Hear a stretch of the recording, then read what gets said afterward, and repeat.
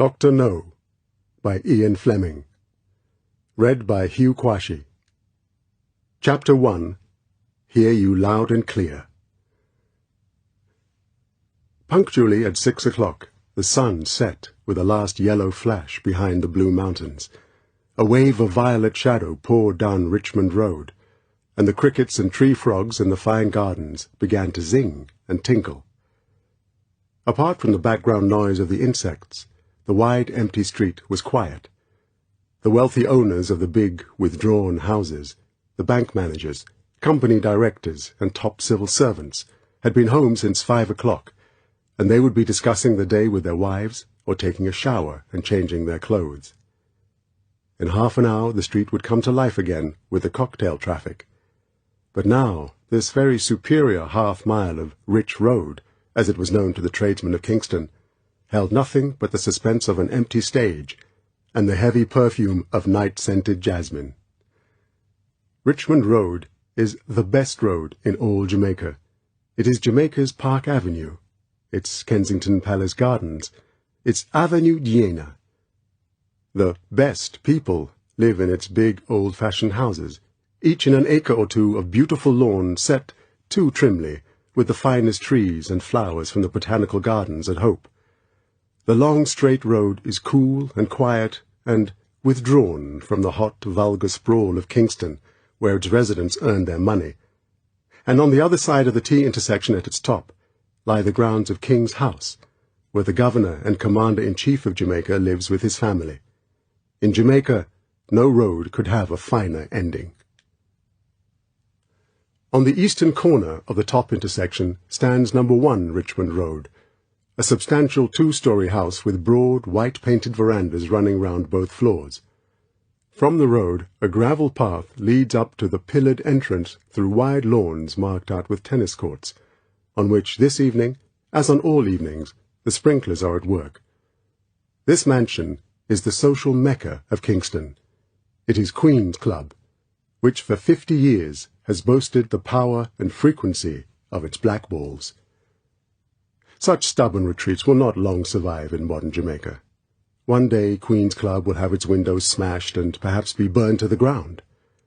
But for the time being, it is a useful place to find in a subtropical island, well-run, well-staffed, and with the finest cuisine and cellar in the Caribbean. At that time of day, on most evenings of the year, you would find the same 4 motor cars standing in the road outside the club. They were the cars belonging to the high bridge game that assembled punctually at 5 and played until around midnight. You could almost set your watch by these cars. They belonged, reading from the order in which they now stood against the curb, to the brigadier in command of the Caribbean Defence Force, to Kingston's leading criminal lawyer, and to the mathematics professor from Kingston University. At the tail of the line stood the black Sunbeam Alpine of Commander John Strangways, R.N., retired, Regional Control Officer for the Caribbean, or less discreetly, the local representative of the British Secret Service. Just before 6:15, the silence of Richmond Road was softly broken. 3 blind beggars came round the corner of the intersection and moved slowly down the pavement towards the 4 cars.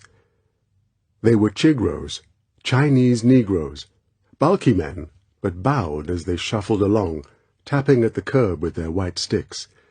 They walked in file. The first man, who wore blue glasses and could presumably see better than the others, walked in front, holding a tin cup against the crook of the stick in his left hand. The right hand of the second man rested on his shoulder, and the right hand of the third on the shoulder of the second. The eyes of the second and third men were shut. The 3 men were dressed in rags, and wore dirty yipper-yapper baseball caps with long peaks. They said nothing, and no noise came from them except the soft tapping of their sticks as they came slowly down the shadowed pavement towards the group of cars. The 3 blind men would not have been incongruous in Kingston, where there are many diseased people on the streets, but in this quiet, rich, empty street they made an unpleasant impression, and it was odd that they should all be Chinese Negroes. This is not a common mixture of bloods. In the card-room, the sunburnt hand reached out into the green pool at the centre table and gathered up the 4 cards. There was a quiet snap as the trick went to join the rest. "100 honours," said Strangways, "and 90 below." He looked at his watch and stood up. "Back in 20 minutes. Your deal, Bill. Order some drinks, usual for me. Don't bother to cook a hand for me while I'm gone. I always spot them." Bill Templar, the brigadier, laughed shortly. He pinged the bell by his side and raked the cards in towards him. He said, "Hurry up, blast you. You always let the cards go cold just as your partner's in the money." Strangways was already out of the door. The 3 men sat back resignedly in their chairs. The coloured steward came in, and they ordered drinks for themselves, and a whisky and water for Strangways. There was this maddening interruption every evening at 6:15, about halfway through their second rubber. At this time precisely, even if they were in the middle of a hand, Strangways had to go to his office and make a call. It was a damn nuisance. But Strangways was a vital part of their 4, and they put up with it. It was never explained what the call was, and no one asked. Strangways' job was hush, and that was that. He was rarely away for more than 20 minutes, and it was understood that he paid for his absence with a round of drinks. The drinks came, and the 3 men began to talk racing. In fact, this was the most important moment in Strangways' day, the time of his duty radio contact with a powerful transmitter on the roof of the building in Regent's Park that is the headquarters of the Secret Service. Every day at 18:30 local time, unless he gave warning the day before that he would not be on the air, when he had business on one of the other islands in his territory, for instance, or was seriously ill, he would transmit his daily report and receive his orders. If he failed to come on the air precisely at 6:30, there would be a second call, the blue call, at 7, and finally the red call at 7:30. After this, if his transmitter remained silent, it was emergency, and Section 3, his controlling authority in London, would urgently get on the job of finding out what had happened to him. Even a blue call means a bad mark for an agent, unless his reasons in writing are unanswerable. London's radio schedules round the world are desperately tight, and their minute disruption by even one extra call is a dangerous nuisance. Strangways had never suffered the ignominy of a blue call, let alone a red, and was as certain as could be that he never would do so. Every evening, at precisely 6:15, he left Queen's Club, got into his car, and drove for 10 minutes up into the foothills of the Blue Mountains to his neat bungalow with a fabulous view over Kingston Harbour. At 6:25, he walked through the hall to the office at the back.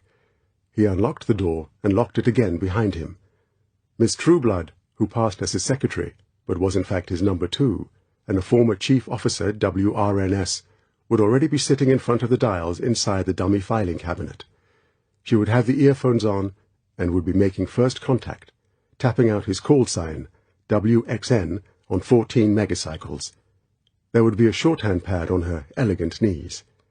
Strangways would drop into the chair beside her and pick up the other pair of headphones, and at exactly 6:28 he would take over from her and wait for the sudden hollowness in the ether that meant that WWW in London was coming in to acknowledge. It was an iron routine. Strangways was a man of iron routine. Unfortunately, strict patterns of behaviour can be deadly if they are read by an enemy. Strangways, a tall, lean man with a black patch over the right eye, and the sort of aquiline good looks you associate with the bridge of a destroyer, walked quickly across the mahogany-panelled hallway of Queen's Club, and pushed through the light mosquito-wired doors, and ran down the 3 steps to the path. There was nothing very much on his mind, except the sensual pleasure of the clean, fresh evening air, and the memory of the finesse that had given him his 3 spades. There was this case, of course, the case he was working on, a curious and complicated affair that M had rather nonchalantly tossed over the air at him 2 weeks earlier. But it was going well. A chance lead into the Chinese community had paid off. Some odd angles had come to light. For the present, the merest shadows of angles. But if they gelled, thought Strangways as he strode down the gravel path and into Richmond Road, he might find himself involved in something very odd indeed. Strangways shrugged his shoulders. Of course, it wouldn't turn out like that. The fantastic never materialized in his line of business. There would be some drab solution that had been embroidered by overheated imaginations and the usual hysteria of the Chinese. Automatically, another part of Strangway's mind took in the three blind men. They were tapping slowly towards him down the sidewalk. They were about 20 yards away. He calculated that they would pass him a second or two before he reached his car. Out of shame for his own health, and gratitude for it, Strangways felt for a coin. He ran his thumbnail down its edge to make sure it was a florin and not a penny. He took it out. He was parallel with the beggars. How odd. They were all Chigros. How very odd. Strangway's hand went out. The coin clanged in the tin cup. "Bless you, master," said the leading man. "Bless you," echoed the other two. The car key was in Strangway's hand. Vaguely, he registered the moment of silence as the tapping of the white stick ceased. It was too late. As Strangways had passed the last man, all three had swiveled. The back two had fanned out a step to have a clear field of fire. 3 revolvers, ungainly with their sausage-shaped silencers, whipped out of holsters concealed among the rags.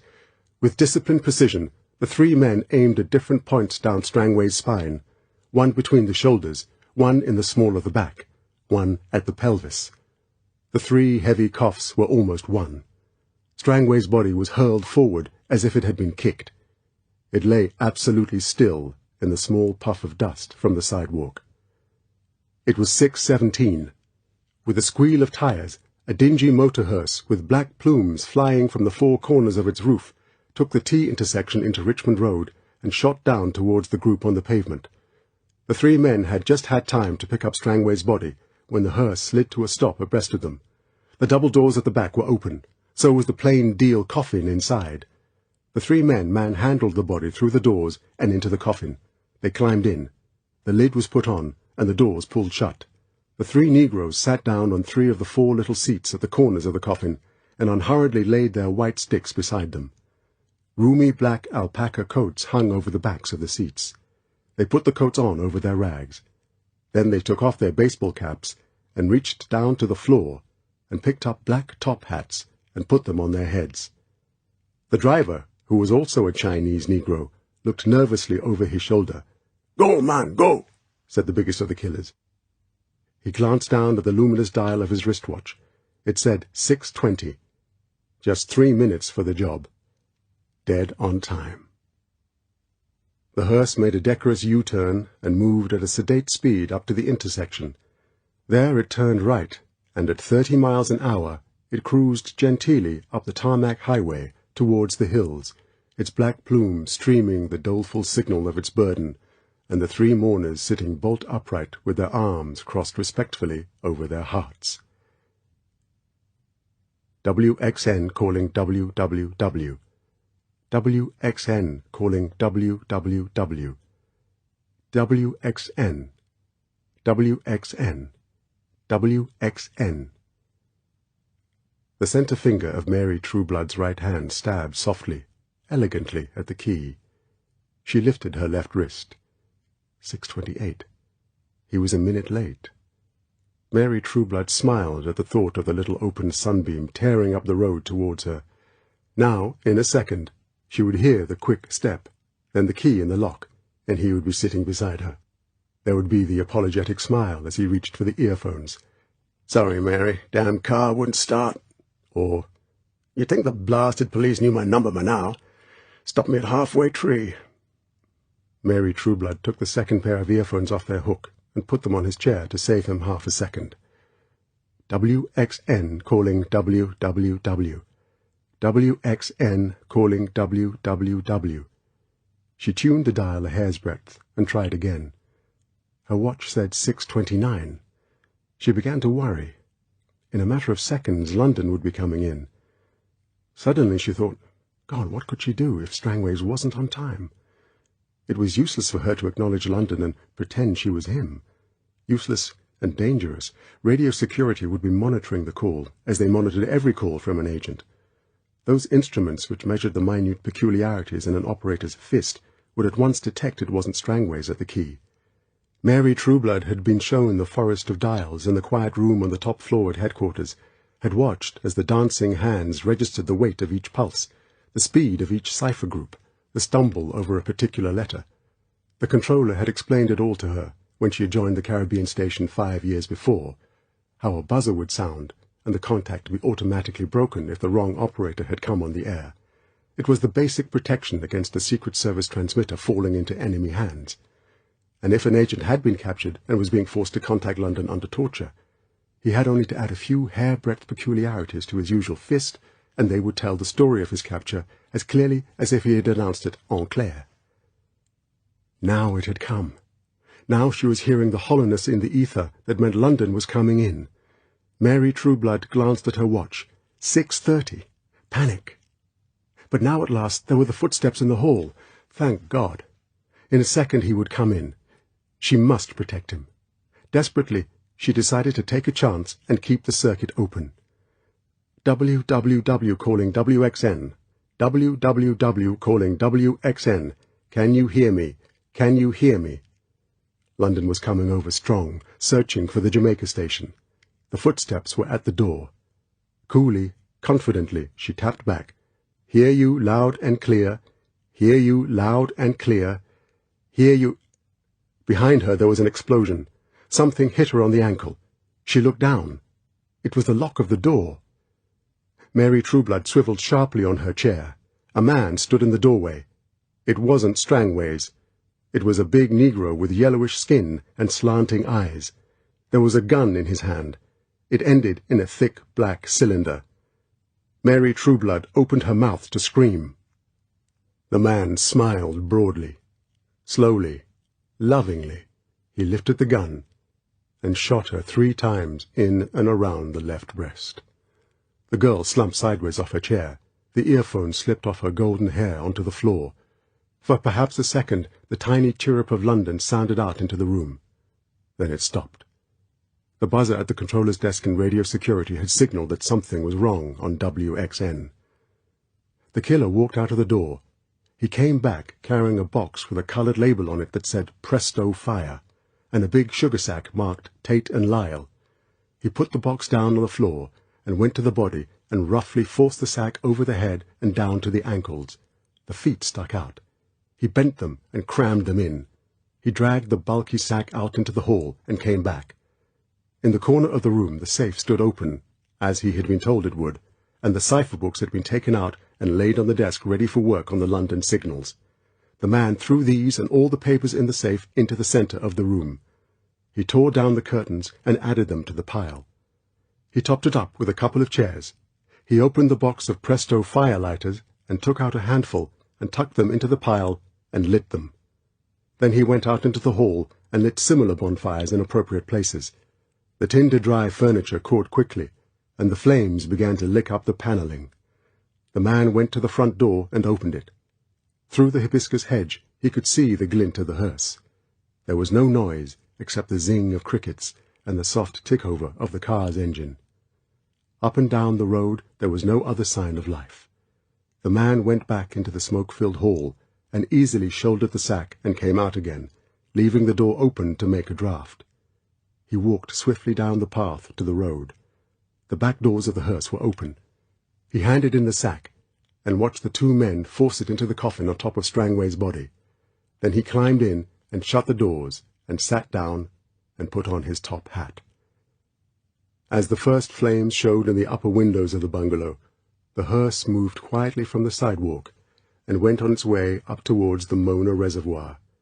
There the weighted coffin would slip down into its 50-fathom grave, and in just 45 minutes the personnel and records of the Caribbean station of the Secret Service would have been utterly destroyed. Chapter 2. Choice of Weapons. 3 weeks later, in London, March came in like a rattlesnake.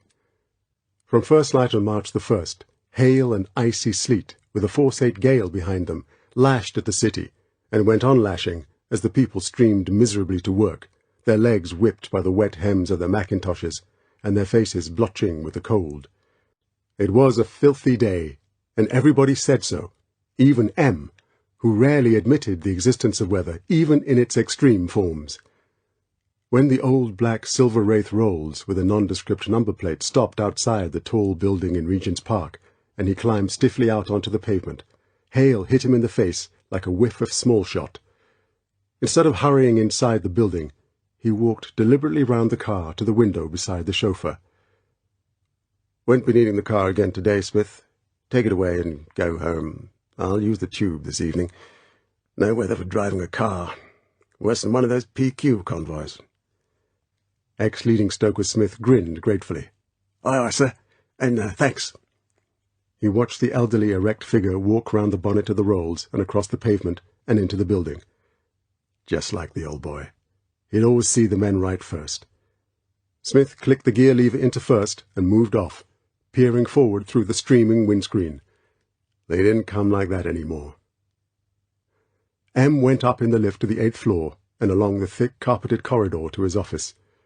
He shut the door behind him, took off his overcoat and scarf, and hung them behind the door. He took out a large blue silk bandana handkerchief and brusquely wiped it over his face. It was odd, but he wouldn't have done this in front of the porters or the liftman. He went over to his desk and sat down and bent towards the intercom. He pressed a switch. "I'm in, Miss Manibeni. The signals, please, and anything else you've got. Then get me Sir James Maloney. He'll be doing his rounds at St. Mary's about now. Tell the Chief of Staff I'll see 007 in half an hour, and let me have the Strangways file." M waited for the metallic "Yes, sir," and released the switch. He sat back and reached for his pipe and began filling it thoughtfully. He didn't look up when his secretary came in with a stack of papers, and he even ignored the half-dozen pink most immediates on top of the signal file. If they had been vital, he would have been called during the night. A yellow light winked on the intercom. M picked up the black telephone from the row of 4. "That you, Sir James? Have you got 5 minutes?" "6 for you." At the other end of the line, the famous neurologist chuckled. "Want me to certify one of Her Majesty's ministers?" "Not today." M frowned irritably. The old Navy had respected governments. "It's about that man of mine you've been handling. We won't bother about the name. This is an open line. I gather you let him out yesterday? Is he fit for duty?" There was a pause on the other end. Now the voice was professional, judicious. "Physically, he's as fit as a fiddle. Legs healed up. Shouldn't be any after-effects. Yes, he's all right." There was another pause. "Just one thing, Em. There's a lot of tension there, you know. You work these men of yours pretty hard. Can you give him something easy to start with? From what you've told me, he's been having a tough time for some years now." M said gruffly, "That's what he's paid for. It'll soon show if he's not up to the work. Won't be the first one that's cracked. From what you say, he sounds in perfectly good shape. It isn't as if he'd really been damaged, like some of the patients I've sent you. Men who've been properly put through the mangle." "Of course, if you put it like that. But pain's an odd thing. We know very little about it. You can't measure it, the difference in suffering between a woman having a baby and a man having a renal colic. And, thank God, the body seems to forget fairly quickly. But this man of yours has been in real pain, Em. Don't think that just because nothing's been broken—" Quite. Bond had made a mistake, and he had suffered for it. In any case, M didn't like being lectured, even by one of the most famous doctors in the world, on how he should handle his agents. There had been a note of criticism in Sir James Maloney's voice. M said abruptly, "Ever hear of a man called Steincrone? Dr. Peter Steincrone?" "No? Who's he?" "American doctor. Written a book my Washington people sent over for our library. This man talks about how much punishment the human body can put up with. Gives a list of the bits of the body an average man can do without. Matter of fact, I copied it out for future reference. Care to hear the list?" M dug into his coat pocket and put some letters and scraps of paper on the desk in front of him. With his left hand, he selected a piece of paper and unfolded it. He wasn't put out by the silence on the other end of the line. "Hello, Sir James?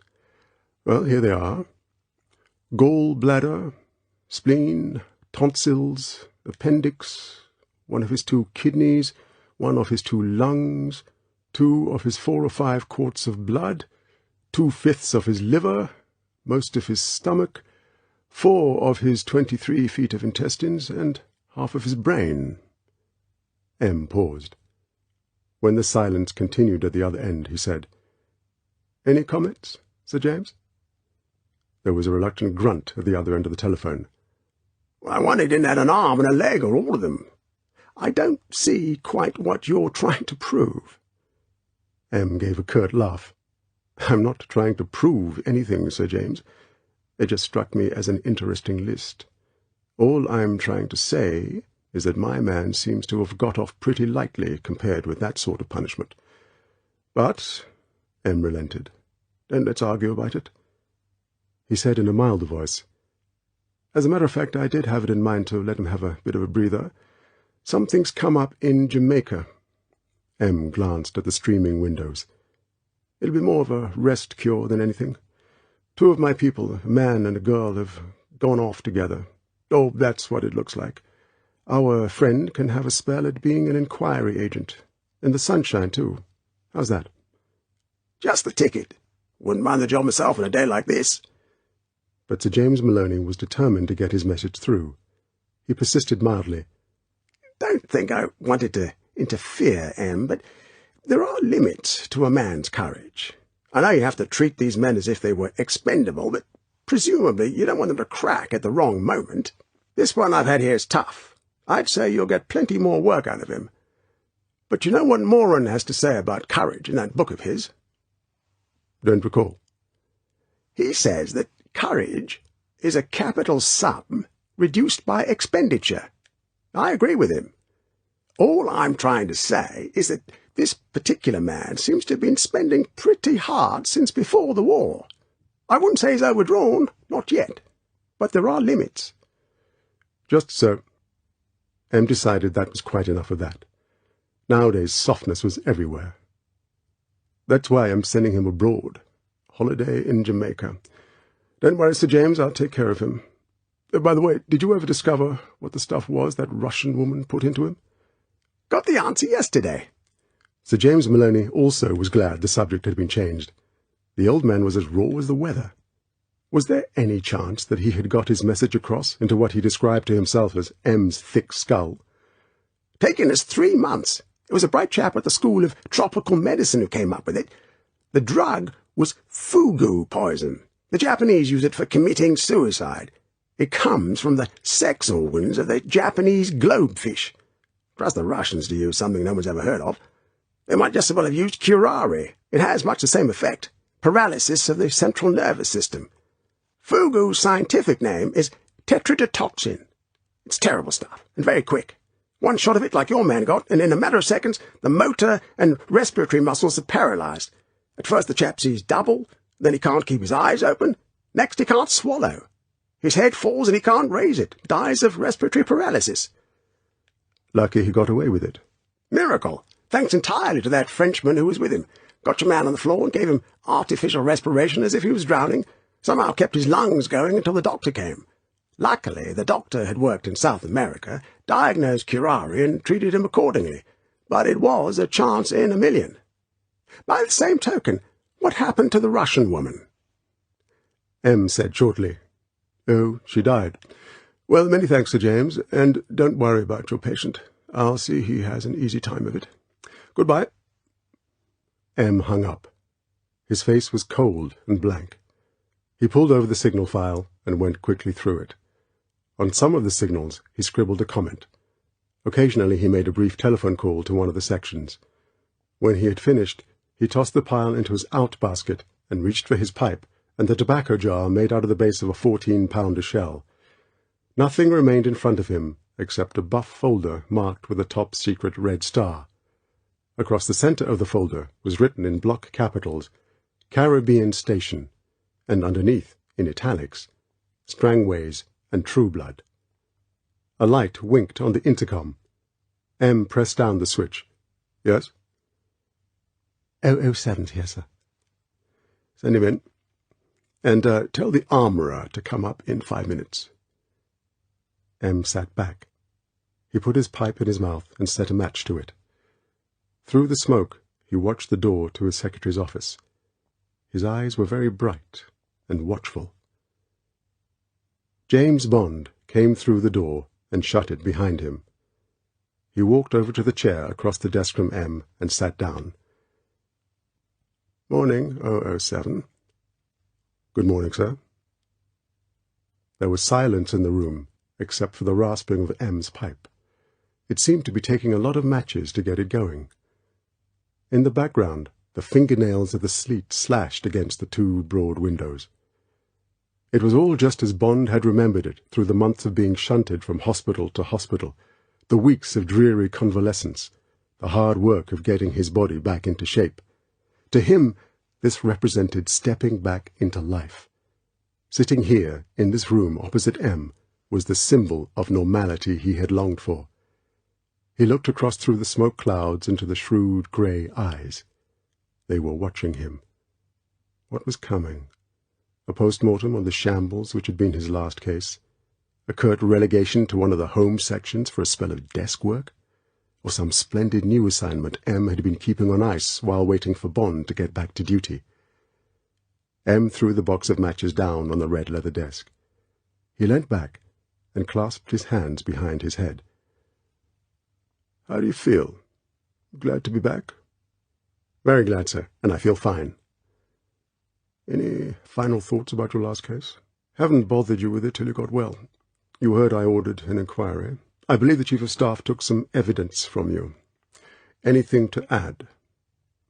M's voice was businesslike, cold. Bond didn't like it. Something unpleasant was coming.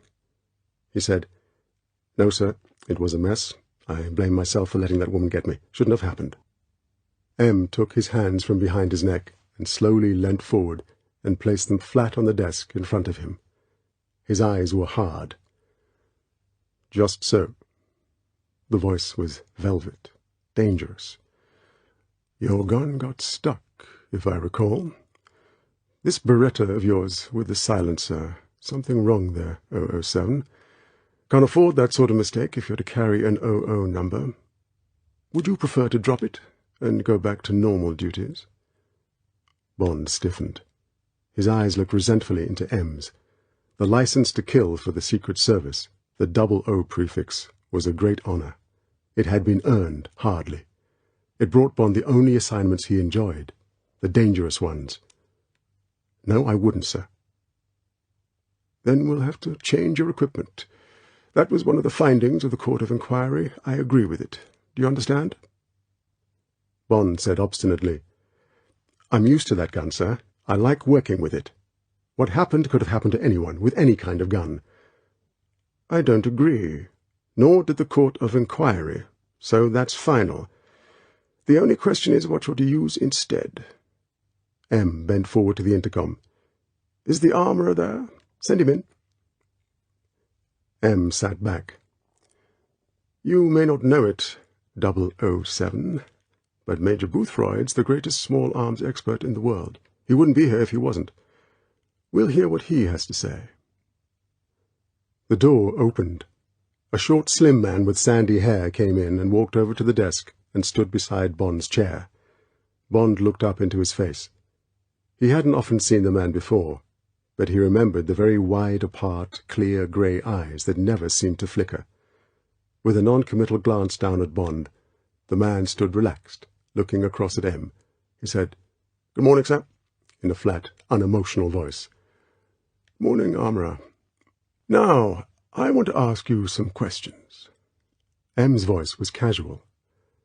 "First of all, what do you think of the Beretta, the .25? "Ladies' gun, sir." M raised ironic eyebrows at Bond. Bond smiled thinly. "Really? And why do you say that?" "No stopping power, sir, but it's easy to operate. A bit fancy-looking, too, if you know what I mean, sir. Appeals to the ladies."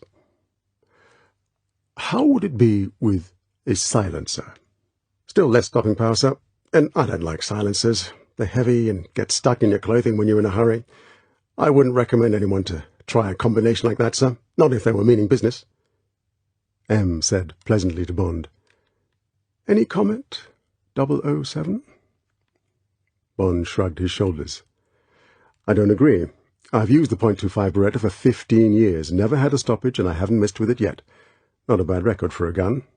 It just happens that I'm used to it and I can point it straight. I've used bigger guns when I've had to, the .45 Colt with a long barrel, for instance, but for close-up work and concealment, I like the Beretta.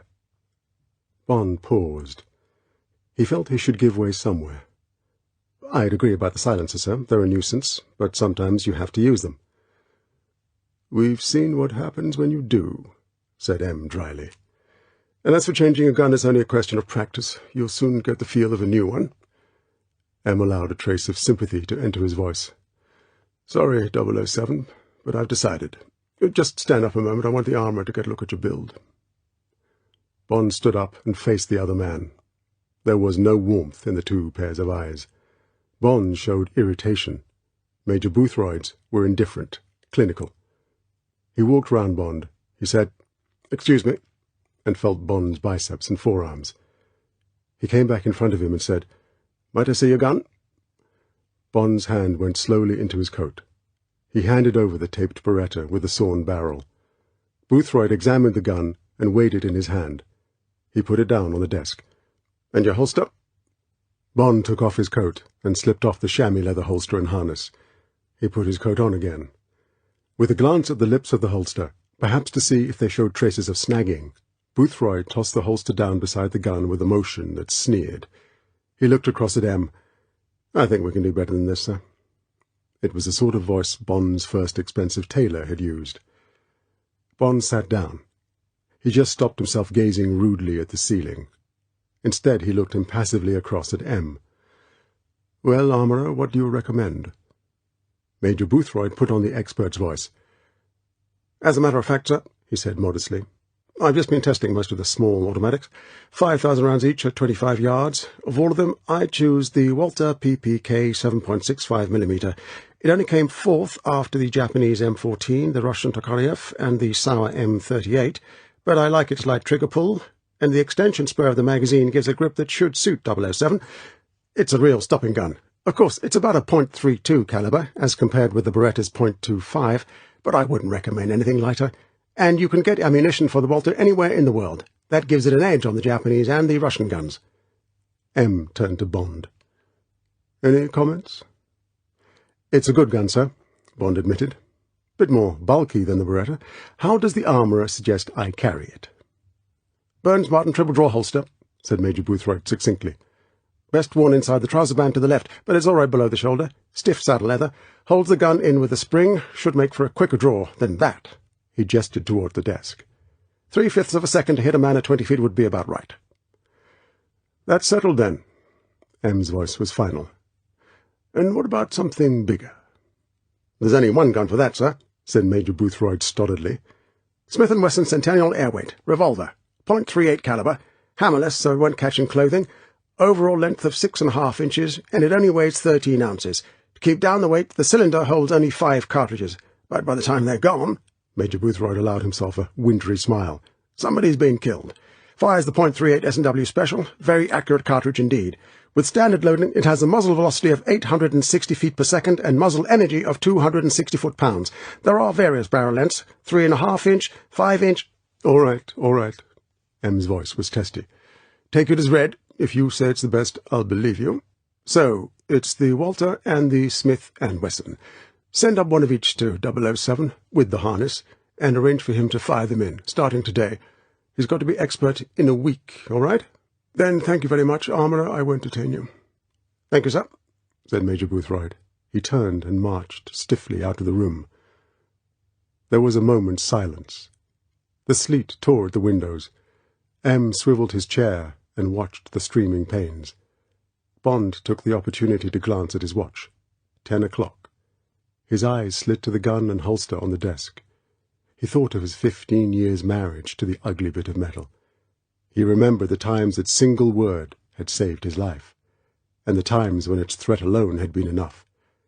He thought of the days when he had literally dressed to kill, when he had dismantled the gun and oiled it, and packed the bullets carefully into the spring-loaded magazine, and tried the action once or twice, pumping the cartridges out onto the bedspread in some hotel bedroom somewhere round the world. Then the last wipe of a dry rag, and the gun into the little holster, and a pause in front of the mirror to see that nothing showed, and then out of the door, and on his way to the rendezvous that was to end with either darkness or light. How many times had it saved his life? How many death sentences had it signed? Bond felt unreasonably sad. How could one have such ties with an inanimate object, an ugly one at that, and, he had to admit it, with a weapon that was not in the same class as the ones chosen by the armourer? But he had the ties, and M was going to cut them. M swivelled back to face him. "Sorry, James," he said, and there was no sympathy in his voice. "I know how you like that bit of iron, but I'm afraid it's got to go.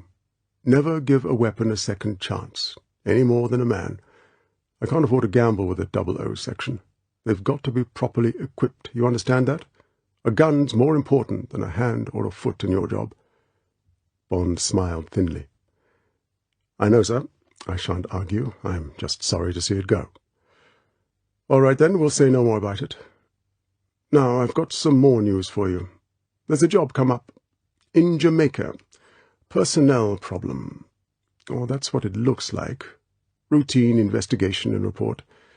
The sunshine'll do you good, and you can practice your new guns on the turtles or whatever they have down there. You could do with a bit of holiday. Like to take it on?" Bond thought. He's got it in for me over the last job. Feels I let him down. Won't trust me with anything tough. Wants to see. Oh, well. He said, "Sounds rather like the soft life, sir. I've had almost too much of that lately. But if it's got to be done, if you say so, sir." "Yes," said M. "I say so." Chapter 3. Holiday Task. It was getting dark. Outside the weather was thickening. M reached over and switched on the green-shaded desk light. The centre of the room became a warm yellow pool, in which the leather top of the desk glowed blood-red. M pulled the thick file towards him.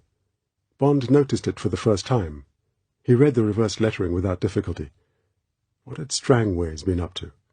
Who was Trueblood? M pressed a button on his desk. "I'll get the Chief of Staff in on this," he said. "I know the bones of the case, but he can fill in the flesh. It's a drab little story, I'm afraid." The Chief of Staff came in. He was a colonel in the sappers, a man of about Bond's age, but his hair was prematurely grey at the temples from the endless grind of work and responsibility.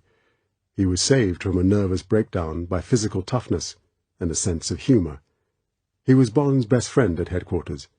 They smiled at each other. "Bring up a chair, Chief of Staff. I've given 007 the Strangways case. Got to get the mess cleared up before we make a new appointment there. 007 can be acting head of station in the meantime. I want him to leave in a week. Would you fix that with the Colonial Office and the Governor? Now let's go over the case." He turned to Bond. "I think you knew Strangways, 007. See, you worked with him on that treasure business about 5 years ago. What do you think of him?" "Good man, sir. A bit highly strung.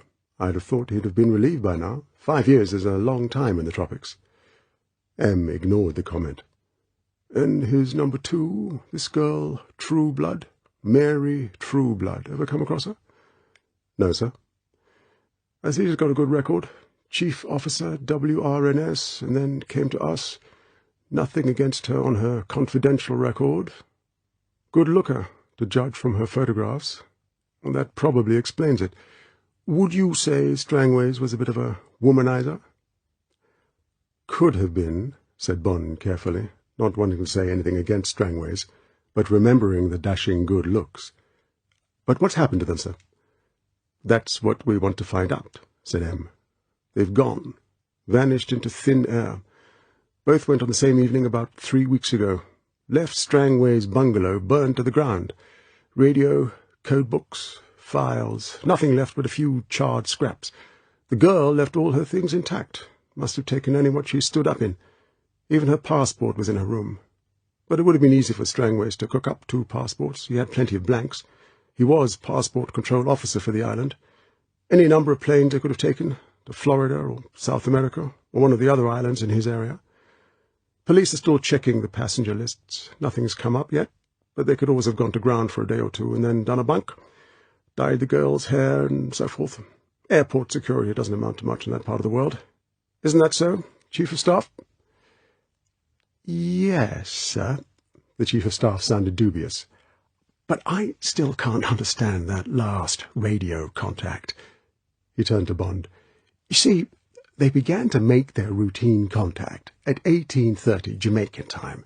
Someone, radio security thinks it was the girl, acknowledged our WWW and then went off the air. We tried to regain contact, but there was obviously something fishy and we broke off. No answer to the blue call or to the red, so that was that. Next day, Section 3 sent 258 down from Washington. By that time, the police had taken over, and the governor had already made up his mind and was trying to get the case hushed up. It all sounded pretty obvious to him. Strangways has had occasional girl trouble down there. Can't blame the chap myself, it's a quiet station. Not much to occupy his time. The governor jumped to the obvious conclusions. So, of course, did the local police. Sex and machete fights are about all they understand. 258 spent a week down there and couldn't turn up a scrap of contrary evidence. He reported accordingly, and we sent him back to Washington. Since then, the police have been scraping around rather ineffectually and getting nowhere." The Chief of Staff paused. He looked apologetically at M.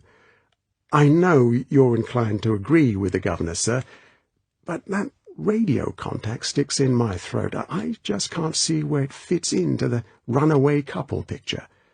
And Strangway's friend at his club say he was perfectly normal, left in the middle of a rubber of bridge, always did when he was getting close to his deadline.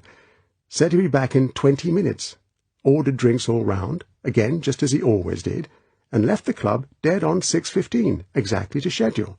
Then he vanished into thin air, even left his car in front of the club. Now, why should he set the rest of his bridge for looking for him if he wanted to skip with the girl? Why not leave in the morning, or better still, late at night, after they'd made their radio call and tidied up their lives? It just doesn't make sense to me." M grunted noncommittally. "People in love do stupid things," he said gruffly. "Act like lunatics sometimes. And anyway, what other explanation is there? Absolutely no trace of foul play. No reason for it that anyone can see. It's a quiet station down there. Same routines every month. An occasional communist trying to get into the island from Cuba. Crooks from England thinking they can hide away just because Jamaica's so far from London. I don't suppose Strangways has had a big case since 007 was there." He turned to Bond. "On what you've heard, what do you think, 007? There's not much else to tell you." Bond was definite. "I just can't see Strangways flying off the handle like that, sir. I dare say he was having an affair with the girl, though I wouldn't have thought he was a man to mix business with pleasure. But the service was his whole life. He'd never have let it down. I can see him handing in his papers and the girl doing the same and then going off with her after you'd sent out reliefs. But I don't believe it was in him to leave us in the air like this. And from what you say of the girl, I'd say it would be much the same with her. Chief officers WRNS don't go out of their senses." "Thank you, 007. M's voice was controlled. "These considerations had also crossed my mind. No one's been jumping to conclusions without weighing all the possibilities. Perhaps you can suggest another solution." M sat back and waited. He reached for his pipe and began filling it. The case bored him. He didn't like personnel problems, least of all messy ones like this. There were plenty of other worries waiting to be coped with round the world. It was only to give Bond the pretence of a job, mixed with a good rest, that he had decided to send him out to Jamaica to close the case. He put the pipe in his mouth and reached for the matches. "Well?" Bond wasn't going to be put off his stride. He had liked Strangways, and he was impressed by the points the Chief of Staff had made. He said, "Well, sir, for instance, what was the last case Strangways was working on? Had he reported anything, or was there anything Section 3 had asked him to look into? Anything at all in the last few months?" "Nothing whatsoever." M was definite. He took the pipe out of his mouth and cocked it at the Chief of Staff. "Right?" "Right, sir," said the Chief of Staff. "Only that damned business about the birds." "Oh, that," said M contemptuously. Some rot from the zoo or somebody. Got wished on us by the Colonial Office. About 6 weeks ago, wasn't it? That's right, sir. But it wasn't the zoo. It was some people in America called the Audubon Society. They protect rare birds from extinction or something like that. Got onto our ambassador in Washington, and the FO passed the buck to the Colonial Office. They shoved it onto us. Seems these bird people are pretty powerful in America. They even got an atom bombing range shifted on the west coast because it interfered with some birds' nests. M snorted. Damn thing called a whooping crane. I read about it in the papers. Bond persisted. Could you tell me about it, sir? What do the Audubon people want us to do? M waved his pipe impatiently. He picked up the Strangways file and tossed it down in front of the Chief of Staff. You tell him, Chief of Staff, he said wearily. It's all in there. The Chief of Staff took the file and riffled through the pages towards the back. He found what he wanted and bent the file in half. There was silence in the room while he ran his eye over 3 pages of typescript, which Bond could see were headed with the blue and white cipher of the Colonial Office. Bond sat quietly, trying not to feel M's coiled impatience radiating across the desk. The Chief of Staff slapped the file shut. He said, Well, this is the story as we passed it on to Strangways on January 20th. He acknowledged receipt, but after that we heard nothing from him. The Chief of Staff sat back in his chair. He looked at Bond. It seems there's a bird called a roseate spoonbill. There's a coloured photograph of it in here. It looks like a sort of pink stalk with an ugly flat bill, which it uses for digging for food in the mud. Not many years ago these birds were dying out. Just before the war, there were only a few hundred left in the world, mostly in Florida and thereabouts. Then somebody reported a colony of them on an island called Crab Key between Jamaica and Cuba. It's British territory, a dependency of Jamaica. Used to be a guano island, but the quality of the guano was too low for the cost of digging it. When the birds were found there, it had been uninhabited for about 50 years. The Audubon people went there and ended up by leasing a corner as a sanctuary for these spoonbills, put 2 wardens in charge, and persuaded the airlines to stop flying over the island and disturbing the birds. The birds flourished, and at the last count there were about 5,000 of them on the island. Then came the war, the price of guano went up, and some bright chap had the idea of buying the island and starting to work it again. He negotiated with the Jamaican government and bought the place for £10,000, with the condition that he didn't disturb the lease of the sanctuary. That was in 1943. Well, this man imported plenty of cheap labour, and soon had the place working at a profit, and it's gone on making a profit until recently. Then the price of guano took a dip, and it's thought that he must be having a hard time making both ends meet. Who is this man? Chinaman, or rather half Chinese and half German. Got a daft name. Calls himself Dr.No. Dr. Julius No. No. Spelt like yes. That's right. Any facts about him? Nothing, except that he keeps very much to himself. Hasn't been seen since he made his deal with the Jamaican government. And there's no traffic with the island. It's his, and he keeps it private. Says he doesn't want people disturbing the guano birds who turn out his guano. Seems reasonable. Well, nothing happened until just before Christmas, when one of the Audubon wardens, a Barbadian, good solid chap apparently, arrived on the north shore of Jamaica in a canoe. He was very sick. He was terribly burned, died in a few days. Before he died, he told some crazy story about their camp having been attacked by a dragon with flames coming out of its mouth. This dragon had killed his pal and burned up the camp and gone roaring off into the bird sanctuary, belching fire among the birds and scaring them off God knows where. He had been badly burnt, but he'd escaped to the coast and stolen a canoe and sailed all one night to Jamaica. Poor chap was obviously off his rocker. And that was that, except that a routine report had to be sent off to the Audubon Society, and they weren't satisfied. Sent down 2 of their big brass in a beechcraft from Miami to investigate. There's an airstrip on the island.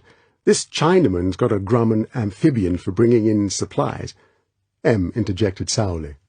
"All these people seem to have a hell of a lot of money to throw about on their damned birds." Bond and the Chief of Staff exchanged smiles.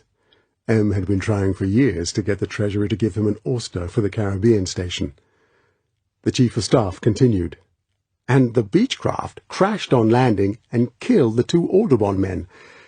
Well, that aroused these bird people to a fury. They got a corvette from the U.S. training squadron in the Caribbean to make a call on Dr.No. That's how powerful these people are. Seems they've got quite a lobby in Washington. The captain of the corvette reported that he was received very civilly by Dr.No, but was kept well away from the guano workings. He was taken to the airstrip and examined the remains of the plane, smashed to pieces, but nothing suspicious. Came in to land too fast, probably. The bodies of the 2 men and the pilot had been reverently embalmed and packed in handsome coffins, which were handed over with quite a ceremony. The captain was very impressed by Dr. No's courtesy. He asked to see the warden's camp, and he was taken out there and shown the remains of it. Dr. No's theory was that the 2 men had gone mad because of the heat and the loneliness, or at any rate that one of them had gone mad and burned down the camp with the other inside it. This seemed possible to the captain when he'd seen what a God-forsaken bit of marsh the men had been living in for 10 years or more. There was nothing else to see, and he was politely steered back to his ship and sailed away. The Chief of Staff spread his hands. "And that's the lot, except that the captain reported that he saw only a handful of roseate spoonbills. When his report got back to the Audubon Society, it was apparently the loss of their blasted birds that infuriated these people most of all. And ever since then they've been nagging at us to have an inquiry into the whole business. Of course nobody at the Colonial Office or in Jamaica is in the least interested. So in the end the whole fairy story was dumped in our lap." The Chief of Staff shrugged his shoulders with finality. "And that's how this pile of bump," he waved the file, "or at any rate the guts of it, got landed on Strangways." M looked morosely at Bond. "See what I mean, 007? Just the sort of mare's nest these old women's societies are always stirring up. People start preserving something. Churches, old houses, decaying pictures, birds. And there's always a hullabaloo of some sort. The trouble is, these sort of people get really worked up about their damned birds or whatever it is. They get the politicians involved, and somehow they all seem to have stacks of money. God knows where it comes from. Other old women, I suppose. And then there comes a point when someone has to do something to keep them quiet. Like this case. It gets shunted off onto me because the place is British territory. At the same time, it's private land. Nobody wants to interfere officially. So I'm supposed to do what? Send a submarine to the island? For what? To find out what's happened to a covey of pink storks." M snorted. "Anyway, you asked about Strangway's last case, and that's it." M leant forward belligerently. "Any questions? I've got a busy day ahead." Bond grinned. He couldn't help it. M's occasional outbursts of rage were so splendid. And nothing set him going so well as any attempt to waste the time and energies and slim funds of the Secret Service. Bond got to his feet. "Perhaps if I could have the file, sir," he said placatingly. "It just strikes me that 4 people seem to have died more or less because of these birds. Perhaps 2 more did, Strangways and the Trueblood girl. I agree it sounds ridiculous, but we've got nothing else to go on." Take it," said M impatiently. "And hurry up and get your holiday over. You may not have noticed it, but the rest of the world happens to be in a bit of a mess." Bond reached across and picked up the file. He also made to pick up his Beretta in the holster. "No," said M sharply. "Leave that, and mind you've got the hang of the other 2 guns by the time I see you again." Bond looked across into M's eyes. For the first time in his life, he hated the man. He knew perfectly well why M was being tough and mean. It was deferred punishment for having nearly got killed on his last job, plus getting away from this filthy weather into the sunshine. M couldn't bear his men to have an easy time. In a way, Bond felt sure he was being sent on this cushy assignment to humiliate him. The old bastard. With the anger balling up inside him like cat's fur, Bond said, "I'll see to it, sir," and turned and walked out of the room. Chapter 4. Reception Committee. The 68 tons deadweight of the super constellation hurtled high above the green and brown checkerboard of Cuba, and with only 100 miles to go, started its slow, declining flight towards Jamaica. Bond watched the big green turtleback island grow on the horizon, and the water below him turn from the dark blue of the Cuba deep to the azure and milk of the inshore shoals. Then they were over the North Shore, over its rash of millionaire hotels, and crossing the high mountains of the interior. The scattered dice of small holdings showed on the slopes and in clearings in the jungle, and the setting sun flashed gold on the bright worms of tumbling rivers and streams. Jamaica, the Arawak Indians had called it, the land of hills and rivers. Bond's heart lifted with the beauty of one of the most fertile islands in the world. The other side of the mountains was in deep violet shadow. Lights were already twinkling in the foothills and spangling the streets of Kingston. But beyond, the far arm of the harbour and the airport was still touched with the sun against which the Port Royal lighthouse blinked ineffectually. Now the constellation was getting its nose down into a wide sweep beyond the harbour. There was a slight thump as the tricycle landing gear extended under the aircraft and locked into position, and a shrill hydraulic whine as the brake flaps slid out of the trailing edge of the wings. Slowly the great aircraft turned in again towards the land, and for a moment the setting sun poured gold into the cabin. Then the plane had dipped below the level of the Blue Mountains and was skimming down towards the single north-south runway. There was a glimpse of a road and telephone wires. Then the concrete, scarred with black skid marks, was under the belly of the plane, and there was the soft double thump of a perfect landing and the roar of reversing props as they taxied in towards the low white airport buildings. The sticky fingers of the tropics brushed Bond's face as he left the aircraft and walked over to Health and Immigration. He knew that by the time he had got through customs he would be sweating. He didn't mind. After the rasping cold of London, the stuffy, velvet heat was easily bearable. Bond's passport described him as import and export merchant. "What company, sir?" "Universal Export." "Are you here on business or pleasure, sir?" "Pleasure." "I hope you enjoy your stay, sir."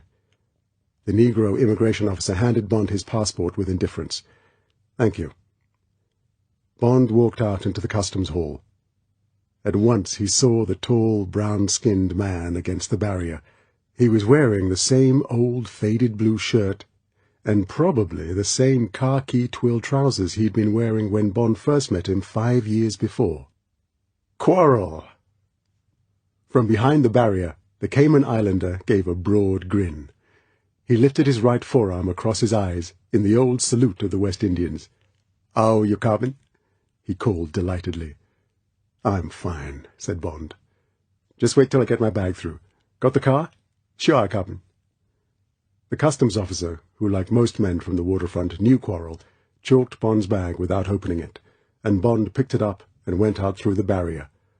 Quarrel took it from him and held out his right hand. Bond took the warm, dry, calloused paw and looked into the dark grey eyes that showed descent from a Cromwellian soldier or a pirate of Morgan's time. "You haven't changed, Quarrel," he said affectionately. "How's the turtle fishing?" "Not so bad, Captain. Not so good. Much the same as always." He looked critically at Bond. "You been sick or something?" Bond was surprised. "As a matter of fact, I have. But I've been fit for weeks." "What made you say that?" Quarrel was embarrassed. "Sorry, Captain," he said, thinking he might have offended Bond.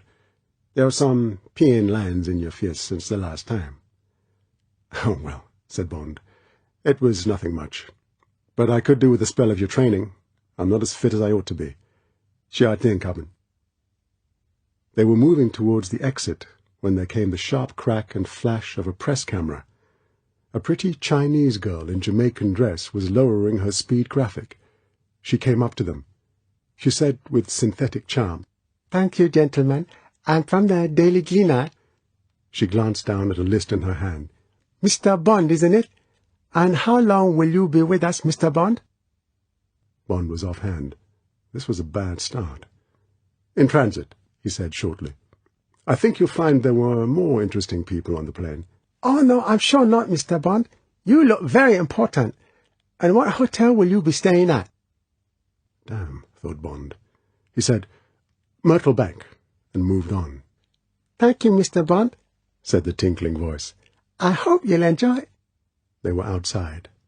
As they walked towards the parking place, Bond said, "Ever seen that girl at the airport before?" Quarrel reflected. "I reckon not, Captain, but the Gleaner are plenty camera girl." Bond was vaguely worried. There was no earthly reason why his picture should be wanted by the press. It was 5 years since his last adventures on the island, and anyway his name had been kept out of the papers. They got to the car. It was a black Sunbeam Alpine. Bond looked sharply at it, and then at the number plate. Strangway's car. What the hell? "Where did you get this, Quarrel?" "ADC tell me for to take him, Captain. Him say it's the only spare car they have." "Why, Captain? Him no good?" "Oh, it's all right, Quarrel," said Bond resignedly. "Come on, let's get going." Bond got into the passenger seat. It was entirely his fault. He might have guessed at the chance of getting this car. But it would certainly put the finger on him and what he was doing in Jamaica, if anyone happened to be interested. They moved off down the long cactus-fringed road towards the distant lights of Kingston. Normally, Bond would have sat and enjoyed the beauty of it all. The steady zing of the crickets, the rush of warm, scented air, the ceiling of stars, the necklace of yellow lights shimmering across the harbour. But now he was cursing his carelessness and knowing what he shouldn't have done. What he had done was to send one signal through the Colonial Office to the Governor. In it he had first asked that the ADC should get Quarrel over from the Cayman Islands for an indefinite period on a salary of £10 a week. Quarrel had been with Bond on his last adventure in Jamaica. He was an invaluable handyman with all the fine seaman's qualities of the Cayman Islander, and he was a passport into the lower strata of coloured life, which would otherwise be closed to Bond. Everybody loved him, and he was a splendid companion. Bond knew that Quarrel was vital if he was to get anywhere on the Strangways case, whether it was a case or just a scandal. Then Bond had asked for a single room and shower at the Blue Hills Hotel, for the loan of a car, and for Quarrel to meet him with the car at the airport. Most of this had been wrong. In particular, Bond should have taken a taxi to his hotel and made contact with Quarrel later. Then he would have seen the car and had a chance to change it. As it was, reflected Bond, he might just as well have advertised his visit and its purpose in the Gleaner. He sighed. It was the mistakes one made at the beginning of a case that were the worst. They were the irretrievable ones, the ones that got you off on the wrong foot, that gave the enemy the first game. But was there an enemy? Wasn't he being overcautious? On an impulse, Bond turned in his seat. 100 yards behind were 2 dim sidelights. Most Jamaicans drive with their headlights full on. Bond turned back. He said, "Quarrel, at the end of the Palisadoes, where the left fork goes to Kingston and the right to Morant, I want you to turn quickly down the Morant Road and stop at once and turn your lights off, right? And not go like hell." "Okay, Captain." Quarrel's voice sounded pleased. He put his foot down to the floorboards. The little car gave a deep growl and tore off down the white road. Now they were at the end of the straight. The car skidded round the curve where the corner of the harbour bit into the land. Another 500 yards, and they would be at the intersection. Bond looked back. There was no sign of the other car. Here was the signpost. Quarrel did a racing change and hurled the car round on a tight lock. He pulled into the side and doused his lights. Bond turned and waited. At once he heard the roar of a big car at speed. Lights blazed on, looking for them. Then the car was past and tearing on towards Kingston. Bond had time to notice that it was a big American-type taxicab, and that there was no one in it but the driver. Then it was gone. The dust settled slowly. They sat for 10 minutes, saying nothing. Then Bond told Quarrel to turn the car and take the Kingston road. He said, "I think that car was interested in us, Quarrel. You don't drive an empty taxi back from the airport. It's an expensive run. Keep a watch out. He may find we fooled him and be waiting for us." "Sure thing, Captain," said Quarrel happily. This was just the sort of life he had hoped for when he got Bond's message. They came into the stream of Kingston traffic. Buses, cars, horse-drawn carts, pannier-laden donkeys down from the hills, and the hand-drawn barrows selling violent-coloured drinks. In the crush it was impossible to say if they were being followed. They turned off to the right and up towards the hills. There were many cars behind them. Any one of them could have been the American taxi. They drove for a quarter of an hour up to Halfway Tree, and then on to the Junction Road, the main road across the island. Soon there was a neon sign of a green palm tree, and underneath, Blue Hills, the hotel. They drove in and up the drive lined with neatly rounded bushes of bougainvillea. 100 yards higher up the road, the black taxi waved the following drivers on and pulled in to the left. It made a U-turn in a break in the traffic and swept back down the hill towards Kingston. The Blue Hills was a comfortable, old-fashioned hotel with modern trimmings. Bond was welcomed with deference because his reservation had been made by King's house. He was shown to a fine corner room with a balcony looking out over the distant sweep of Kingston Harbour.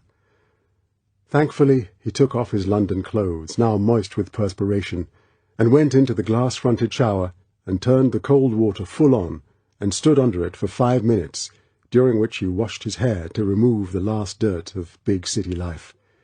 Then he pulled on a pair of Sea Island cotton shorts, and with sensual pleasure at the warm, soft air on his nakedness, unpacked his things and rang for the waiter. Bond ordered a double gin and tonic and 1 whole green lime. When the drink came, he cut the lime in half, dropped the 2 squeezed halves into the long glass, almost filled the glass with ice cubes, and then poured in the tonic. He took the drink out onto the balcony and sat and looked out across the spectacular view. He thought how wonderful it was to be away from headquarters, and from London, and from hospitals, and to be here, at this moment, doing what he was doing, and knowing, as all his senses told him, that he was on a good, tough case again. He sat for a while, luxuriously, letting the gin relax him. He ordered another and drank it down. It was 7:15. He had arranged for Quarrel to pick him up at 7:30. They were going to have dinner together. Bond had asked Quarrel to suggest a place. After a moment of embarrassment, Quarrel had said that whenever he wanted to enjoy himself in Kingston, he went to a waterfront night spot called the Joy Boat. "It no great shakes, Captain," he had said apologetically. "But the food and drinks and music is good, and I got a good friend there. Him own the giant. They call him Puss Fella, seeing how him once fought with a big octopus." Bond smiled to himself at the way Quarrel, like most West Indians, added an H when it wasn't needed, and took it off when it was.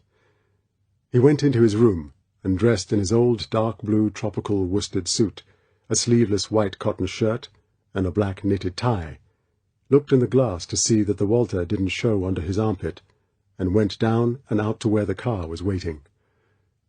They swooped down quietly through the soft singing dusk into Kingston, and turned to the left along the harbour side. They passed 1 or 2 smart restaurants and nightclubs from which came the throb and twang of Calypso music.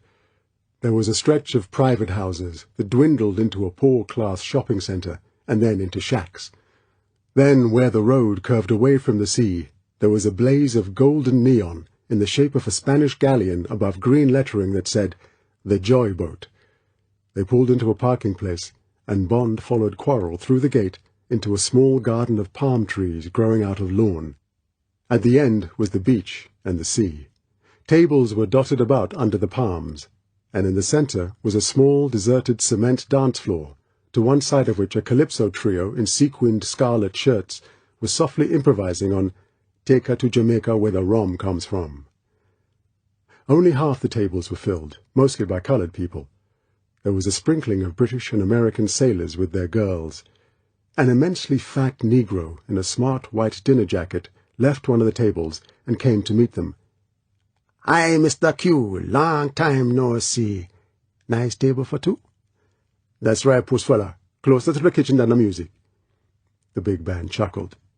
He led them down towards the sea and placed them at a quiet table under a palm tree that grew out of the base of the restaurant building. "Drinks, gentlemen?" Bond ordered his gin and tonic with a lime, and Quarrel a red-striped beer. They scanned the menu, and both decided on broiled lobster, followed by a rare steak with native vegetables. The drinks came. The glasses were dripping with condensation. The small fact reminded Bond of other times in hot climates. A few yards away, the sea lisped on the flat sand. The three-piece began playing kitsch. Above them the palm fronds clashed softly in the night breeze. A gecko chuckled somewhere in the garden. Bond thought of the London he had left the day before.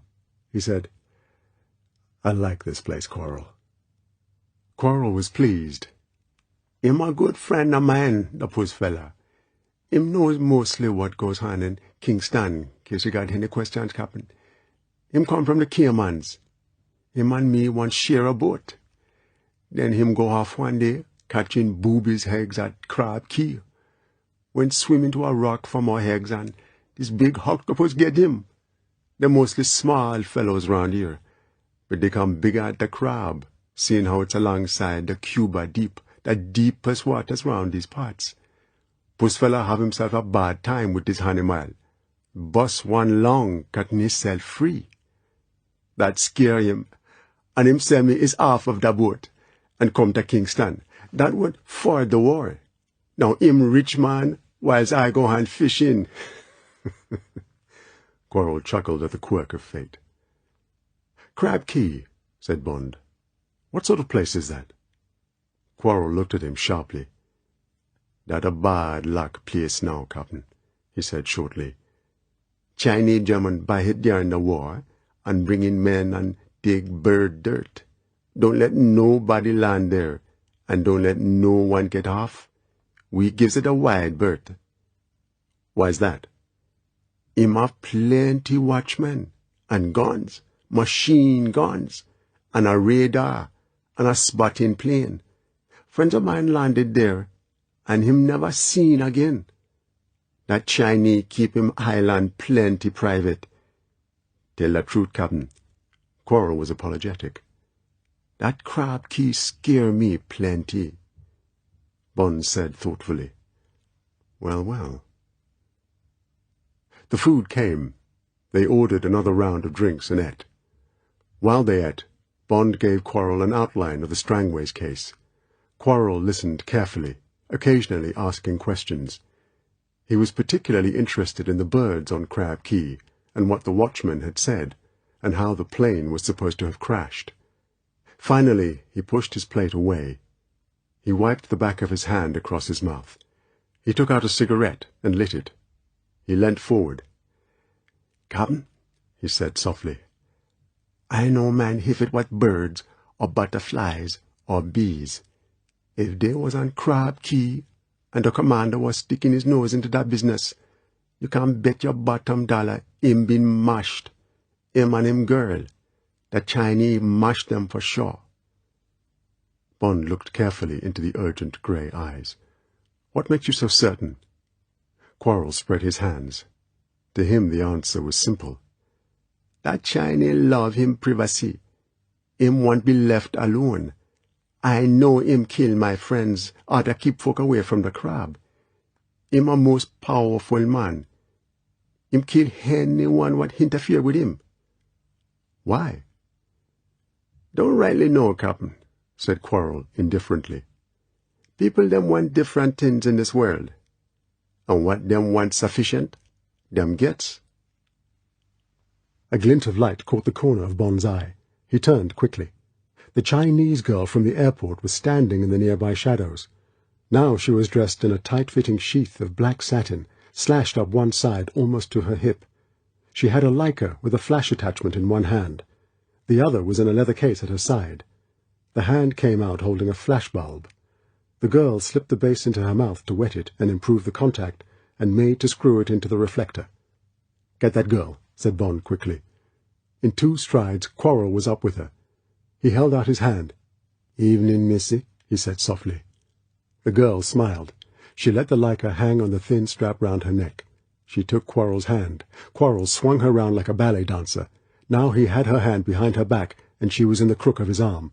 She looked up at him angrily. "Don't! You're hurting!" Quarrel smiled down into the flashing dark eyes in the pale almond-shaped face. "Come and like you to take a drink with we," he said soothingly. He came back to the table, moving the girl along with him. He hooked a chair out with his foot and sat her down beside him, keeping the grip on her wrist behind her back. They sat bolt upright, like quarrelling lovers. Bond looked into the pretty, angry little face. "Good evening. What are you doing here? Why do you want another picture of me?" "I'm doing the night spots."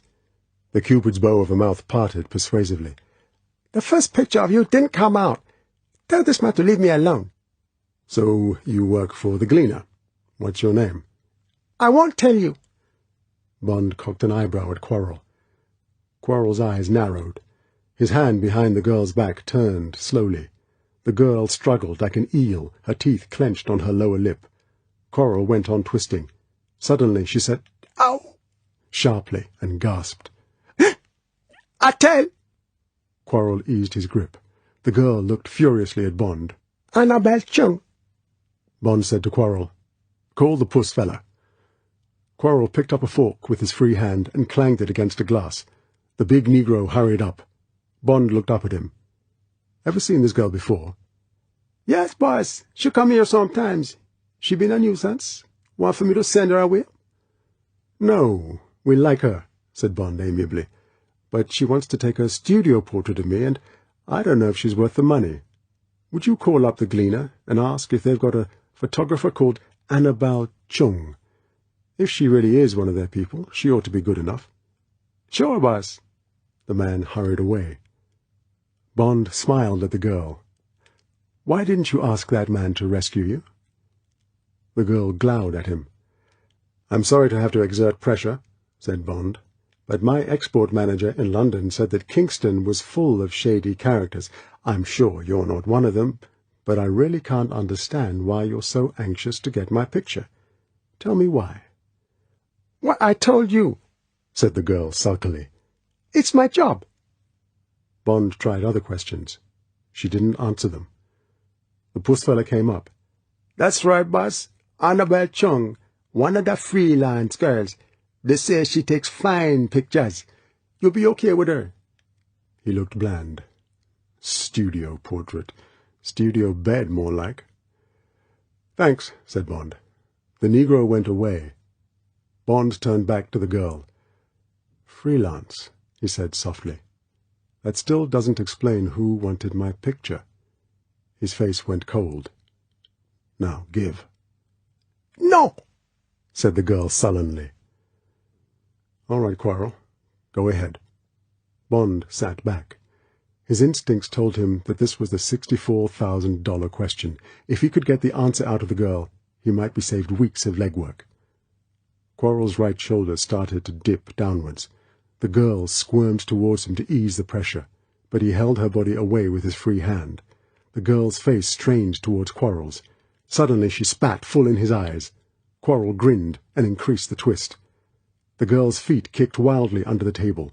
She hissed out words in Chinese. Sweat beaded on her forehead. "Tell," said Bond softly. "Tell, and it will stop, and we'll be friends and have a drink." He was getting worried. The girl's arm must be on the verge of breaking. "You!" Suddenly the girl's left hand flew up and into Quarrel's face. Bond was too slow to stop her. Something glinted, and there was a sharp explosion. Bond snatched at her arm and dragged it back. Blood was streaming down Quarrel's cheek. Glass and metal tinkled onto the table. She had smashed the flash bulb on Quarrel's face. If she had been able to reach an eye, it would have been blinded. Quarrel's free hand went up and felt his cheek. He put it in front of his eyes and looked at the blood. "Aha!" There was nothing but admiration and a feline pleasure in his voice. He said equably to Bond, "We get nothing out of this girl, Captain. She plenty tough. You want for me to break she's arm?" "Good God, no." Bond let go the arm he was holding. "Let her go." He felt angry with himself for having hurt the girl and still failed. But he had learned something. Whoever was behind her held his people by a steel chain. Quarrel brought the girl's right arm from behind her back. She still held on to the wrist. Now he opened the girl's hand. He looked into her eyes. His own were cruel. "You mark me, missy. Now I mark you." He brought up his other hand and took the Mount of Venus, the soft lozenge of flesh in the palm below her thumb, between his thumb and forefinger. He began to squeeze it. Bond could see his knuckles go white with the pressure. The girl gave a yelp. She hammered at Quarrel's hand and then at his face. Quarrel grinned and squeezed harder. Suddenly he let go. The girl shot to her feet and backed away from the table, her bruised hand at her mouth. She took her hand down and hissed furiously, "Get you, you bastards!" Then, her liker dangling, she ran off through the trees. Quarrel laughed shortly. He took a napkin and wiped it down his cheek, and threw it on the ground and took up another. He said to Bond, "She's love mound be sore long after my face done get healed. That a fine piece of a woman, the love mound. When him fat like with that girl, you can't tell her'll be good in bed. You know that, Captain?" "No," said Bond. "That's new to me." "Sure thing. That piece of the hand most indicative. Don't you worry about she," he added, noticing the dubious expression on Bond's face. "Her's got nothing but a big bruise and she's love mound. But boy, was that a fat love mound. I come back after that girl sometime, see if my theory is the truth." Appropriately, the band started playing "Don't Touch Me Tomato." Bond said, "Quarrel, it's time you married and settled down, and you leave that girl alone or you'll get a knife between your ribs. Now come on, we'll get the check and go. It's 3 o'clock in the morning in London, where I was yesterday. I need a night's sleep. You've got to start getting me into training. I think I'm going to need it. And it's about time you put some plaster on that cheek of yours. She's written her name and address on it." Quarrel grunted reminiscently. He said with quiet pleasure, "That was some tough baby." He picked up a fork and clanged it against his glass. Chapter 5. Facts and Figures. "He'll get you. He'll get you. He'll get you, you bastards." The words were still ringing in Bond's brain the next day as he sat on his balcony and ate a delicious breakfast and gazed out across the riot of tropical gardens to Kingston, 5 miles below him. Now he was sure that Strangways and the girl had been killed. Someone had needed to stop them looking any further into his business, so he had killed them and destroyed the records of what they were investigating. The same person knew or suspected that the Secret Service would follow up Strangway's disappearance. Somehow he had known that Bond had been given the job. He had wanted a picture of Bond, and he had wanted to know where Bond was staying. He would be keeping an eye on Bond to see if Bond picked up any of the leads that had led to Strangway's death. If Bond did so, Bond would also have to be eliminated. There would be a car smash or a street fight or some other innocent death. And how, Bond wondered, would this person react to their treatment of the Chung girl? If he was as ruthless as Bond supposed, that would be enough. It showed that Bond was onto something. Perhaps Strangways had made a preliminary report to London before he was killed. Perhaps someone had leaked. The enemy would be foolish to take chances. If he had any sense, after the Chung incident, he would deal with Bond, and perhaps also with Quarrel, without delay. Bond lit his first cigarette of the day, the first Royal Blend he had smoked for 5 years, and let the smoke come out between his teeth in a luxurious hiss. That was his enemy appreciation. Now, who was this enemy? Well, there was only one candidate, and a pretty insubstantial one at that. Dr.No.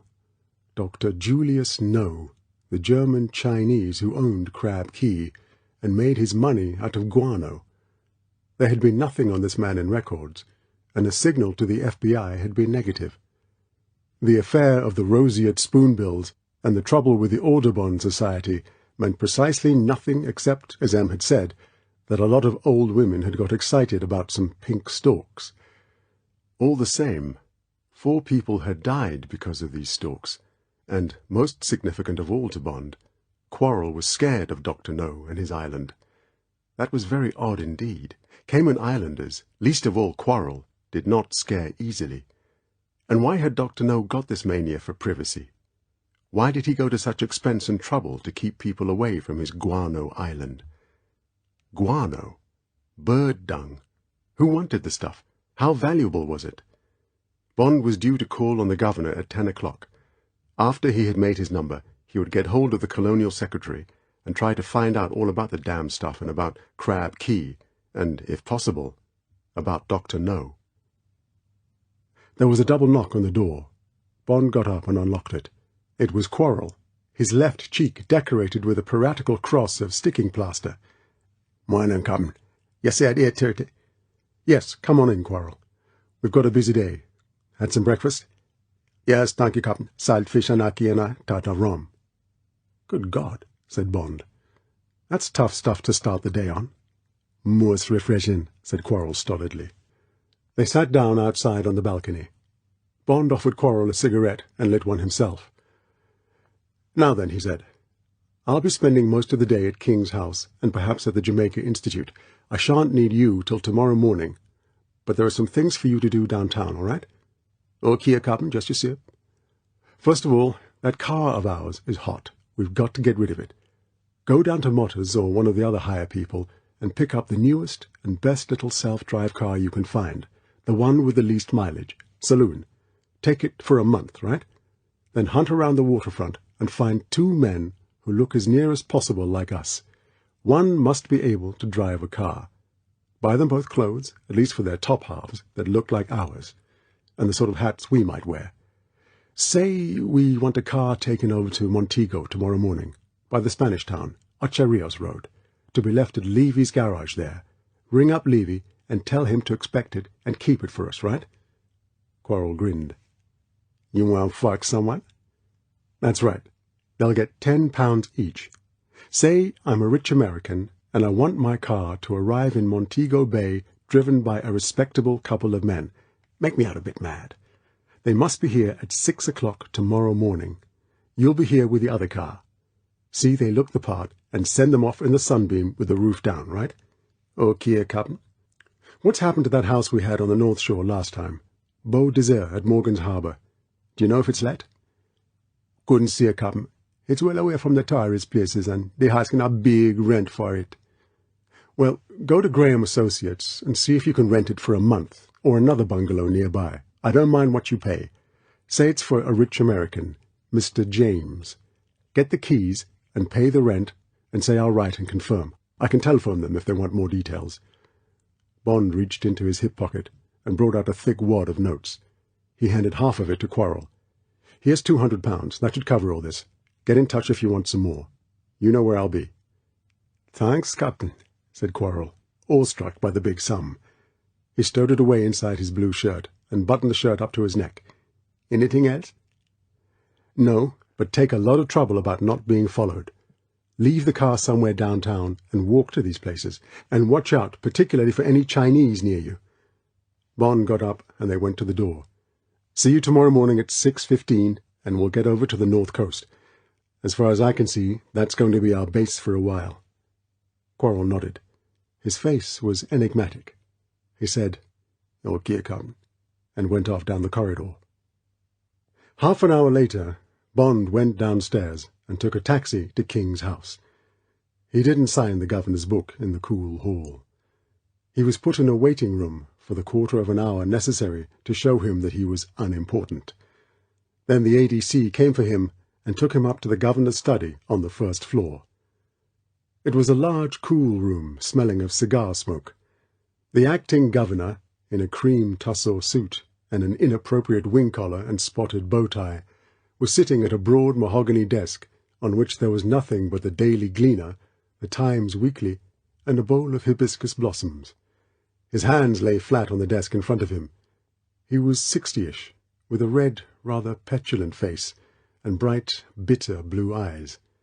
He didn't smile or get up. He said, "Good morning, Mr. Bond. Please sit down."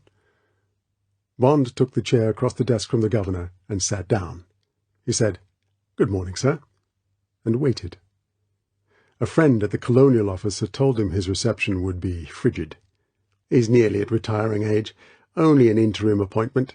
We had to find an acting governor to take over at short notice when Sir Hugh Foote was promoted. Foote was a great success. This man's not even trying to compete. He knows he's only got the job for a few months while we find someone to replace Foote. This man's been passed over for the Governor-Generalship of Rhodesia. Now all he wants is to retire and get some directorships in the city. Last thing he wants is any trouble in Jamaica. He keeps on trying to close this Strangways case of yours. Won't like you ferreting about." The governor cleared his throat. He recognized that Bond wasn't one of the servile ones. "You wanted to see me?" "Just to make my number, sir," said Bond equably. "I'm here on the Strangways case. I think you had a signal from the Secretary of State."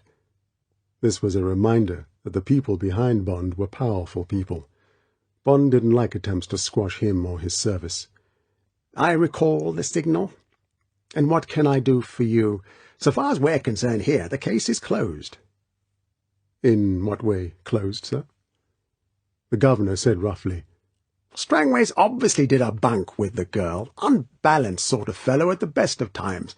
Some of your colleagues don't seem to be able to leave women alone."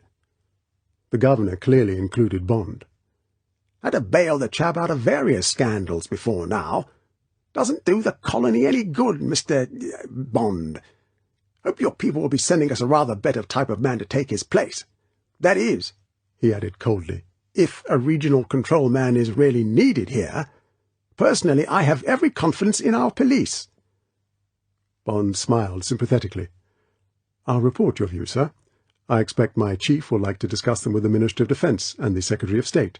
Naturally, if you would like to take over these extra duties, it'll be a saving in manpower, so far as my service is concerned. I'm sure the Jamaican constabulary is most efficient." The governor looked at Bond suspiciously. Perhaps he had better handle this man a bit more carefully. "This is an informal discussion, Mr. Bond. When I have decided on my views, I will communicate them myself to the Secretary of State. In the meantime, is there anyone you wish to see on my staff?"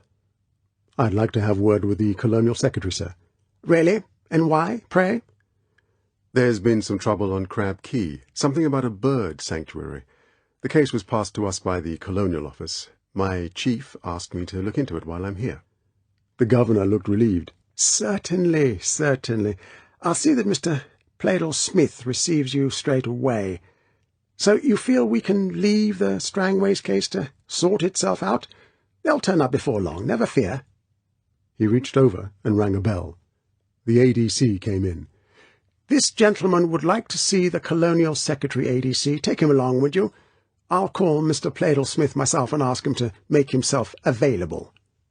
He got up and came round the desk. He held out his hand. "Goodbye then, Mr. Bond, and I'm so glad we see eye to eye. Crab Key, eh?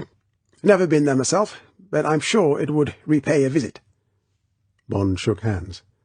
"That was what I was thinking. Goodbye, sir." "Goodbye, goodbye." The governor watched Bond's back retreating out of the door, and himself returned well satisfied to his desk. "Young whippersnapper," he said to the empty room.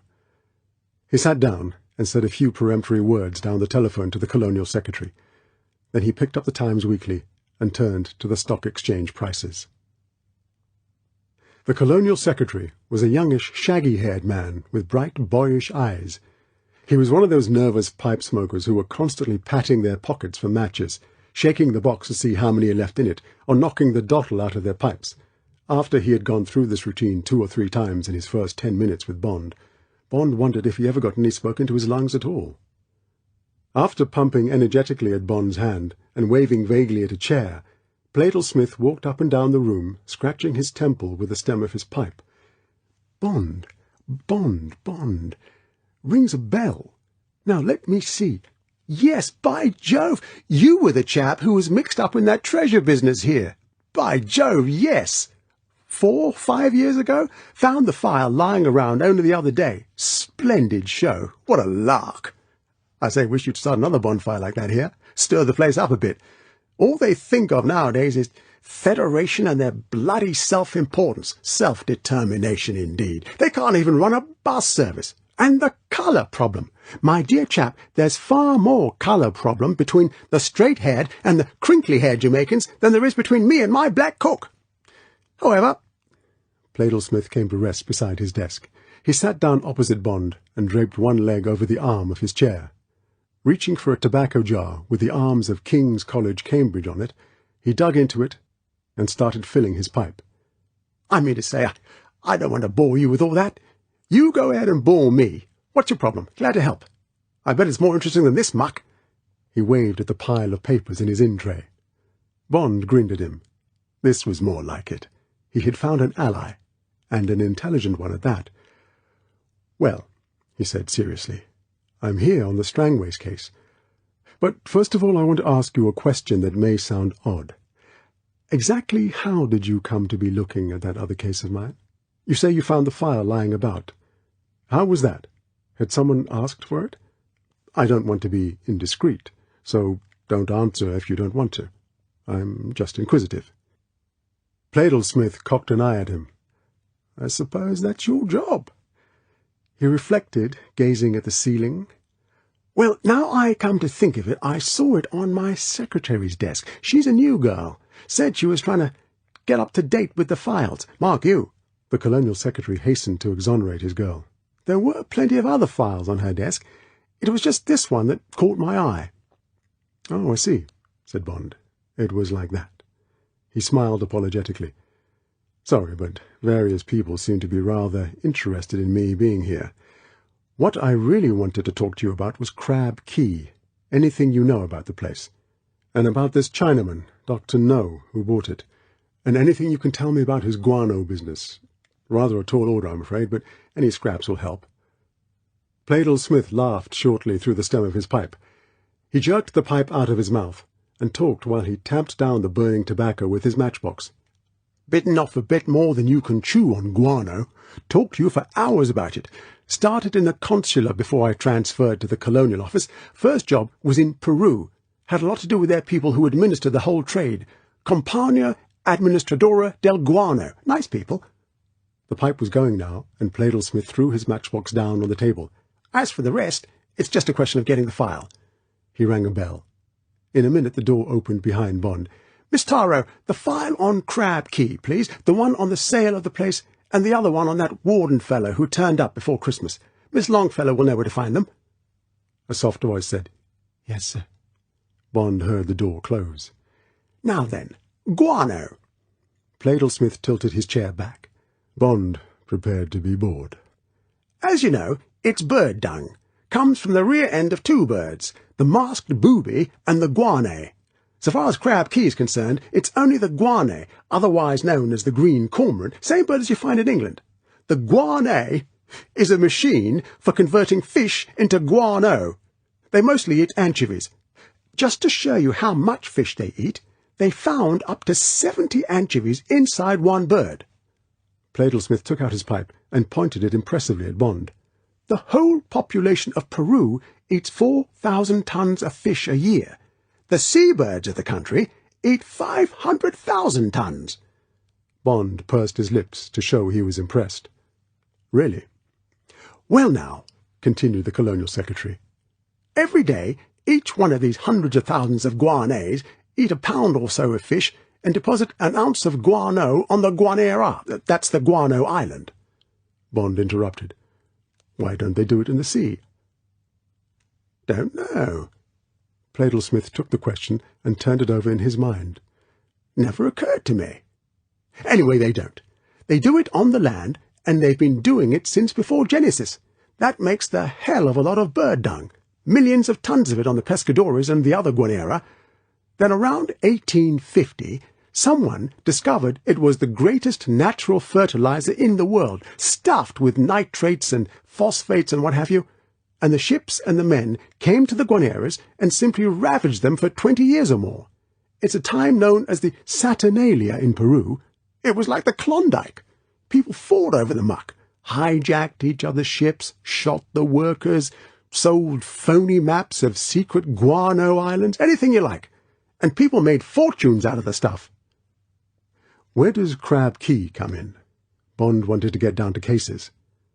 That was the only worthwhile guanera so far north. It was worked, too, God knows who by. But the stuff had a low nitrate content. Water's not as rich round here as it is down along the Humboldt Current, so the fish aren't so rich in chemicals. So the guano isn't so rich either. Crab Key got worked on and off when the price was high enough, but the whole industry went bust, with Crab Key and the other poor-quality deposits in the van, when the Germans invented artificial chemical manure. By this time, Peru had realized that she had squandered a fantastic capital asset, and she set about organizing the remains of the industry and protecting the guanera. She nationalized the industry and protected the birds, and slowly, very slowly, the supplies built up again. Then people found out there were snags about the German stuff. It impoverishes the soil, which guano doesn't do, and gradually the price of guano improved, and the industry staggered back to its feet. Now it's going fine, except that Peru keeps most of the guano to herself for her own agriculture, and that was where Crab Key came in again.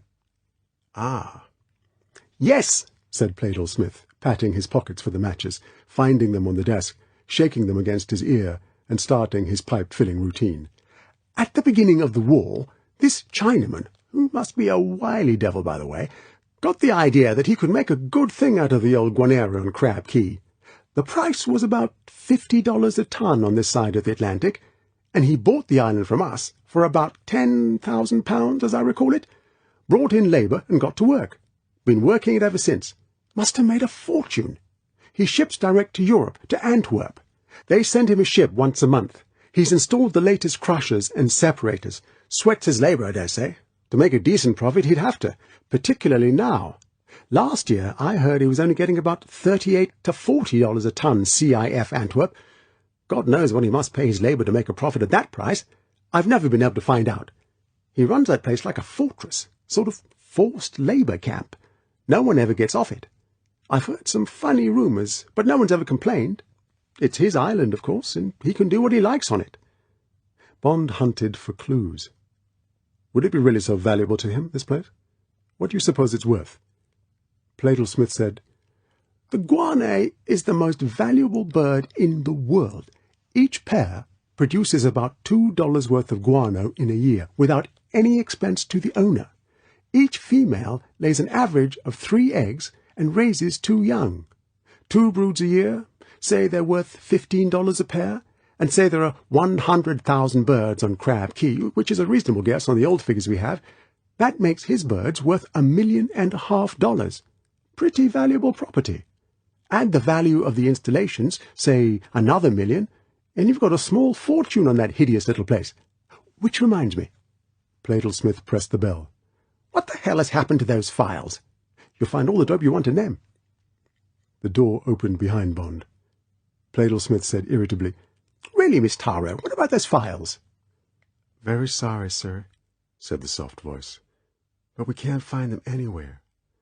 What do you mean you can't find them? Who had them last? Commander Strangway, sir. Well, I remember distinctly him bringing them back to this room. What happened to them then? Can't say, sir. The voice was unemotional. The covers are there, but there's nothing inside them. Bond turned in his chair.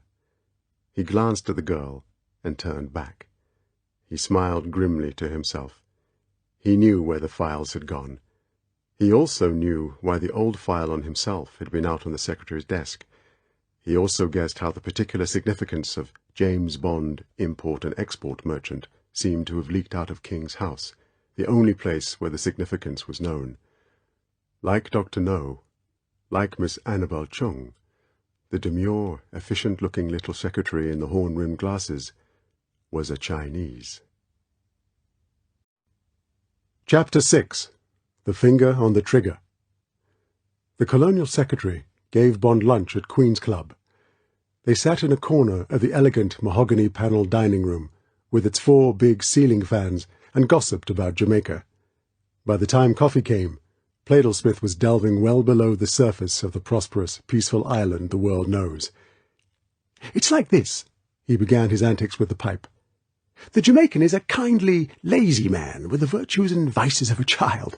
He lives on a very rich island, but he doesn't get rich from it. He doesn't know how to, and he's too lazy. The British come and go and take the easy pickings, but for about 200 years no Englishman has made a fortune out here. He doesn't stay long enough. He takes a fat cut and leaves. It's the Portuguese Jews who make the most. They came here with the British and they've stayed. But they're snobs, and they spend too much of their fortunes on building fine houses and giving dances. They're the names that fill the social column in the Gleaner when the tourists have gone. They're in rum and tobacco, and they represent the big British firms over here, motor cars, insurance, and so forth. Then come the Syrians, very rich too, but not such good businessmen. They have most of the stores and some of the best hotels. They're not a very good risk, get overstocked and have to have an occasional fire to get liquid again. Then there are the Indians with their usual flashy trade in soft goods and the like. They're not much of a lot. Finally, there are the Chinese, solid, compact, discreet, the most powerful clique in Jamaica. They've got the bakeries and the laundries and the best food stores. They keep to themselves and keep their strain pure." Plaidle-Smith laughed. "Not that they don't take the black girls when they want them. You can see the result all over Kingston. Chigros, Chinese Negroes and Negresses. The Chigros are a tough, forgotten race. They look down on the Negroes, and the Chinese look down on them.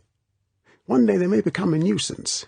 They've got some of the intelligence of the Chinese and most of the vices of the black man. The police have a lot of trouble with them." Bond said, "That secretary of yours, would she be one of them?" "That's right. Bright girl and very efficient. Had her for about 6 months. She was far the best of the ones that answered our advertisement." "She looks bright," said Bond noncommittally. "Are they organized, these people? Is there some head of the Chinese Negro community?" "Not yet, but someone will get hold of them one of these days. They'd be a useful little pressure group." Plaidle-Smith glanced at his watch. "That reminds me, must be getting along. Got to go and read the riot act about those files. Can't think what happened to them. I distinctly remember—" He broke off. "However, main point is that I haven't been able to give you much dope about Crab Key and this doctor fellow. But I can tell you there wasn't much you would have found out from the files. He seems to have been a pleasant-spoken chap, very business-like. Then there was that argument with the Audubon Society. I gather you know all about that. As for the place itself, there was nothing on the files but 1 or 2 pre-war reports and a copy of the last Ordnance Survey. Godforsaken bloody place it sounds. Nothing but miles of mangrove swamps and a huge mountain of bird dung at one end. But you said you were going down to the Institute. Why don't I take you there and introduce you to the fellow who runs the map section?" An hour later, Bond was ensconced in a corner of a sombre room with the Ordnance Survey map of Crab Key, dated 1910, spread out on a table in front of him. He had a sheet of the Institute's writing paper, and had made a rough sketch map, and was jotting down the salient points. The overall area of the island was about 50 square miles. 3/4 of this, to the east, was swamp and shallow lake. From the lake, a flat river meandered down to the sea, and came out halfway along the south coast into a small sandy bay. Bond guessed that somewhere at the headwaters of the river would be a likely spot for the Audubon wardens to have chosen for their camp. To the west, the island rose steeply to a hill stated to be 500 feet high, and ended abruptly with what appeared to be a sheer drop to the sea. A dotted line led from this hill to a box in the corner of the map, which contained the words "Guano Deposits, Last Workings 1880. There was no sign of a road, or even of a track on the island, and no sign of a house. The relief map showed that the island looked rather like a swimming water rat, a flat spine rising sharply to the head, heading west. It appeared to be about 30 miles due north of Galena Point on the north shore of Jamaica, and about 60 miles south of Cuba. Little else could be gleaned from the map. Crab Key was surrounded by shoal water, except below the western cliff, where the nearest marking was 500 fathoms. After that came the plunge into the Cuba deep. Bond folded the map and handed it in to the librarian. Suddenly he felt exhausted. It was only 4 o'clock, but it was roasting in Kingston, and his shirt was sticking to him. Bond walked out of the Institute and found a taxi and went back up into the cool hills to his hotel. He was well satisfied with his day, but nothing else could be done on this side of the island. He would spend a quiet evening at his hotel and be ready to get up early next morning and be away. Bond went to the reception desk to see if there was a message from Quarrel, "No messages, sir," said the girl. "But a basket of fruit came from King's house just after lunch. The messenger took it up to your room." "What sort of messenger?" "Colored man, sir. Said it was from the ADC's office." "Thank you." Bond took his key and went up the stairs to the first floor. It was ridiculously improbable. His hand on the gun under his coat, Bond softly approached his door. He turned the key and kicked the door open. The empty room yawned at him. Bond shut and locked the door. On his dressing table was a large, ornate basket of fruit: tangerines, grapefruit, pink bananas, soursop, star apples, and even a couple of hothouse nectarines. Attached to a broad ribbon on the handle was a white envelope. Bond removed it and held it up to the light. He opened it. On a plain sheet of expensive white writing paper was typed, "With the compliments of His Excellency the Governor." Bond snorted. He stood looking at the fruit. He bent his ear to it and listened. He then took the basket by the handle and tipped its contents out onto the floor. The fruit bounced and rolled over the coconut matting. There was nothing but fruit in the basket. Bond grinned at his precautions. There was a last possibility. He picked up one of the nectarines, the most likely for a greedy man to choose first, and took it into the bathroom. He dropped it in the wash basin and went back to the bedroom, and after inspecting the lock, unlocked the wardrobe. Gingerly, he lifted out his suitcase and stood it in the middle of the room. He knelt down and looked for the traces of talcum powder he had dusted round the two locks. They were smeared, and there were minute scratches round the keyholes. Bond sourly examined the marks. These people were not as careful as some others he had had to deal with. He unlocked the case and stood it up on end. There were 4 innocent copper studs in the welting at the front right-hand corner of the lid. Bond prized at the top one of these studs with his nail, and it eased out. He took hold of it and pulled out 3 feet of thick steel wire and put it on the floor beside him. This wire threaded through small wire loops inside the lid and sewed the case shut. Bond lifted the lid and verified that nothing had been disturbed. From his tool case, he took out a jeweller's glass and went back into the bathroom and switched on the light over the shaving mirror. He screwed the glass into his eye and gingerly picked the nectarine out of the wash basin and revolved it slowly between finger and thumb. Bond stopped turning the nectarine. He had come to a minute pinhole, its edges faintly discoloured brown. It was in the crevice of the fruit, invisible except under a magnifying glass. Bond put the nectarine carefully down in the wash basin. He stood for a moment and looked thoughtfully into his eyes in the mirror. So it was war. Well, well, how very interesting. Bond felt the slight tautening of the skin at the base of his stomach. He smiled thinly at his reflection in the mirror. So his instincts and his reasoning had been correct. Strangways and the girl had been murdered, and their records destroyed because they had got too hot on the trail. Then Bond had come on the scene, and thanks to Miss Taro, they had been waiting for him. Miss Chung and perhaps the taxi driver had picked up the scent. He had been traced to the Blue Hills Hotel. The first shot had been fired. There would be others. And whose finger was on the trigger? Who had got him so accurately in his sights? Bond's mind was made up. The evidence was nil, but he was certain of it. This was long-range fire from Crab Key. The man behind the gun was Dr.No. Bond walked back into the bedroom. One by one, he picked up the fruit and took each piece back to the bathroom and examined it through his glass. The pinprick was always there, concealed in the stalk hole or a crevice. Bond rang down and asked for a cardboard box and paper and string. He packed the fruit carefully in the box and picked up the telephone and called King's house. He asked for the colonial secretary. "That you, Plaidle-Smith? James Bond speaking. Sorry to bother you. Got a bit of a problem. Is there a public analyst in Kingston?" "I see. Well, I've got something I want analysed. If I sent the box down to you, would you be very kind and pass it on to this chap? I don't want my name to come into this, all right? I'll explain later. When you get his report, would you send me a short telegram telling me the answer? I'll be at Beau Desert over at Morgan's Harbour for the next week or so. Be glad if you could keep that to yourself, too. Sorry to be so damned mysterious. I'll explain everything when I see you next. I expect you'll get a clue when you see what the analyst has to say. And by the way, tell him to handle the specimens carefully, would you? Warn him there's more in them than meets the eye. Very many thanks. Lucky I met you this morning. Goodbye. Bond addressed the parcel and went down and paid a taxi to deliver it at once to King's house. It was 6 o'clock. He went back to his room and had a shower and changed and ordered his first drink. He was about to take it out on the balcony when the telephone rang. It was Quarrel. Everything fixed, Captain. Everything? That's wonderful. That house all right? Everything okay, Quarrel repeated, his voice careful. See you as you're on set, Captain. Fine, said Bond. He was impressed with Quarrel's efficiency and a sense of security. He put down the telephone and went out onto the balcony. The sun was just setting.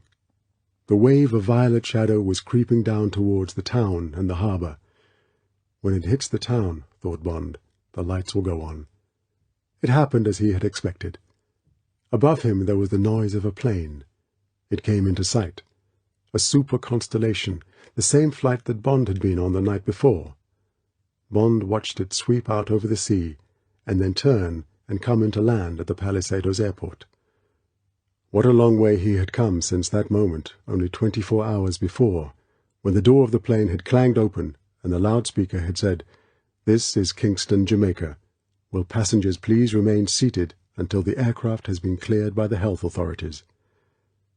Should he tell M how the picture had changed? Should he make a report to the governor? Bond thought of the governor and dismissed that idea. But what about M? Bond had his own cipher. He could easily send M a signal through the Colonial Office. What would he say to M? That Dr.No had sent him some poisoned fruit, but he didn't even know that it was poisoned? Or, for the matter of that it had come from Dr.No? Bond could see M's face as he read the signal. He saw him press down the lever on the intercom. "Chief of Staff, 007's gone round the bend. Says someone's been trying to feed him a poisoned banana. Fellow's lost his nerve. Been in hospital too long? Better call him home." Bond smiled to himself. He got up and rang down for another drink. It wouldn't be quite like that, of course, but still. No, he'd wait until he had something more to show. Of course, if something went badly wrong and he hadn't sent a warning, he'd be in trouble. It was up to him to see that nothing did go wrong.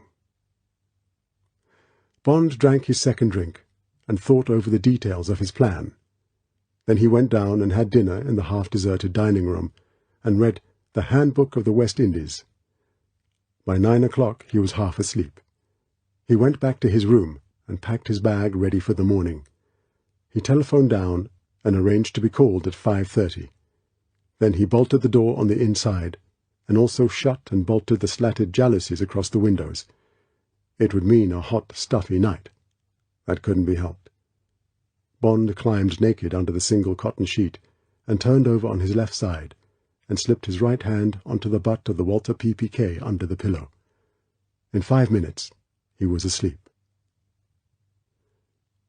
The next thing Bond knew was that it was 3 o'clock in the morning. He knew it was 3 o'clock because the luminous dial of his watch was close to his face. He lay absolutely still. There was not a sound in the room. He strained his ears. Outside, too, it was deathly quiet. Far in the distance, a dog started to bark. Other dogs joined in, and there was a brief hysterical chorus which stopped as suddenly as it had begun. Then it was quite quiet again. The moon, coming through the slats in the jalousies, threw black and white bars across the corner of the room next to his bed. It was as if he was lying in a cage. What had woken him up? Bond moved softly, preparing to slip out of bed. Bond stopped moving. He stopped as dead as a live man can. Something had stirred on his right ankle. Now it was moving up the inside of his shin. Bond could feel the hairs on his leg being parted. It was an insect of some sort, a very big one. It was long, 5 or 6 inches, as long as his hand. He could feel dozens of tiny feet lightly touching his skin. What was it? Then Bond heard something he had never heard before.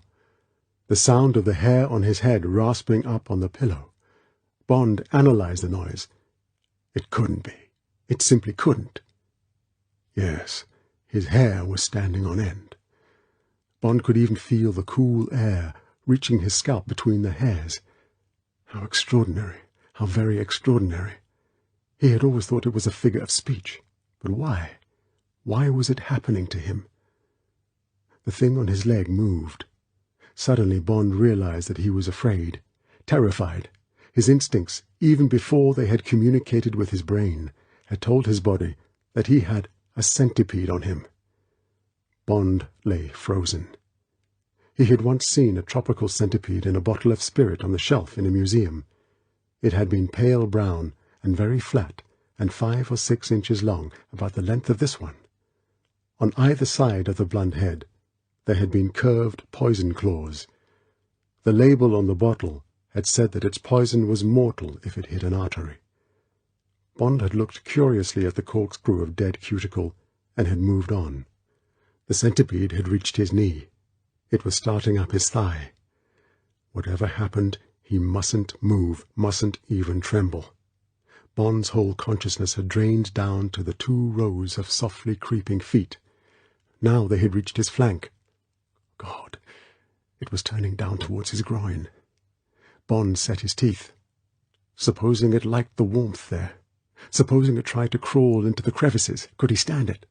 Supposing it chose that place to bite? Bond could feel it questing amongst the first hairs. It tickled. The skin on Bond's belly fluttered. There was nothing he could do to control it. But now the thing was turning up and along his stomach. Its feet were gripping tighter to prevent it falling. Now it was at his heart. If it bit there, surely it would kill him. The centipede trampled steadily on through the thin hairs on Bond's right breast up to his collarbone. It stopped. What was it doing? Bond could feel the blunt head questing blindly to and fro. What was it looking for? Was there room between his skin and the sheet for it to get through?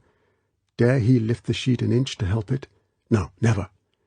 The animal was at the base of his jugular. Perhaps it was intrigued by the heavy pulse there. Christ, if only he could control the pumping of his blood. Damn you! Bond tried to communicate with the centipede. It's nothing. It's not dangerous, that pulse. It means you no harm.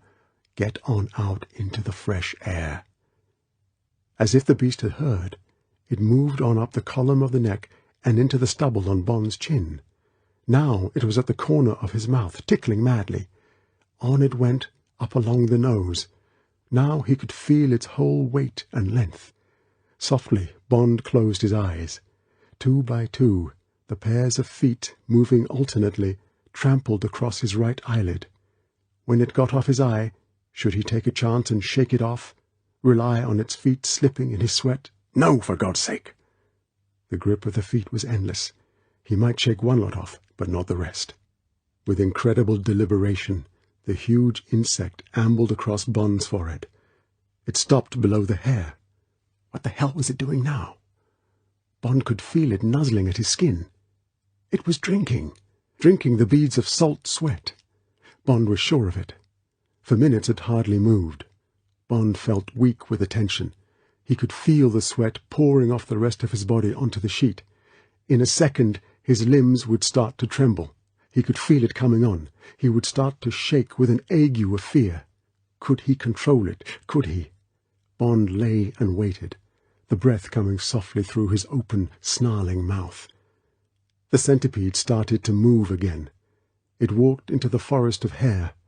Bond could feel the roots being pushed aside as it forced its way along. Would it like it there? Would it settle down? How did centipedes sleep, curled up or at full length? The tiny millipedes he had known as a child, the ones that always seemed to find their way up the plug hole into the empty bath, curled up when you touched them. Now it had come to where his head lay against the sheet. Would it walk out onto the pillow, or would it stay on in the warm forest?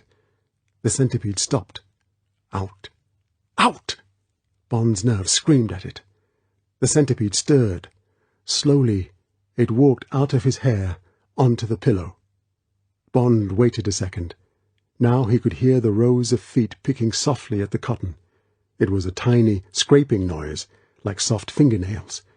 With a crash that shook the room, Bond's body jackknifed out of the bed and onto the floor. At once Bond was on his feet and at the door. He turned on the light. He found he was shaking uncontrollably. He staggered to the bed. There it was, crawling out of sight over the edge of the pillow. Bond's first instinct was to twitch the pillow onto the floor. He controlled himself, waiting for his nerves to quieten. Then, softly, deliberately, he picked up the pillow by one corner and walked into the middle of the room and dropped it. The centipede came out from under the pillow. It started to snake swiftly away across the matting. Now Bond was uninterested. He looked round for something to kill it with. Slowly, he went and picked up a shoe and came back. The danger was past. His mind was now wondering how the centipede had got into his bed. He lifted the shoe and slowly, almost carelessly, smashed it down. He heard the crack of the hard carapace. Bond lifted the shoe. The centipede was whipping from side to side in its agony, 5 inches of grey-brown, shiny death. Bond hit it again. It burst open, yellowly. Bond dropped the shoe and ran for the bathroom, and was violently sick. Chapter 7. Night Passage. By the way, Quarrel. Bond dared a bus with brown bomber painted above its windshield. The bus pulled over and roared on down the hill towards Kingston, sounding a furious chord on its triple windhorn to restore the driver's ego. What do you know about centipedes? Centipedes, Captain? Quarrel squinted sideways for a clue to the question. Bond's expression was casual. Well, we got some bad ones here in Jamaica. 3, 4, 5 inches long. They kills folks. They mostly lives in the old houses in Kingston. They loves the rotten wood and the mouldy places. They operates mostly at night. Why, Captain, you seen one? Bond dodged the question. He had also not told Quarrel about the fruit. Quarrel was a tough man, but there was no reason to sow the seeds of fear. Would you expect to find one in a modern house, for instance? In your shoe, or in a drawer, or in your bed? No, sir. Quarrel's voice was definite. Not unless them put there a purpose. These insects love the oils and the crannies. They not love the clean places. The dirty living insects. Maybe you find them in the bush, on the logs and stones, but never in the bright places. I see. Bond changed the subject. By the way, did those 2 men get off all right in the Sunbeam? Sure thing, Captain. They're plenty happy with the job, and they look plenty like you and me, Captain. Quarrel chuckled. He glanced at Bond and said hesitantly, I fears they weren't very good citizens, Captain. Had to find the 2 men whereas I could. Me, I'm a beggar man, Captain. And for you, Captain, I get a miserable no-good white man from Betsy's. Who's Betsy? She done run the lousiest brothel in town, Captain. Quarrel spat emphatically out of the window. This white man, he does the bookkeeping. Bond laughed. So long as he can drive a car. I only hope they get to Montego all right. Don't you worry. Quarrel misunderstood Bond's concern. I say I tell the police they stole the car if they don't. They were at the Saddleback at Stony Hill, where the junction road dives down through 50 S-bends towards the north coast. Bond put the little Austin A30 into second gear and let it coast. The sun was coming up over the blue mountain peak, and dusty shafts of gold lanced into the plunging valley. There were few people on the road, an occasional man going off to his precipitous smallholding on the flank of a hill, his 3-foot steel cutlass dangling from his right hand, chewing at his breakfast, a foot of raw sugar-cane held in his left, or a woman sauntering up the road with a covered basket of fruit or vegetables for Stony Hill Market, her shoes on her head to be donned when she got near the village. It was a savage, peaceful scene that had hardly changed, except for the surface of the road, for 200 years or more. Bond almost smelled the dung of the mule train in which he would have been riding over from Port Royal to visit the garrison at Morgan's Harbour in 1750. Quarrel interrupted his thoughts. "Captain," he said apologetically, "begging your pardon, but can you tell me what you have in mind for we? I's been puzzling and I can't seem to figure out your game." "I've hardly figured it out myself, Quarrel." Bond changed up into top and dawdled through the cool, beautiful glades of Castleton Gardens. "I told you I'm here because Commander Strangways and his secretary have disappeared. Most people think they've gone off together. I think they've been murdered." "That's so," said Quarrel unemotionally. "Who you think done it?" "I've come to agree with you. I think Dr.No, that Chinaman on Crab Key, had it done. Strangways was poking his nose into this man's affairs, something to do with the bird sanctuary. Dr.No has this mania for privacy. You were telling me so yourself. Seems he'll do anything to stop people climbing over his wall. Mark you, it's not more than a guess about Dr.No. But some funny things happened in the last 24 hours. That's why I sent the Sunbeam over to Montego to lay a false scent. And that's why we're going to hide out at Beau Desert for a few days." "Then what coming?" "First of all, I want you to get me absolutely fit, the way you trained me the last time I was here, remember?" "Sure, Captain, I can do that thing." "And then I was thinking you and me might go and take a look at Crab Key." Quarrel whistled. The whistle ended on a downward note. "Just sniff around. We needn't get too close to Dr. No's end. I want to take a look at this bird sanctuary. See for myself what happened to the warden's camp. If we find anything wrong, we'll get away again and come back by the front door, with some soldiers to help. Have a full-dress inquiry. Can't do that until we've got something to go on. What do you think?" Quarrel dug into his hip pocket for a cigarette. He made a fuss about lighting it. He blew a cloud of smoke through his nostrils and watched it whip out of the window. He said, "Captain, I think you is plumb crazy to trespass upon that highland." Quarrel had wound himself up. He paused. There was no comment. He looked sideways at the quiet profile. He said more quietly, in an embarrassed voice, "Just one thing, Captain. I have some folks back in the Caymans. Would you consider taking out a life insurance on me before we see it?" Bond glanced affectionately at the strong brown face.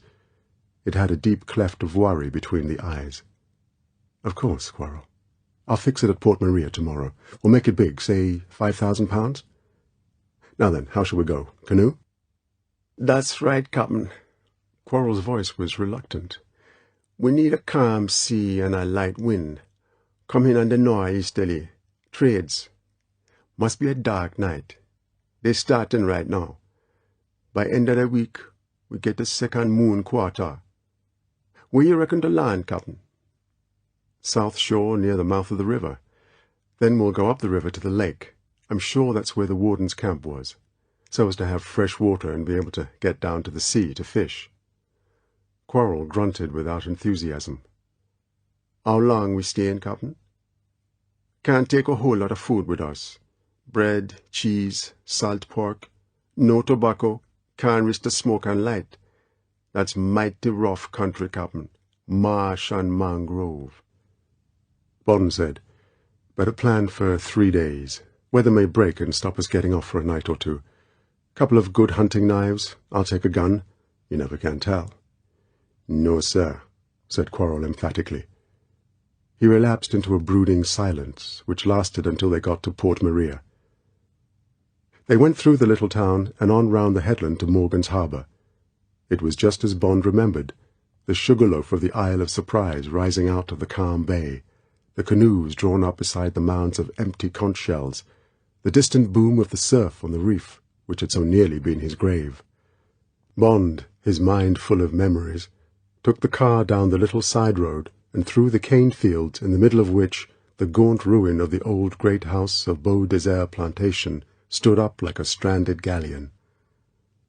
They came to the gate leading to the bungalow. Quarrel got out and opened the gate, and Bond drove through and pulled up in the yard behind the white single-storied house. It was very quiet. Bond walked round the house and across the lawn to the edge of the sea. Yes, there it was, the stretch of deep, silent water, the submarine path he had taken to the Isle of Surprise. It sometimes came back to him in nightmares. Bond stood looking at it and thinking of Solitaire, the girl he had brought back, torn and bleeding from that sea. He had carried her across the lawn to the house. What had happened to her? Where was she? Brusquely, Bond turned and walked back into the house, driving the phantoms away from him. It was 8:30. Bond unpacked his few things and changed into sandals and shorts. Soon there was the delicious smell of coffee and frying bacon. They ate their breakfast while Bond fixed his training routine. Up at 7, swim a quarter of a mile, breakfast, an hour sunbathing, run a mile, swim again, lunch, sleep, sunbathe, swim a mile, hot bath and massage, dinner, and asleep by 9. After breakfast, the routine began. Nothing interrupted the grinding week except a brief story in the Daily Gleaner and a telegram from Pleydell Smith. The Gleamer said that a Sunbeam Talbot, H2473, had been involved in a fatal accident on the Devil's Racecourse, a stretch of winding road between Spanish Town and Ocho Rios, on the Kingston-Montego route. A runaway lorry, whose driver was being traced, had crashed into the Sunbeam as it came round a bend. Both vehicles had left the road and hurtled into the ravine below. The two occupants of the Sunbeam, Ben Gibbons of Harbour Street and Josiah Smith, no address, had been killed. A Mr. Bond, an English visitor who had been lent the car, was asked to contact the nearest police station. Bond burned that copy of the Gleaner. He didn't want to upset Quarrel. With only one day to go, the telegram came from Pleydell Smith. It said, "Each object contained enough cyanide to kill a horse. Stop. Suggest you change your grocer. Stop. Good luck. Smith." Bond also burned the telegram. Quarrel hired a canoe, and they spent 3 days sailing it. It was a clumsy shell cut out of a single giant cotton tree. It had 2 thin thwarts, 2 heavy paddles, and a small sail of dirty canvas. It was a blunt instrument. Quarrel was pleased with it. 7-8 hours, Captain," he said. "Then we bring down the sail and use the paddles. Less target for the radar to see." The weather held. The forecast from Kingston Radio was good. The nights were as black as sin. The two men got in their stores. Bond fitted himself out with cheap black canvas jeans and a dark blue shirt and rope-soled shoes. The last evening came. Bond was glad he was on his way. He had only once been out of the training camp, to get the stores and arrange Quarrel's insurance, and he was chafing to get out of the stable and onto the track. He admitted to himself that this adventure excited him. It had the right ingredients: physical exertion, mystery, and a ruthless enemy. He had a good companion. His cause was just. There might also be the satisfaction of throwing the holiday in the sun back in M's teeth. That had rankled. Bond didn't like being coddled. The sun blazed beautifully into its grave. Bond went into his bedroom and took out his 2 guns and looked at them. Neither was a part of him as the Beretta had been, an extension of his right hand, but he already knew them as better weapons. Which should he take? Bond picked up each in turn, hefting them in his hand. It had to be the heavier Smith & Wesson. There would be no close shooting, if there was any shooting on Crab Key. Heavy, long-range stuff, if anything. The brutal, stumpy revolver had an extra 25 yards over the Walter. Bond fitted the holster into the waistband of his jeans and clipped in the gun. He put 20 spare rounds in his pocket. Was it over-insurance to take all this metal on what might only be a tropical picnic? Bond went to the icebox and took a pint of Canadian Club blended rye and some ice and soda water, and went and sat in the garden and watched the last light flame and die. The shadows crept from behind the house and marched across the lawn and enveloped him. The undertaker's wind that blows at night from the centre of the island clattered softly in the tops of the palm trees. The frogs began to tinkle among the shrubs.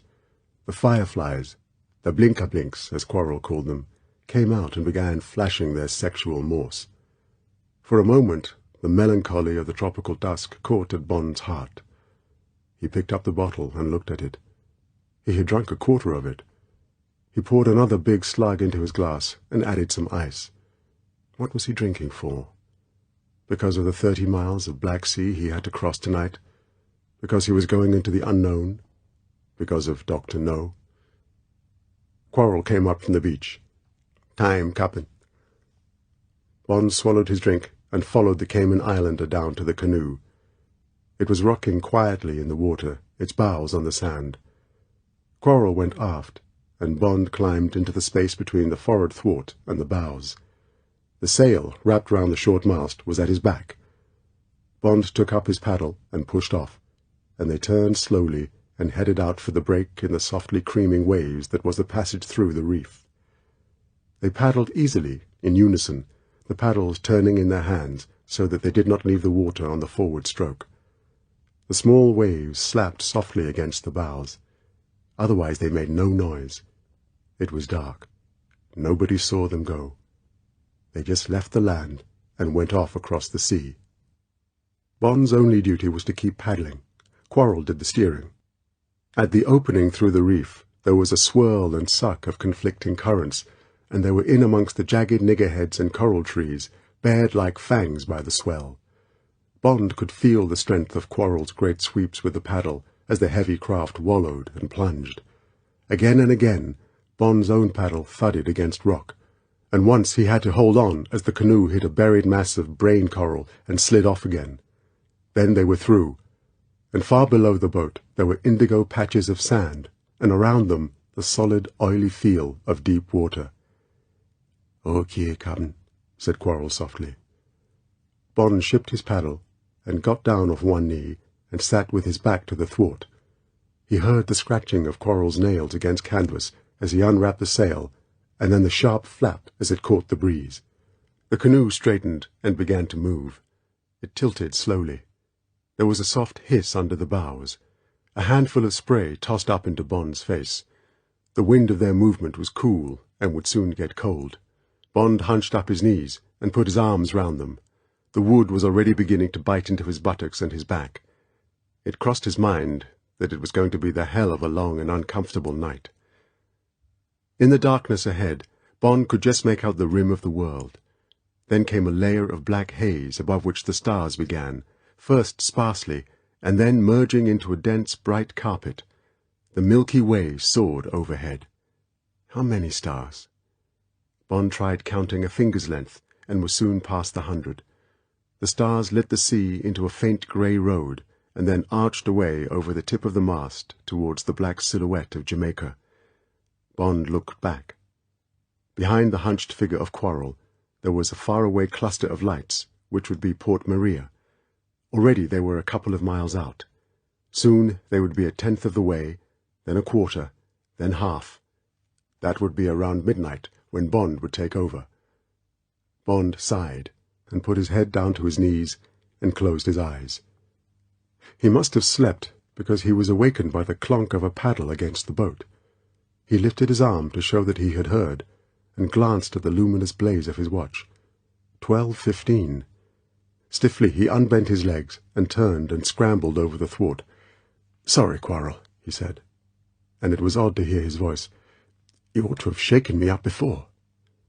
"It don't signify, Captain," said Quarrel, with a grey glint of teeth. "Do you good to sleep?" Gingerly they slipped past each other, and Bond settled in the stern and picked up the paddle. The sail was secured to a bent nail beside him. It was flapping. Bond brought the bows into the wind and edged them round so that the North Star was directly over Quarrel's bent head in the bows. For a time this would be fun. There was something to do. There was no change in the night, except that it seemed darker and emptier. The pulse of the sleeping sea seemed slower. The heavy swell was longer, and the troughs deeper. They were running through a patch of phosphorus that winked at the bows and dripped jewels when Bond lifted the paddle out of the water. How safe it was, slipping through the night in this ridiculously vulnerable little boat. How kind and soft the sea could be. A covey of flying fish broke the surface in front of the bows and scattered like shrapnel. Some kept going for a time beside the canoe, flying as much as 20 yards before they dived into the wall of the swell. Was some bigger fish after them, or did they think the canoe was a fish? Or were they just playing? Bond thought of what was going on in the hundreds of fathoms below the boat, the big fish, the shark and barracuda and tarpon and sailfish quietly cruising, the shoals of kingfish and mackerel and bonito, and far below, in the great twilight of the great depths, the phosphorus-jellied, boneless things that were never seen, the 50-foot squids, with eyes a foot wide, that streamed along like zeppelins, the last real monsters of the sea, whose size was only known from the fragments found inside whales. What would happen if a wave caught the canoe broadside and capsized them? How long would they last? Bond took an ounce more pains with his steering, and put the thought aside. 1 o'clock, 2 o'clock, 3, 4. Quarrel awoke and stretched. He called softly to Bond. "I smells land, Captain." Soon there was a thickening of the darkness ahead. The low shadow slowly took on the shape of a huge swimming rat. A pale moon rose slowly behind them. Now the island showed distinctly a couple of miles away, and there was the distant grumble of surf. They changed places. Quarrel brought down the sail, and they took up the paddles. For at least another mile, thought Bond, they would be invisible in the troughs of the waves. Not even radar would distinguish them from the crests. It was the last mile they would have to hurry over with the dawn not far off. Now he too could smell the land. It had no particular scent. It was just something new in the nose after hours of clean sea. He could make out the white fringe of surf. The swell subsided, and the waves became choppier. "Now, Captain," called Quarrel, and Bond, the sweat already dropping off his chin, dug deeper and more often. God, it was hard work. The hulking log of wood, which had sped along so well under the sail, now seemed hardly to move. The wave at the bows was only a ripple. Bond's shoulders were aching like fire. The one knee he was resting on was beginning to bruise. His hands were cramped on the clumsy shaft of a paddle made of lead. It was incredible, but they were coming up with the reef. Patches of sand showed deep under the boat. Now the surf was a roar. They followed along the edge of the reef, looking for an opening. 100 yards inside the reef, breaking the sand line, was the shimmer of water running inland, the river. So the landfall had been all right. The wall of surf broke up. There was a patch of black, oily current swelling over hidden coral heads. The nose of the canoe turned towards it and into it. There was a turmoil of water and a series of grating thuds, and then a sudden rush forward into peace, and the canoe was moving slowly across a smooth mirror towards the shore. Quarrel steered the boat towards the lee of a rocky promontory where the beach ended. Bond wondered why the beach didn't shine white under the thin moon. When they grounded, and Bond climbed stiffly out, he understood why. The beach was black. The sand was soft and wonderful to the feet, but it must have been formed out of volcanic rock pounded over the centuries, and Bond's naked feet on it looked like white crabs. They made haste. Quarrel took 3 short lengths of thick bamboo out of the boat and laid them up the flat beach. They heaved the nose of the canoe onto the first and pushed the boat up the rollers. After each yard of progress, Bond picked up the back roller and brought it to the front. Slowly the canoe moved up the sand, until at last it was over the black tide line and among the rocks and turtle grass and low sea grape bushes. They pushed it another 20 yards inland, into the beginning of the mangrove. There they covered it with dried seaweed and bits of driftwood from the tide line. Then Quarrel cut lengths of screw palm and went back over their tracks, sweeping and tidying. It was still dark, but the breath of grey in the east would soon be turning to pearl. It was 5 o'clock. They were dead tired. They exchanged a few words, and Quarrel went off among the rocks on the promontory. Bond scooped out a depression in the fine, dry sand under a thick bush of sea grape. There were a few hermit crabs beside his bed. He picked up as many as he could find and hurled them into the mangrove. Then, not caring what other animals or insects might come to his smell and his warmth, he lay down full length in the sand and rested his head on his arm. He was at once asleep. Chapter 8. The Elegant Venus. Bond awoke lazily. The feel of the sand reminded him where he was. He glanced at his watch. 10 o'clock. The sun through the round, thick leaves of the sea grape was already hot. A larger shadow moved across the dapple sand in front of his face. Quarrel? Bond shifted his head and peered through the fringe of leaves and grass that concealed him from the beach. He stiffened. His heart missed a beat, and then began pounding, so that he had to breathe deeply to quieten it. His eyes, as he stared through the blades of grass, were fierce slits. It was a naked girl, with her back to him. She was not quite naked. She wore a broad leather belt round her waist, with a hunting knife in a leather sheath at her right hip. The belt made her nakedness extraordinarily erotic. She stood not more than 5 yards away on the tide line, looking down at something in her hand. She stood in the classical relaxed pose of the nude, all the weight on the right leg, and the left knee bent and turning slightly inwards, the head to one side as she examined the things in her hand. It was a beautiful back. The skin was a very light uniform café au lait, with a sheen of dull satin. The gentle curve of the backbone was deeply indented, suggesting more powerful muscles than is usual in a woman, and the behind was almost as firm and rounded as a boy's. The legs were straight and beautiful, and no pinkness showed under the slightly lifted left heel. She was not a coloured girl. Her hair was ash blonde. It was cut to the shoulders and hung there and along the side of her bent cheek in thick, wet strands. A green diving mask was pushed back above her forehead, and the green rubber thong bound her hair at the back. The whole scene, the empty beach, the green and blue sea, the naked girl with the strands of fair hair, reminded Bond of something. He searched his mind. Yes, she was Botticelli's Venus, seen from behind. How had she got there? What was she doing? Bond looked up and down the beach. It was not black, he now saw, but a deep chocolate brown. To the right he could see as far as the river mouth, perhaps 500 yards away. The beach was empty and featureless, except for a scattering of small pinkish objects. There were a lot of them, shells of some sort, Bond supposed, and they looked decorative against the dark brown background. He looked to the left, to where, 20 yards away, the rocks of the small headland began. Yes, there was a yard or two of groove in the sand, where a canoe had been drawn up into the shelter of the rocks. It must have been a light one, or she couldn't have drawn it up alone. Perhaps the girl wasn't alone.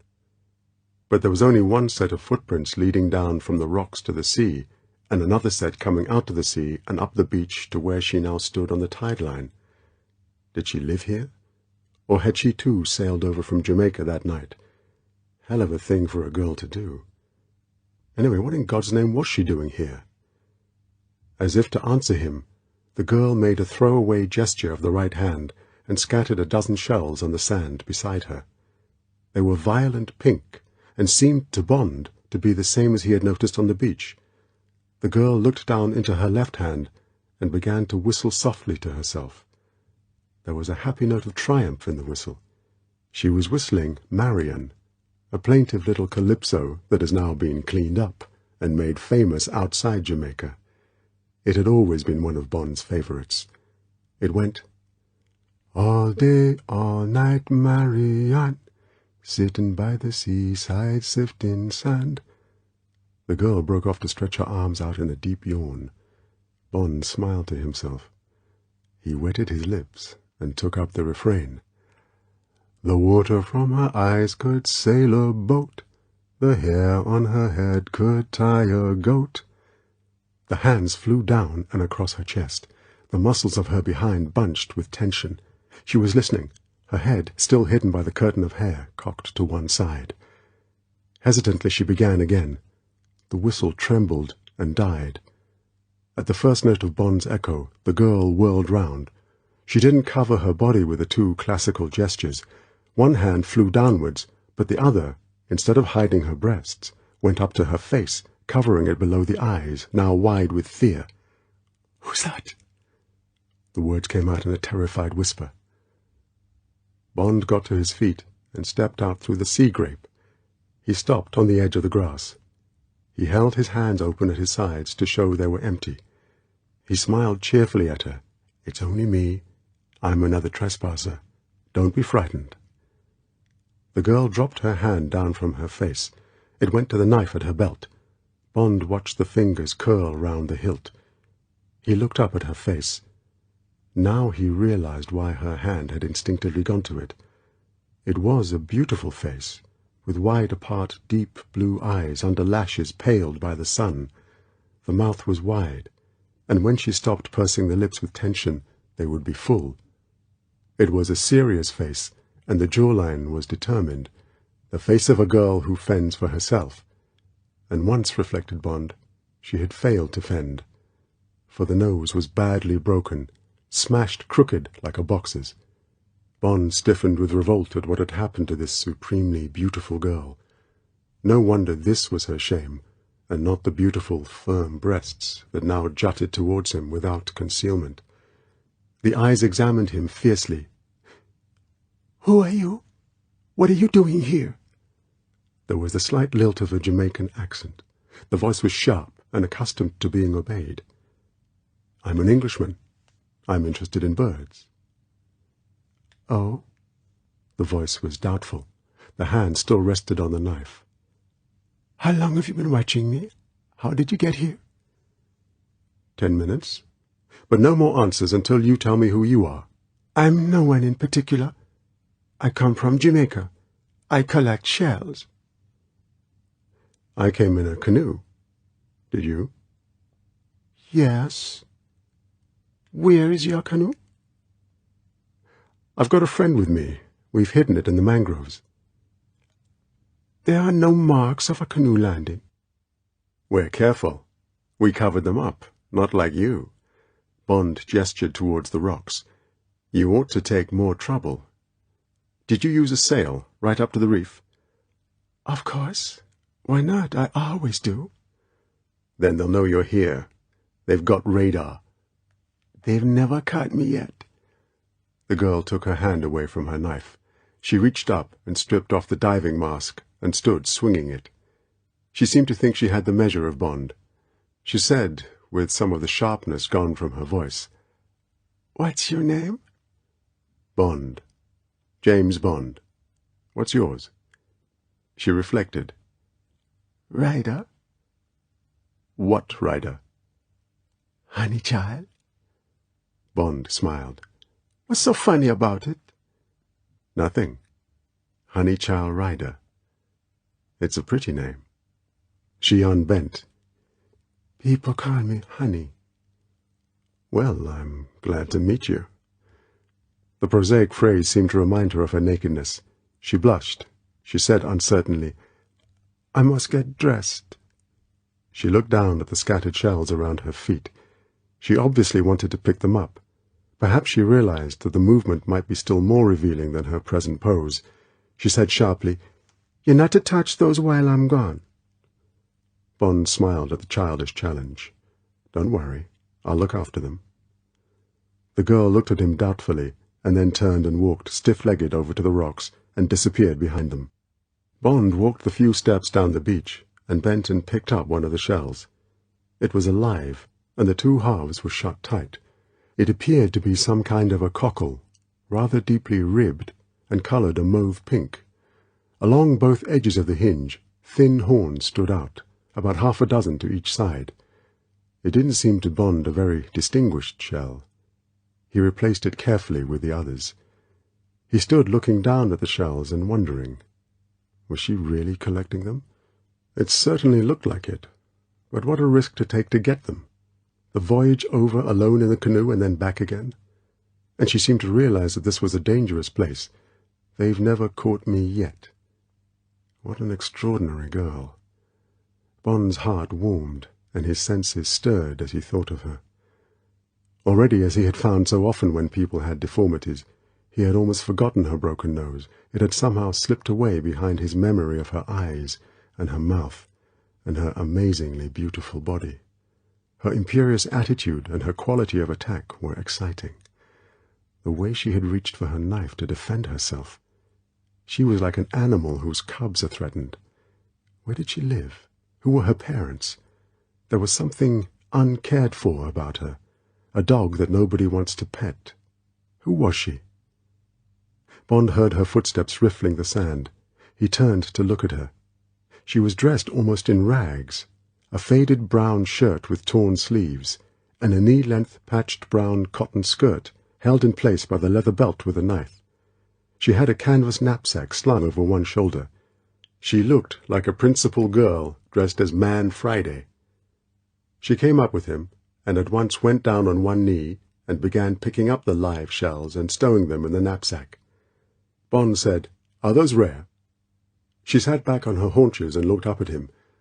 She surveyed his face. Apparently she was satisfied. "You promise you won't tell anybody? Swear?" "I promise," said Bond. "Well then, yes, they are rare. Very. You can get $5 for a perfect specimen. In Miami. That's what I deal with. They're called Venus elegans. The elegant Venus." Her eyes sparkled up at him with excitement. "This morning I found what I wanted. The bed where they live." She waved towards the sea. "You wouldn't find it, though," she added with sudden carefulness. "It's very deep and hidden away. I doubt if you could dive that deep. And anyway," she looked happy, "I'm going to clear the whole bed today. You'd only get the imperfect ones if you came back here." Bond laughed. "I promise I won't steal any. I really don't know anything about shells. Cross my heart." She stood up, her work completed. "What about these birds of yours? What sort are they? Are they valuable too?" "I won't tell either if you tell me. I only collect shells." "They're called roseate spoonbills," said Bond. "Sort of pink stalk with a flat beak. Ever seen any?" "Oh, those," she said scornfully. "There used to be thousands of them here, but you won't find many now. They scared them all away." She sat down on the sand and put her arms round her knees, proud of her superior knowledge, and now certain that she had nothing to fear from this man. Bond sat down a yard away. He stretched out and turned towards her, resting on his elbow. He wanted to preserve the picnic atmosphere and try to find out more about this queer, beautiful girl. He said easily, "Oh, really? What happened? Who did it?" She shrugged impatiently. "The people here did it. I don't know who they are. There's a Chinaman. He doesn't like birds or something. He's got a dragon. He sent the dragon after the birds and scared them away. The dragon burned up their nesting places. There used to be 2 men who lived with the birds and looked after them. They got scared away too, or killed or something." It all seemed quite natural to her. She gave the facts indifferently, staring out to sea. Bond said, "This dragon, what kind is he? Have you ever seen him?" "Yes, I've seen him." She screwed up her eyes and made a wry face, as if she was swallowing bitter medicine. She looked earnestly at Bond to make him share her feelings. "I've been coming here for about a year, looking for shells and exploring. I only found these," she waved at the beach, "about a month ago on my last trip, but I found plenty of other good ones.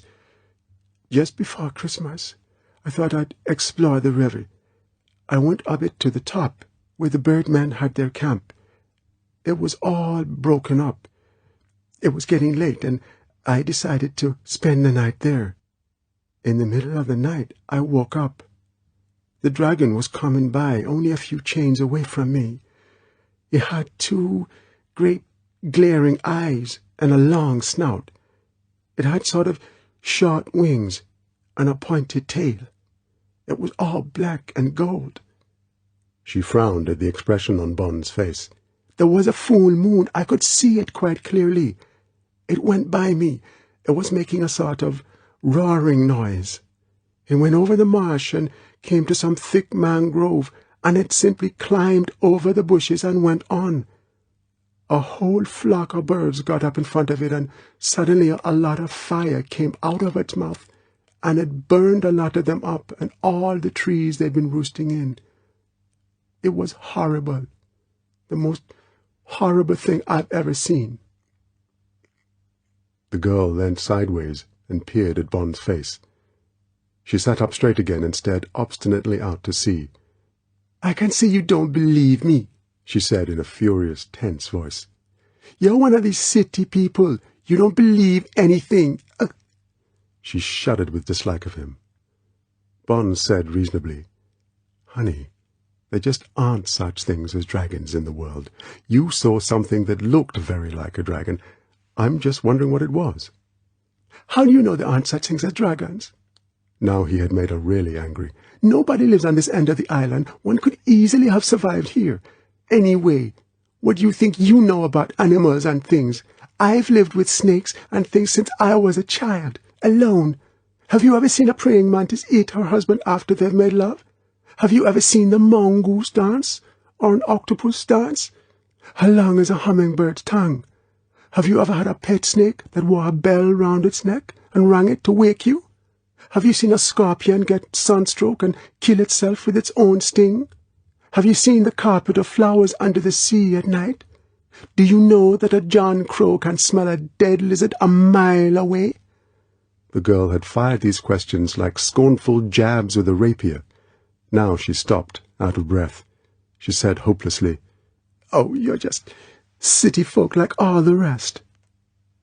Bond said, "Honey, now look here. You know these things. I can't help it that I live in towns. I'd like to know about your things, too. I just haven't had that sort of life. I know other things instead, like—" Bond searched his mind. He couldn't think of anything as interesting as hers. He finished lamely. "Like, for instance, that this Chinaman is going to be more interested in your visit this time. This time, he's going to try and stop you getting away." He paused and added, "And me, for the matter of that." She turned and looked at him with interest. "Oh? Why? But then it doesn't really matter. One just hides during the day and gets away at night. He sent dogs after me, and even a plane. He hasn't got me yet."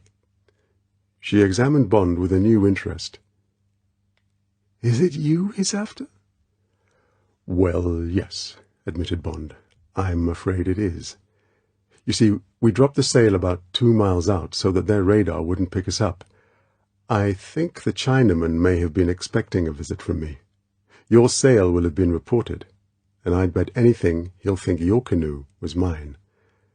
I'd better go and wake my friend up and we'll talk it over. You'll like him. He's a Cayman Islander, name of Quarrel." The girl said, "Well, I'm sorry if—" The sentence trailed away. Apologies wouldn't come easy to someone so much on the defensive. "But after all, I couldn't know, could I?" She searched his face. Bond smiled into the questing blue eyes. He said reassuringly, "Of course you couldn't. It's just bad luck. Bad luck for you, too. I don't suppose he minds too much about a solitary girl who collects shells. You can be sure they've had a good look at your footprints and found clues like that." He waved at the scattered shells on the beach. "But I'm afraid he'd take a different view of me. Now he'll try and hunt me down with everything he's got. I'm only afraid he may get you into the net in the process. Anyway," Bond grinned reassuringly, "we'll see what Quarrel has to say. You stay here." Bond got to his feet. He walked along the promontory and cast about him. Quarrel had hidden himself well. It took Bond 5 minutes to find him. He was lying in a grassy depression between 2 big rocks, half covered by a board of grey driftwood. He was still fast asleep, the brown head, stern in sleep, cradled on his forearm. Bond whistled softly and smiled as the eyes sprang wide open like an animal's. Quarrel saw Bond and scrambled to his feet almost guiltily. He rubbed his big hands over his face as if he was washing it. "Morning, Captain," he said. Guess I've been down deep. That China girl come to me. Bond smiled. I got something different, he said. They sat down, and Bond told him about Honeychile Rider and her shells, and the fix they were in. And now it's 11 o'clock, Bond added, and we've got to make a new plan. Quarrel scratched his head. He looked sideways at Bond. You don't plan we just ditch this girl? He asked hopefully. Ain't nothing to do with we. Suddenly he stopped. His head swiveled round and pointed like a dog's. He held up a hand for silence, listening intently. Bond held his breath. In the distance, to the eastwards, there was a faint droning.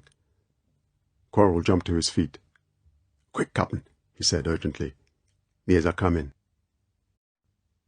Chapter 9. Close Shaves. 10 minutes later, the bay was empty and immaculate. Small waves curled lazily in across the mirrored water inside the reef, and flopped exhausted on the dark sand where the mauve shells glittered like shed toenails. The heap of discarded shells had gone, and there was no longer any trace of footprints. Quarrel had cut branches of mangrove and had walked backward, sweeping carefully as he went. Where he had swept, the sand was of a different texture from the rest of the beach, but not too different as to be noticed from outside the reef. The girl's canoe had been pulled deeper among the rocks and covered with seaweed and driftwood. Quarrel had gone back to the headland. Bond and the girl lay a few feet apart under the bush of sea grape where Bond had slept, and gazed silently out across the water to the corner of the headland round which the boat would come. The boat was perhaps a quarter of a mile away. From the slow pulse of the twin diesels, Bond guessed that every cranny of the coastline was being searched for signs of them. It sounded a powerful boat, a big cabin cruiser perhaps. What crew would it have? Who would be in command of the search? Dr.No? Unlikely. He would not trouble himself with this kind of police work. From the west, a wedge of cormorants appeared, flying low over the sea beyond the reef. Bond watched them.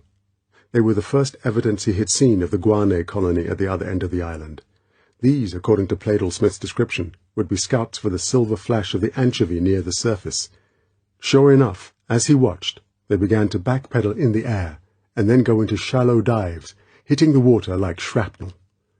Almost at once, a fresh file appeared from the west, then another, and another that merged into a long stream, and then into a solid black river of birds. For minutes they darkened the skyline, and then they were down on the water, covering several acres of it, screeching and fighting and plunging their heads below the surface, cropping at the solid field of anchovy like piranha fish feasting on a drowned horse. Bond felt a gentle nudge from the girl. She gestured with her head. "The Chinaman's hands getting their corn." Bond examined the happy, beautiful face. She had seemed quite unconcerned by the arrival of the search party. To her it was only the game of hide-and-seek she had played before. Bond hoped she wasn't going to get a shock. The iron thud of the diesels was getting louder. The boat must be just behind the headland. Bond took a last look round the peaceful bay, and then fixed his eyes, through the leaves and grass, on the point of the headland inside the reef. The knife of white bows appeared. It was followed by 10 yards of empty polished deck, glass windshields, a low raked cabin with a siren, and a blunt radio mast, the glimpse of a man inside at the wheel, then the long flat well of the stern, and a drooping red ensign. Converted MTB? British government surplus? Bond's eyes went to the 2 men standing in the stern. They were pale-skinned Negroes. They wore neat khaki ducks and shirts, broad belts, and deep-visored baseball caps of yellow straw. They were standing side by side, bracing themselves against the slow swell. One of them was holding a long black loudhailer with a wire attached. The other was manning a machine gun on a tripod. It looked to Bond like a Spandau. The man with the loudhailer let it fall, so that it swung on a strap round his neck. He picked up a pair of binoculars and began inching them along the beach. The low murmur of his comments just reached Bond above the glutinous flutter of the diesels. Bond watched the eyes of the binoculars begin with the headland and then sweep the sand. The twin eyes paused among the rocks and moved on. They came back. The murmur of comment rose to a jabber. The man handed the glasses to the machine gunner, who took a quick glance through them and gave them back. The scanner shouted something to the helmsman. The cabin cruiser stopped and backed up. Now she lay outside the reef, exactly opposite Bond and the girl. The scanner again levelled the binoculars at the rocks where the girl's canoe lay hidden. Again the excited jabber came across the water. Again the glasses were passed to the machine gunner, who glanced through. This time he nodded decisively. Bond thought, "Now we've had it. These men know their job." Bond watched the machine gunner pull the bolt back to load. The double click came to him over the bubbling of the diesels. The scanner lifted his loudhailer and switched it on. The twanging echo of the amplifier moaned and screeched across the water. The man brought it up to his lips. The voice roared across the bay. "Okay, folks, come on out, and you won't get hurt." It was an educated voice. There was a trace of American accent. "Now then, folks," the voice thundered, "make it quick. We've seen where you came ashore. We've spotted the boat under the driftwood. We ain't fools, and we ain't fooling. Take it easy. Just walk out with your hands up. You'll be okay." Silence fell. The waves lapped softly on the beach. Bond could hear the girl breathing. The thin screeching of the cormorants came to them muted across the mile of sea. The diesels bubbled unevenly as the swell covered the exhaust pipe and then opened it again. Softly, Bond reached over to the girl and tugged at her sleeve. "Come close," he whispered. "Smaller target." He felt her warmth nearer to him. Her cheek brushed against his forearm. He whispered, "Burrow into the sand. Wriggle. Every inch will help." He began to worm his body carefully deeper into the depression they had scooped out for themselves. He felt her do the same. He peered out. Now his eyes were only just above the skyline of the top of the beach. The man was lifting his loudhailer. The voice roared, "Okay, folks. Just so as you know, this thing isn't for show." He lifted his thumb. The machine gunner trained his gun into the tops of the mangroves behind the beach. There came the swift rattling roar Bond had last heard coming from the German lines in the Ardennes. The bullets made the same old sound of frightened pigeons whistling overhead. Then there was silence. In the distance, Bond watched the black cloud of cormorants take to the air and begin circling. His eyes went back to the boat. The machine gunner was feeling the barrel of his gun to see if it had warmed. The two men exchanged some words. The scanner picked up his loudhailer. "Okay, folks," he said harshly. "You've been warned. This is it." Bond watched the snout of the Spandau swing into press. The man was going to start with the canoe among the rocks. Bond whispered to the girl, "All right, honey. Stick it. Keep right down. It won't last long."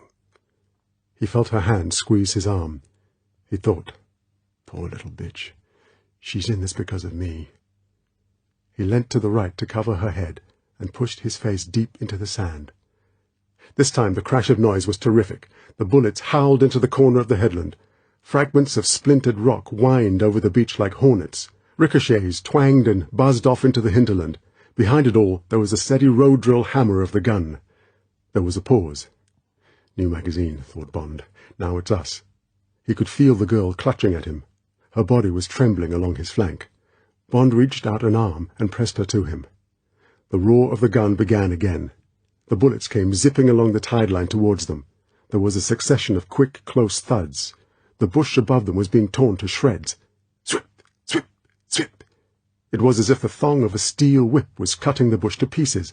Bits scattered around them, slowly covering them. Bond could smell the cooler air that meant they were now lying in the open. Were they hidden by the leaves and debris? The bullets marched away along the shoreline. In less than a minute, the racket stopped. The silence sang. The girl whimpered softly. Bond hushed her and held her tighter. The loudhailer boomed. "Okay, folks, if you still got ears, we'll be along soon to pick up the bits. And we'll be bringing the dogs. Bye for now." The slow thud of the diesel quickened. The engine accelerated into a hasty roar, and through the fallen leaves, Bond watched the stern of the launch settle lower in the water as it made off to the west. Within minutes it was out of earshot. Bond cautiously raised his head. The bay was serene, the beach unmarked. All was as before, except for the stench of cordite and the sour smell of blasted rock. Bond pulled the girl to her feet. There were tear streaks down her face. She looked at him aghast. She said solemnly, "That was horrible. What did they do it for? We might have been killed." Bond thought, this girl has always had to fend for herself, but only against nature. She knows the world of animals and insects and fishes, and she's got the better of it. But it's been a small world, bounded by the sun and the moon and the seasons. She doesn't know the big world of the smoke-filled room, of the bullion broker's parlour, of the corridors and waiting rooms of government offices, of careful meetings on park seats. She doesn't know about the struggle for big power and big money by the big men. She doesn't know that she's been swept out of her rock pool into the dirty waters. He said, "It's all right, honey. They're just a lot of bad men who are frightened of us. We can manage them." Bond put his arm round her shoulders. "And you were wonderful, as brave as anything. Come on now, we'll look for Quarrel and make some plans. Anyway, it's time we had something to eat. What do you eat on these expeditions?" They turned and walked up the beach to the headland.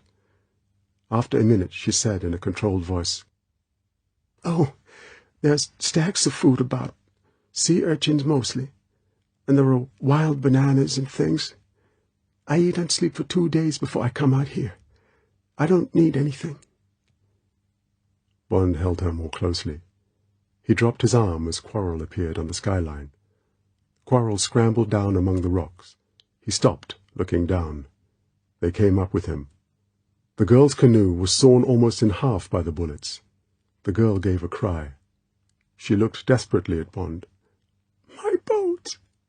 How am I to get back?" "Don't you worry, missy." Quarrel appreciated the loss of a canoe better than Bond.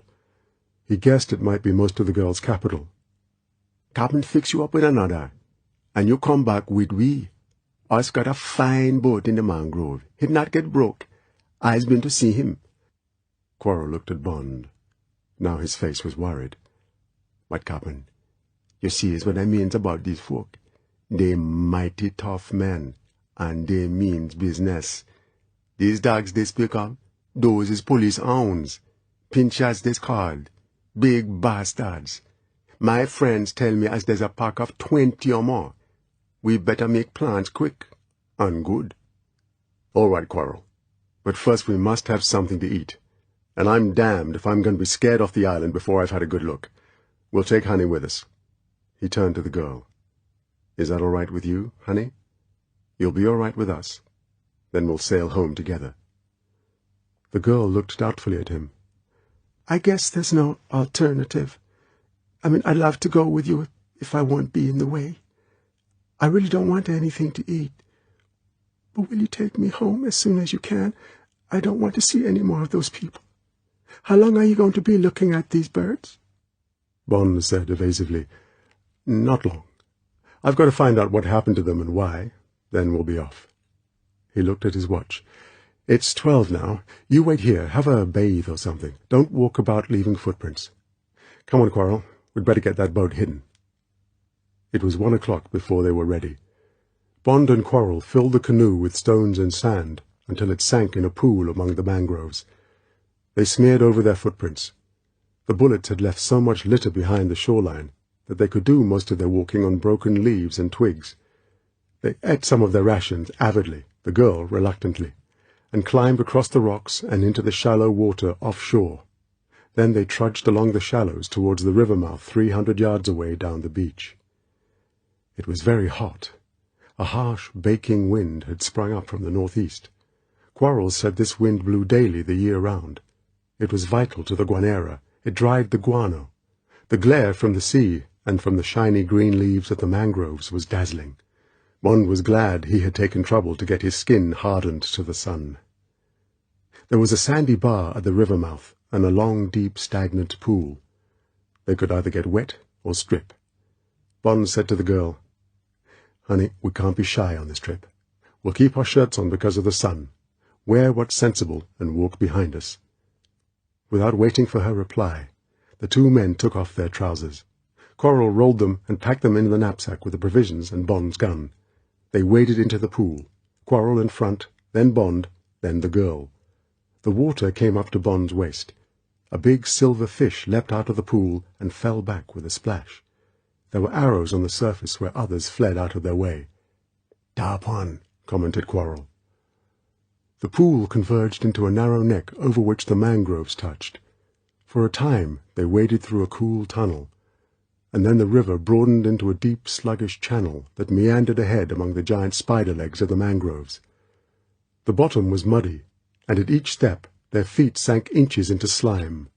Small fish or shrimps wriggled and fled from under their feet, and every now and then they had to stoop to brush away leeches before they got hold. But otherwise it was easy going, and quiet and cool among the bushes, and at least to Bond, it was a blessing to be out of the sun. Soon, as they got away from the sea, it began to smell bad, with the bad egg, sulphuretted hydrogen smell of marsh gas. The mosquitoes and sandflies began to find them. They liked Bond's fresh body. Quarrel told him to dip himself in the river water. "Them like their meat with salt on him," he explained cheerfully. Bond took off his shirt and did as he was told. Then it was better, and after a while Bond's nostrils even got used to the marsh gas, except when Quarrel's feet disturbed some aged pocket in the mud, and a vintage bubble wobbled up from the bottom and burst, stinking, under his nose. The mangroves became fewer and sparser, and the river slowly opened out. The water grew shallower and the bottom firmer. Soon they came round a bend and into the open. Honey said, "Better watch out now. Will be easier to see. It goes on like this for about a mile. Then the river gets narrower until the lake. Then there's a sandspit the birdmen lived on." They stopped in the shadow of the mangrove tunnel and looked out. The river meandered sluggishly away from them towards the center of the island. Its banks, fringed with low bamboo and sea grape, would give only half shelter. From its western bank, the ground rose slowly, and then sharply up to the Sugarloaf about 2 miles away, which was the Guanera. Round the base of the mountain there was a scattering of Quonset huts. A zigzag of silver ran down the hillside to the huts, a Decauville track, Bond guessed, to bring the guano from the diggings down to the crusher and separator. The summit of the Sugarloaf was white, as if with snow. From the peak flew a smoky flag of guano dust. Bond could see the black dots of cormorants against the white background. They were landing and taking off, like bees at a hive. Bond stood and gazed at the distant glittering mountain of bird dung. So this was the kingdom of Dr.No. Bond thought he had never seen a more god-forsaken landscape in his life. He examined the ground between the river and the mountain. It seemed to be the usual grey, dead coral, broken where there was a pocket of earth by low scrub and screw palm. No doubt a road or a track led down the mountainside to the central lake and the marshes. It looked bad stuff to cross, unless there was.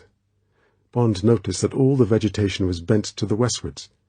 He imagined living the year round with that hot wind constantly scouring the island, the smell of the marsh gas and the guano. No penal colony could have a worse sight than this. Bond looked to the east.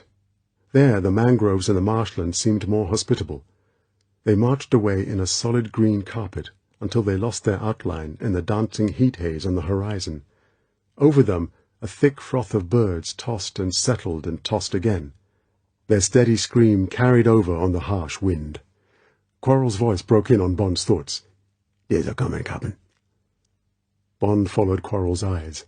A big lorry was racing down from the huts, dust streaming from its wheels. Bond followed it for 10 minutes until it disappeared amongst the mangroves at the head of the river.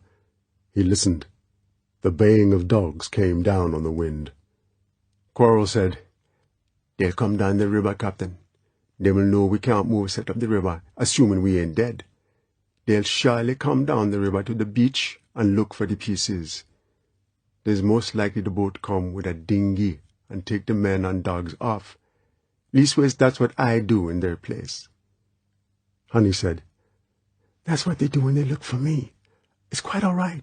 You cut a piece of bamboo, and when they get near you, you go under the water and breathe through the bamboo till they've gone by." Bond smiled at Quarrel. He said, "Supposing you get the bamboo, while I find a good mangrove clump."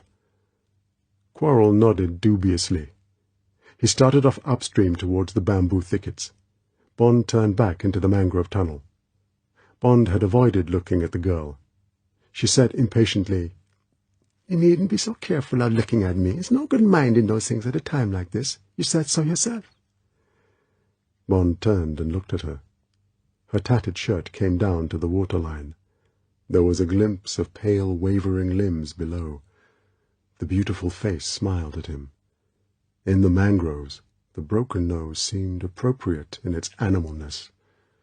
Bond looked at her slowly. She understood. He turned and went on downstream, and she followed him. Bond found what he wanted, a crack in the wall of mangrove that seemed to go deeper. He said, "Don't break a branch." He bent his head and waded in. The channel went in 10 yards. The mud under their feet became deeper and softer. Then there was a solid wall of roots, and they could go no farther. The brown water flowed slowly through a wide, quiet pool. Bond stopped. The girl came close to him. "This is real hide and seek," she said tremulously. Yes, isn't it? Bond was thinking of his gun. He was wondering how well it would shoot after a bath in the river, how many dogs and men he could get if they were found. He felt a wave of disquiet. It had been a bad break coming across this girl. In combat, like it or not, a girl is your extra heart. The enemy has 2 targets against your 1. Bond remembered his thirst. He scooped up some water. It was brackish and tasted of earth. It was all right. He drank some more. The girl put out her hand and stopped him. "Don't drink too much. Wash your mouth out and spit. You could get fever." Bond looked at her quietly. He did as she told him. Quarrel whistled from somewhere in the main stream. Bond answered and waded out towards him. They came back along the channel. Quarrel splashed the mangrove roots with water where their bodies might have brushed against them. "Kill the smeller was," he explained briefly. He produced his handful of bamboo lengths and began whittling and cutting them. Bond looked to his gun and the spare ammunition. They stood still in the pool, so as not to stir up more mud. The sunlight dappled down through the thick roof of leaves. The shrimps nibbled softly at their feet. Tension built up in the hot, crouching silence. It was almost a relief to hear the baying of the dogs. Chapter 10. Dragon Spore. The search party was coming fast down the river. The 2 men in bathing trunks and tall waders were having to run to keep up with the dogs. They were big Chinese Negroes wearing shoulder holsters across their naked, sweating chests. Occasionally, they exchanged shouts that were mostly swear words. Ahead of them, the pack of big Doberman pinschers swam and floundered through the water, baying excitedly. They had a scent, and they quested frenziedly, the diamond-shaped ears erect on the smooth serpentine heads. "Maybe a king crocodile," yelled the leading man through the hubbub. He was carrying a short whip, which he occasionally cracked like a whipper-in on the hunting field. The other man converged towards him. He shouted excitedly, "For my money, it's the king limey. But just line up in a mangrove. Mind he doesn't give us a king ambush." The man took the gun out of its holster and put it under his armpit and kept his hand on the butt. They were coming out of the open river into the mangrove tunnel. The first man had a whistle. It stuck out of his broad face like a cigar butt. He blew a shrill blast. When the dogs swept on, he laid about him with the whip. The dogs checked, whimpering as the slow current forced them to disobey orders. The 2 men took their guns and waded slowly downstream through the straggly legs of the mangroves. The leading man came to the narrow break that Bond had found. He grasped a dog by the collar and swung it into the channel. The dog snorted eagerly and paddled forward. The man's eyes squinted at the mangrove roots on either side of the channel to see if they were scratched. The dog and the man came into the small enclosed pool at the end of the channel. The man looked round disgustedly. He caught the dog by the collar and pulled him back. The dog was reluctant to leave the place. The man lashed down into the water with his whip. The second man had been waiting at the entrance to the little channel. The first man came out. He shook his head, and they went on downstream, the dogs, now less excited, streaming ahead. Slowly the noise of the hunt grew less and vanished. For another 5 minutes nothing moved in the mangrove pool. Then, in one corner among the roots, a thin periscope of bamboo rose slowly out of the water. Bond's face emerged, the forehead streaked with wet hair, like the face of a surfacing corpse. In his right hand, under the water, the gun was ready. He listened intently. There was dead silence, not a sound. Or was there? What was that soft swish out in the main stream? Was someone wading very quietly along in the wake of the hunt? Bond reached out on either side of him and softly touched the other two bodies that lay among the roots on the edge of the pool. As the two faces surfaced, he put his finger to his lips. It was too late. Quarrel had coughed and spat. Bond made a grimace and nodded urgently towards the main stream. They all listened. There was dead silence. Then the soft swishing began again. Whoever it was coming into the side channel. The tubes of bamboo went back into the three mouths, and the head softly submerged again. Under water, Bond rested his head in the mud, pinched his nostrils with his left hand, and pursed his lips round the tube. He knew the pool had been examined once already. He had felt the disturbance of the swimming dog. That time they had not been found. Would they get away with it again? This time there would have been less chance for the stirred mud to seep away out of the pool. If this searcher saw the darker brown stain, would he shoot into it or stab into it? What weapons would he have? Bond decided that he wouldn't take chances. At the first movement in the water near him, he would get to his feet and shoot and hope for the best. Bond lay and focused all his senses. What hell this controlled breathing was, and how maddening the soft nibbling of the shrimps. It was lucky none of them had a sore on their bodies, or the damned things would have eaten into it. But it had been a bright idea of the girls. Without it the dogs would have got to them, wherever they had hidden. Suddenly Bond cringed. A rubber boot had stepped onto his shin and slid off. Would the man think it was a branch? Bond couldn't chance it. With one surge of motion he hurled himself upwards, spitting out the length of bamboo. Bond caught a quick impression of a huge body standing almost on top of him, and of a swirling rifle butt. He lifted his left arm to protect his head, and felt the jarring blow on his forearm. At the same time his right hand lunged forward, and as the muzzle of his gun touched the glistening right breast below the hairless aureole, he pulled the trigger. The kick of the explosion, pent up against the man's body, almost broke Bond's wrist, but the man crashed back like a chopped tree into the water. Bond caught a glimpse of a huge rent in his side as he went under.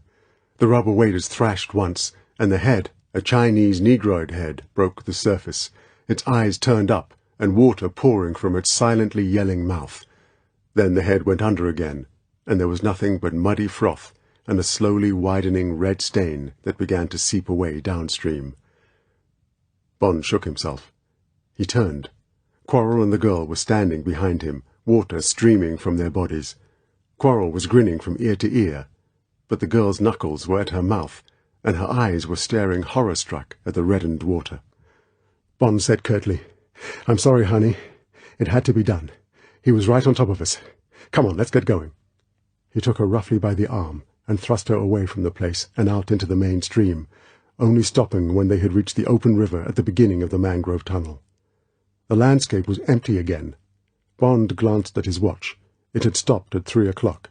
He looked at the westering sun. It might be 4 o'clock now. How much further had they to go? Bond suddenly felt tired. Now he'd torn it. Even if the shot hadn't been heard, and it would have been well muffled by the man's body and by the mangroves, the man would be missed when the others rendezvoused, if Quarrel's guess was right, at the river mouth to be taken off to the launch. Would they come back up the river to look for the missing man? Probably not. It would be getting dark before they knew for certain that he was missing. They'd send out a search party in the morning. The dogs would soon get to the body. Then what? The girl tugged at his sleeve. She said angrily, "It's time you told me what all this is about. Why is everybody trying to kill each other? And who are you? I don't believe all the story about birds. You don't take a revolver after birds." Bond looked down into the angry, wide-apart eyes. I'm sorry, honey. I'm afraid I've got you into a bit of a mess. I'll tell you all about it this evening when we get to the camp. It's just bad luck, you being mixed up with me like this. I've got a bit of a war on with these people. They seem to want to kill me. Now I'm only interested in seeing us all off the island without anyone else getting hurt. I've got enough to go on now, so the next time I can come back by the front door. What do you mean? Are you some sort of policeman? Are you trying to send this Chinaman to prison? That's about it. Bond smiled down at her. At least you're on the side of the angels. And now you tell me something. How much farther to the camp? Oh, about an hour.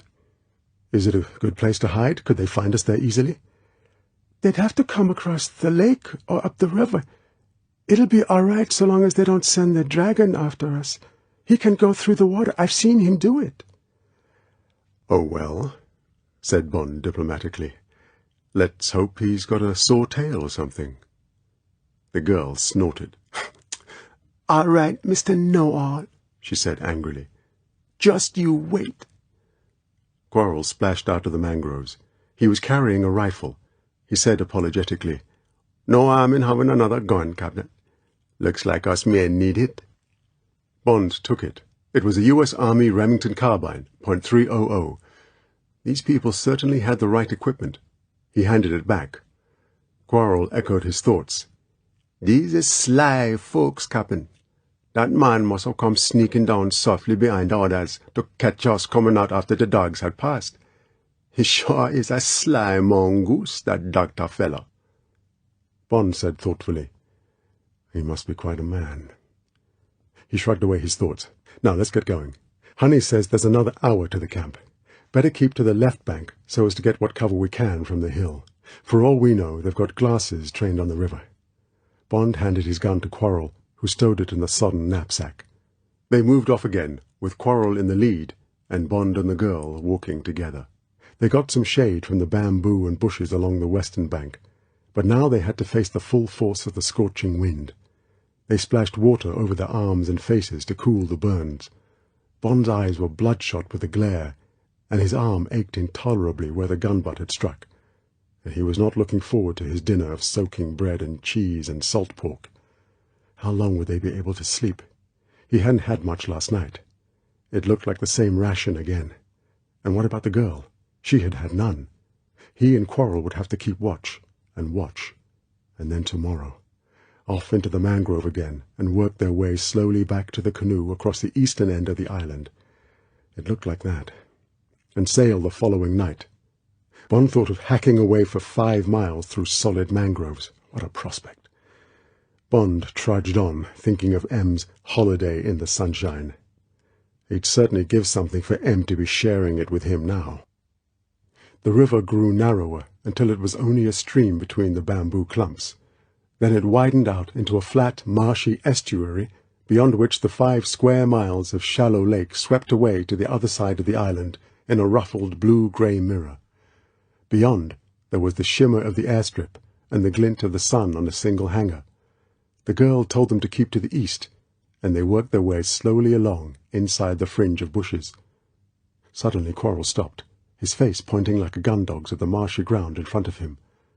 2 deep parallel grooves were cut into the mud, with a fainter groove in the centre. They were the tracks of something that had come down from the hill and gone across the marsh towards the lake. The girl said indifferently, "That's where the dragon's been." Quarrel turned the whites of his eyes towards her. Bond walked slowly along the tracks. The outside ones were quite smooth, with an indented curve. They could have been made by wheels, but they were vast, at least 2 feet across.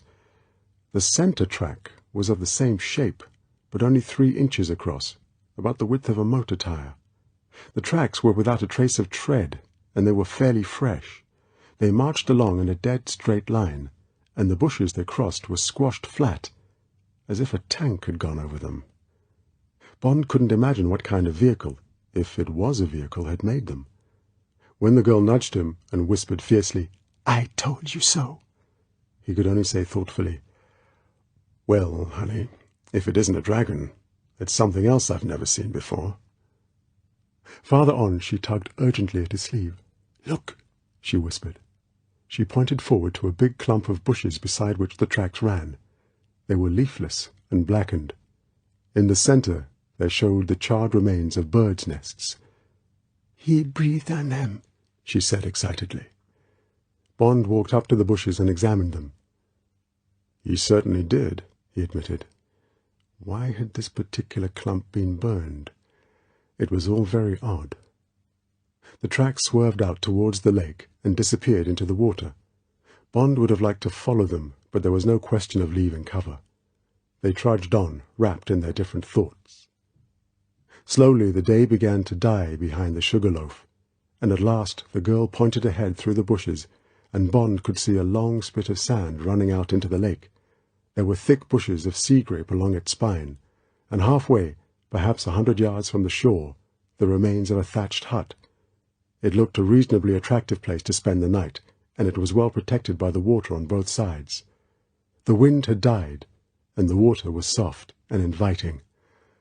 How heavenly it was going to be to take off their filthy shirts and wash in the lake, and after the hours of squelching through the mud and stench of the river and the marsh, be able to lie down on the hard, dry sand.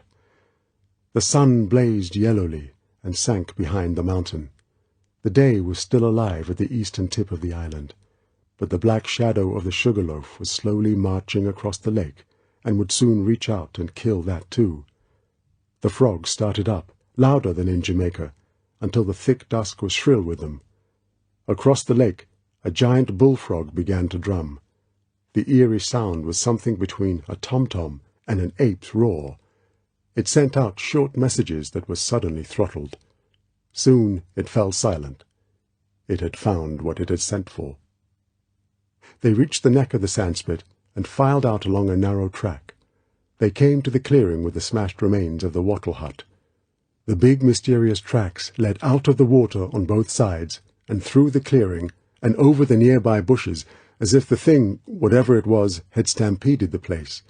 Many of the bushes were burned or charred. There were the remains of a fireplace made of lumps of coral, and a few scattered cooking pots and empty tins. They searched in the debris, and Quarrel unearthed a couple of unopened tins of Heinz pork and beans. The girl found a crumpled sleeping bag. Bond found a small leather purse containing 5 $1 notes, 3 Jamaica pounds, and some silver. The two men had certainly left in a hurry. They left the place and moved farther along to a small sandy clearing. Through the bushes they could see lights winking across the water from the mountain, perhaps 2 miles away. To the eastwards there was nothing but the soft black sheen of water under the darkening sky. Bond said, "As long as we don't show a light, we should be fine here. The first thing is to have a good wash. Honey, you take the rest of the sandspit, and we'll have the landward end. See you for dinner in about half an hour." The girl laughed. "Will you be dressing?" "Certainly," said Bond. "Trousers." Quarrel said, "Captain, while there's enough light, I'll get these tins open and get things fixed for the night." He rummaged in the knapsack. "Here's your trousers and your gun. The bread don't feel so good, but it only wet. It okay, and maybe it dry out come the morning. Guess we better eat the tins tonight and keep the cheese and pork. Those tins is heavy, and we got plenty footing tomorrow." Bond said, "All right, Quarrel, I'll leave the menu to you." He took the gun and the damp trousers and walked down into the shallow water and back the way they had come. He found a hard, dry stretch of sand, and took off his shirt and stepped back into the water and lay down. The water was soft but disgustingly warm. He dug up handfuls of sand and scrubbed himself with it, using it as soap. Then he lay and luxuriated in the silence and the loneliness. The stars began to shine palely. The stars that had brought them to the island last night, a year ago. The stars that would take them away again tomorrow night, a year away. What a trip. But at least it had already paid off. Now he had enough evidence and witnesses to go back to the governor and get a full-dress inquiry going into the activities of Dr.No. One didn't use machine guns on people, even on trespassers. And by the same token, What was this thing of Dr.No that had trespassed on the leasehold of the Audubon Society, the thing that had smashed their property and had possibly killed one of their wardens? That would have to be investigated too. And what would he find when he came back to the island through the front door, in a destroyer perhaps, and with a detachment of marines? What would be the answer to the riddle of Dr.No? What was he hiding? What did he fear? Why was privacy so important to him that he would murder again and again for it? Who was Dr.No? Bond heard splashing away to his right. He thought of the girl. And who, for the matter of that, was Honeychile Rider? That, he decided, as he climbed out onto dry land, was at least something that he ought to be able to find out before the night was over. Bond pulled on his clammy trousers and sat down on the sand and dismantled his gun. He did it by touch, using his shirt to dry each part and each cartridge. Then he reassembled the gun and clicked the trigger round the empty cylinder. The sound was healthy. It would be days before it rusted. He loaded it and tucked it into the holster inside the waistband of his trousers, and got up and walked back to the clearing. The shadow of Honey reached up and pulled him down beside her. "Come on," she said. "We're starving. I got one of the cooking pots and cleaned it out, and we poured the beans into it. There's about 2 full handfuls each, and a cricket ball of bread. And I'm not feeling guilty about eating your food, because you made me work far harder than I would if I'd been alone. Here, hold out your hand." Bond smiled at the authority in her voice. He could just make out her silhouette in the dusk. Her head looked sleeker. He wondered what her hair looked like when it was combed and dry. What would she be like when she was wearing clean clothes over that beautiful golden body? He could see her coming into a room or across the lawn at Beau Desert. She would be a beautiful, ravishing, ugly duckling. Why had she never had the broken nose mended? It was an easy operation. Then she would be the most beautiful girl in Jamaica. Her shoulder brushed against him. Bond reached out and put his hand down in her lap, open. She picked up his hand, and Bond felt the cold mess of beans being poured into it.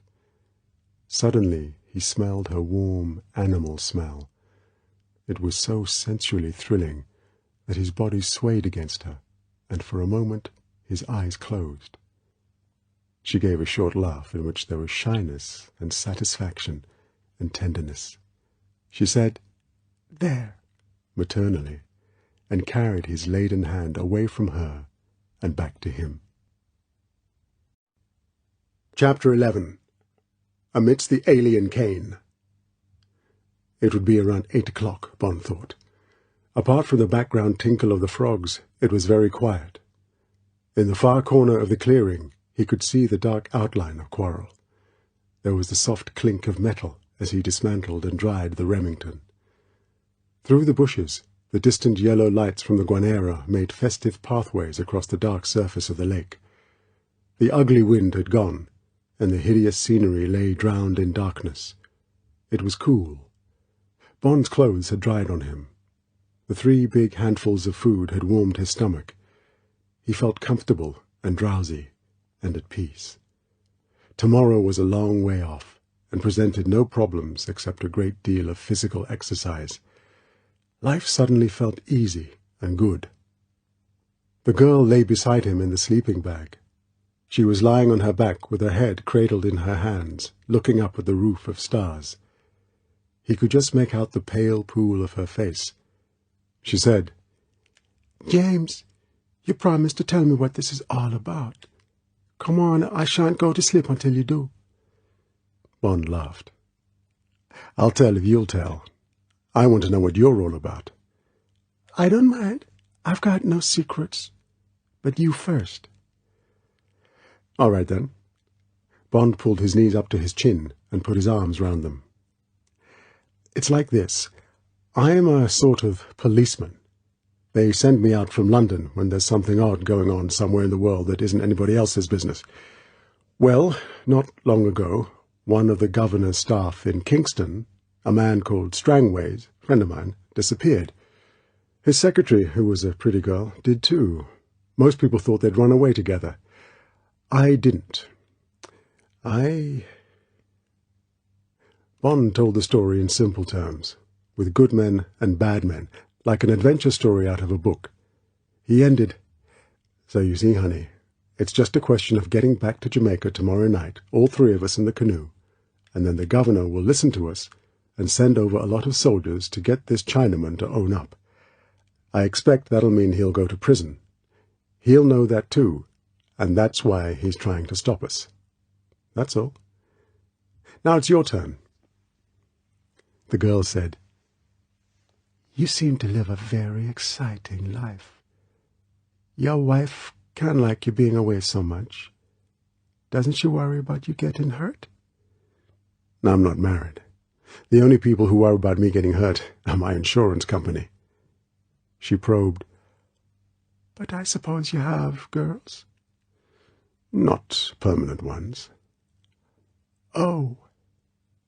There was a pause. Quarrel came over to them. "Come now, take the first watch if that suits. Be out on the pond at the sun spit. I'll come call you around midnight. Then maybe you take until 5 and then we all get going. Need to get well away from this place before it's light." "Suits me," said Bond. "Wake me if you see anything. Gone all right?" "Him's just fine," said Quarrel happily. He said, "Sleep well, missy," with a hint of meaning, and melted noiselessly away into the shadows. "I like Quarrel," said the girl. She paused, then, "Do you really want to know about me? It's not as exciting as your story." "Of course I do, and don't leave anything out." "There's nothing to leave out. You could get my whole life onto the back of a postcard. To begin with, I've never been out of Jamaica. I've lived all my life at a place called Beau Desert on the north coast, near Morgan's Harbour." Bond laughed. "That's odd. So do I, at least for the moment. I didn't notice you about. Do you live up a tree?" "Oh, I suppose you've taken the beach house. I never go near the place. I live in the great house." "But there's nothing left of it. It's a ruin in the middle of the cane fields." "I live in the cellars. I've lived there since I was 5. It was burned down then, and my parents were killed. I can't remember anything about them, so you needn't say you're sorry. At first I lived there with my black nanny. She died when I was 15. For the last 5 years I've lived there alone." Good heavens! Bond was appalled. "But wasn't there anyone else to look after you? Didn't your parents leave any money?" "Not a penny." There was no bitterness in the girl's voice. Pride, if anything. "You see, the Riders were one of the old Jamaican families. The first one had been given the Beau Desert lands by Cromwell for having been one of the people who signed King Charles's death warrant. He built the great house, and my family lived in it on and off ever since. But then sugar collapsed, and I suppose the place was badly run. And by the time my father inherited it, there was nothing but debts, mortgages and things like that. So when my father and mother died, the property was sold up. I didn't mind. I was too young. Nanny must have been wonderful. They wanted people to adopt me, the clergyman and the legal people did. But Nanny collected the sticks of furniture that hadn't been burnt, and we settled down in the ruins. And after I bet no one came and interfered with us. She did a bit of sewing and laundry in the village, and grew a few plantains and bananas and things, and there was a big breadfruit tree up against the old house. We ate what the Jamaicans eat, and there was a sugar cane all round us, and she made a fish pot which we used to go and take up every day. It was all right. We had enough to eat. Somehow she taught me to read and write. There was a pile of old books left from the fire. There was an encyclopedia. I started with A when I was about 8. I got as far as the middle of T, she said defensively. I bet I know more than you do about a lot of things.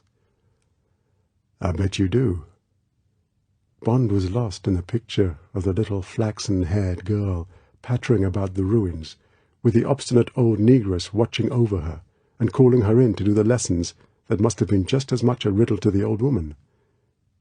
Your nanny must have been a wonderful person. She was a darling. It was a flat statement. I thought I'd die when she did. It wasn't such fun after that. Before I'd led a child's life. Then I suddenly had to grow up and do everything for myself. And men tried to catch me and hurt me. They said they wanted to make love to me. She paused. I used to be pretty then. Bond said seriously, "You're one of the most beautiful girls I've ever seen." With this nose? Don't be silly. You don't understand. Bond tried to find words that she would believe. Of course, anyone can see your nose is broken, but since this morning I've hardly noticed it. When you look at a person, you look into their eyes or at their mouth. That's where the expressions are. A broken nose isn't any more significant than a crooked ear. Noses and ears are bits of face furniture. Some are prettier than others, but they're not nearly as important as the rest. They're part of the background of the face. If you had a beautiful nose as well as the rest of you, you'd be the most beautiful girl in Jamaica. Do you mean that? Her voice was urgent. Do you think I could be beautiful? I know some of me is all right, but when I look in the glass, I hardly see anything except my broken nose. I'm sure it's like that with other people who are, well, sort of deformed. Bond said impatiently, "You're not deformed. Don't talk such nonsense. And anyway, you can have it put right by a simple operation. You've only got to get over to America, and it would be done in a week." She said angrily, "How do you expect me to do that? I've got about 15 pounds under a stone in my cellar. I've got 3 skirts and 3 shirts and a knife and a fish pot. I know all about these operations. The doctor at Port Maria found out for me. He's a nice man. He wrote to America. Do you know, to have it properly done would cost me about £500, what with the fare to New York and the hospital and everything." Her voice became hopeless. "How do you expect me to find that amount of money?" Bond had already made up his mind what would have to be done about that. Now he merely said tenderly, "Well, I expect there are ways. But anyway, go on with your story. It's very exciting, far more interesting than mine. You'd got to where your nanny died. What happened then?" The girl began again reluctantly. "Well, it's your fault for interrupting. And you mustn't talk about things you don't understand. I suppose people tell you you're good-looking. I expect you get all the girls you want. Well, you wouldn't if you had a squint or a hair lip or something. As a matter of fact," he could hear the smile in her voice, "I think I shall go to the Obeah man when we get back, and get him to put a spell on you and give you something like that." She added lamely, "Then we should be more alike." Bond reached out. His hand brushed against her.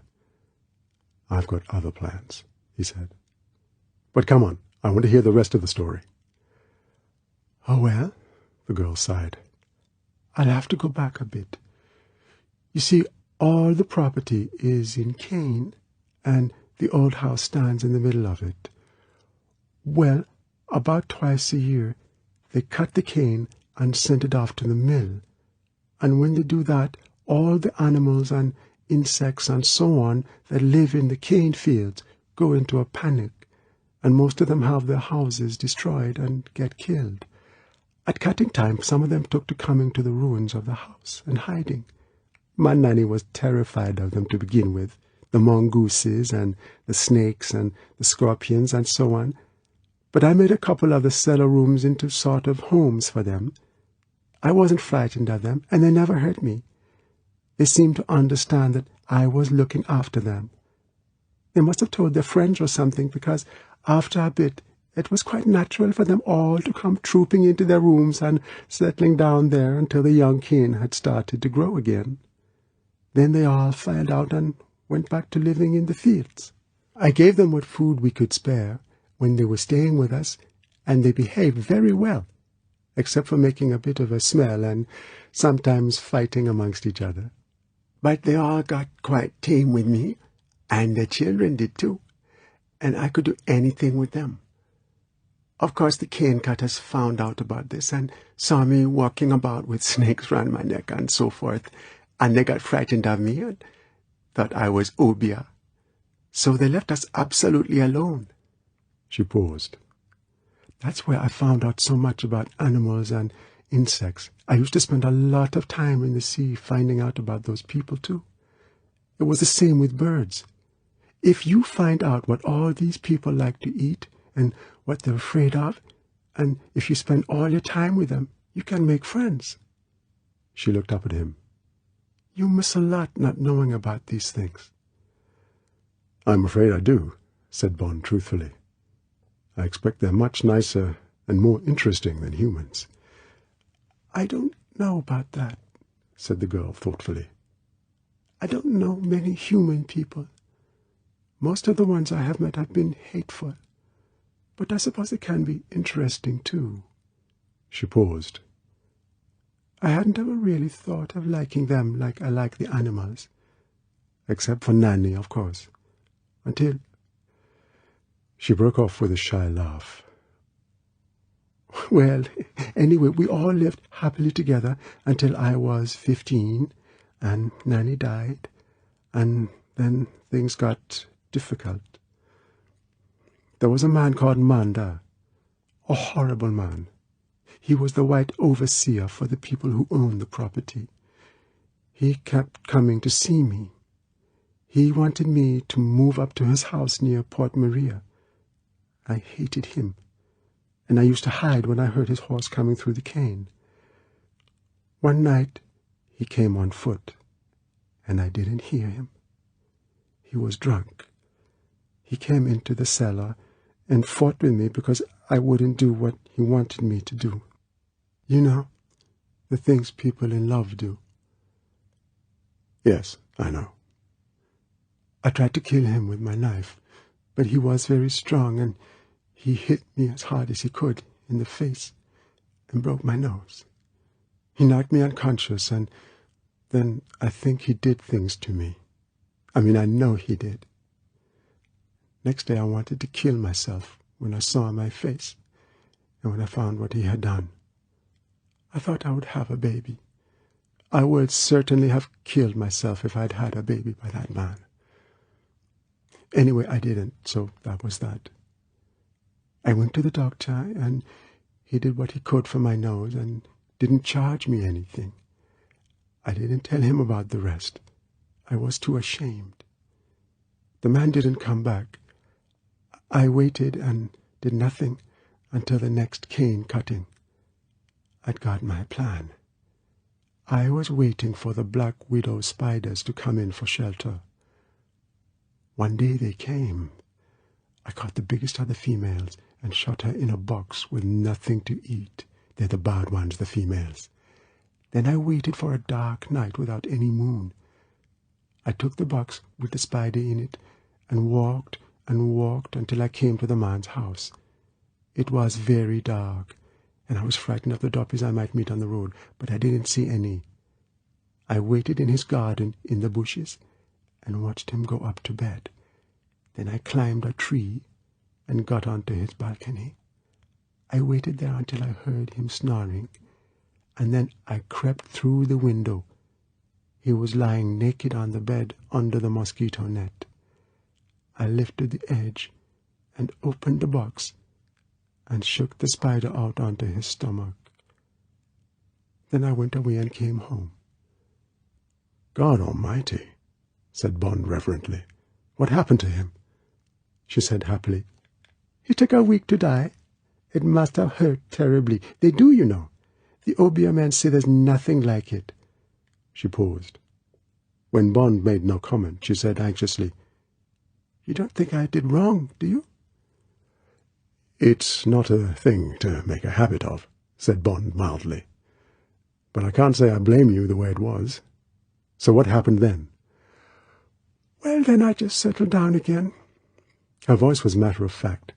I had to concentrate on getting enough food, and of course all I wanted to do was to save up money and get my nose made good again.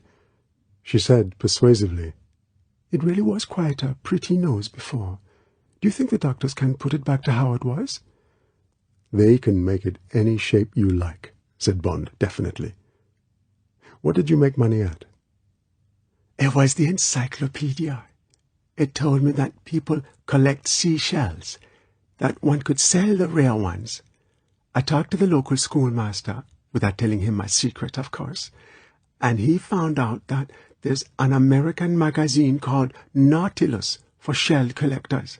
I had just enough money to subscribe to it, and I began looking for the shells that people said they wanted in the advertisements. I wrote to a dealer in Miami, and he started buying from me. It was thrilling. Of course, I made some awful mistakes to begin with.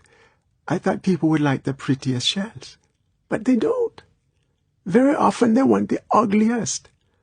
And then, when I found rare ones, I cleaned them and polished them to make them look better. That's wrong, too. They want shells just as they come out of the sea, with the animal in and all. So I got some formalin from the doctor and put it into the live shells to stop them smelling, and sent them off to this man in Miami. I only got it right about a year ago, and I've already made £15. I'd worked out that now I knew how they wanted them, and if I was lucky, I ought to make at least £50 a year. Then in 10 years, I would be able to go to America and have the operation. And then, she giggled delightedly, I had a terrific stroke of luck. I went over to Crab Key. I'd been there before, but this was just before Christmas, and I found these purple shells. They didn't look very exciting, but I sent 1 or 2 to Miami, and the man wrote back at once and said he could take as many as I could get at $5 each for the whole ones. He said that I must keep the place where they live a dead secret, as otherwise we'd what he called spoil the market, and the price would get cheaper. It's just like having one's private gold mine. Now I may be able to save up the money in 5 years. That's why I was so suspicious of you when I found you on my beach. I thought you'd come to steal my shells. You gave me a bit of a shock. I thought you must be Dr. No's girlfriend. Thanks very much. But when you've had the operation, what are you going to do then? You can't go on living alone in a cellar all your life. I thought I'd be a call girl. She said it as she might have said nurse or secretary. Oh, what do you mean by that? Perhaps she had picked up the expression without understanding it. One of those girls who has a beautiful flat and lovely clothes. You know what I mean, she said impatiently. People ring them up and come and make love to them and pay them for it. They get $100 for each time in New York. That's where I thought I'd start. Of course, she admitted, I might have to do it for less to begin with, until I learn to do it really well. How much do you pay the untrained ones? Bond laughed. I really can't remember. It's quite a long time since I had one. She sighed. Yes, I suppose you can have as many women as you want for nothing. I suppose it's only the ugly men that pay. But that can't be helped. Any kind of job in the big towns must be dreadful. At least you can earn much more being a call girl. Then I can come back to Jamaica and buy Beau Desert. I'd be rich enough to find a nice husband and have some children. Now that I've found these Venus shells, I've worked out that I might be back in Jamaica by the time I'm 30. Won't that be lovely? I like the last part of the plan, but I'm not so sure of the first. Anyway, what did you find out about these call girls? Were they under C in the encyclopedia? Of course not. Don't be silly. There was a big case about them in New York about 2 years ago. There was a rich playboy called Yelke. He had a whole string of girls. There was a lot about the case in the Gleaner. They gave all the prices and everything. And anyway, there are thousands of those sort of girls in Kingston. Only, of course, not such good ones. They only get about 5 shillings, and they have nowhere to go and do it except the bush. My nanny told me about them. She said I mustn't grow up like them, or I'd be very unhappy. I can see that for only 5 shillings, but for $100... Bond said, "You wouldn't be able to keep all of that. You'd have to have a sort of manager to get the men, and then you'd have to bribe the police to leave you alone, and you could easily go to prison if something went wrong. I really don't think you'd like the work. I'll tell you what, with all you know about animals and insects and so on, you could get a wonderful job looking after them in one of the American zoos. Or what about the Jamaica Institute? I'm sure you'd like that better. You'd be just as likely to meet a nice husband. Anyway, you mustn't think of being a cool girl anymore. You've got a beautiful body. You must keep it for the men you love." "That's what people say in books," she said doubtfully. "The trouble is there aren't any men to love at Bodhisattva," she said shyly. "You're the first Englishman I've ever talked to. I liked you from the beginning. I don't mind telling you these things at all. I suppose there are plenty of other people I should like if I could get away." "Of course there are. Hundreds. And you're a wonderful girl. I thought so directly I saw you." "So am I behind, you mean?" The voice was getting drowsy, but it was full of pleasure. Bond laughed. Well, it was a wonderful behind. And the other side was wonderful too. Bond's body began to stir with a memory of how she had been.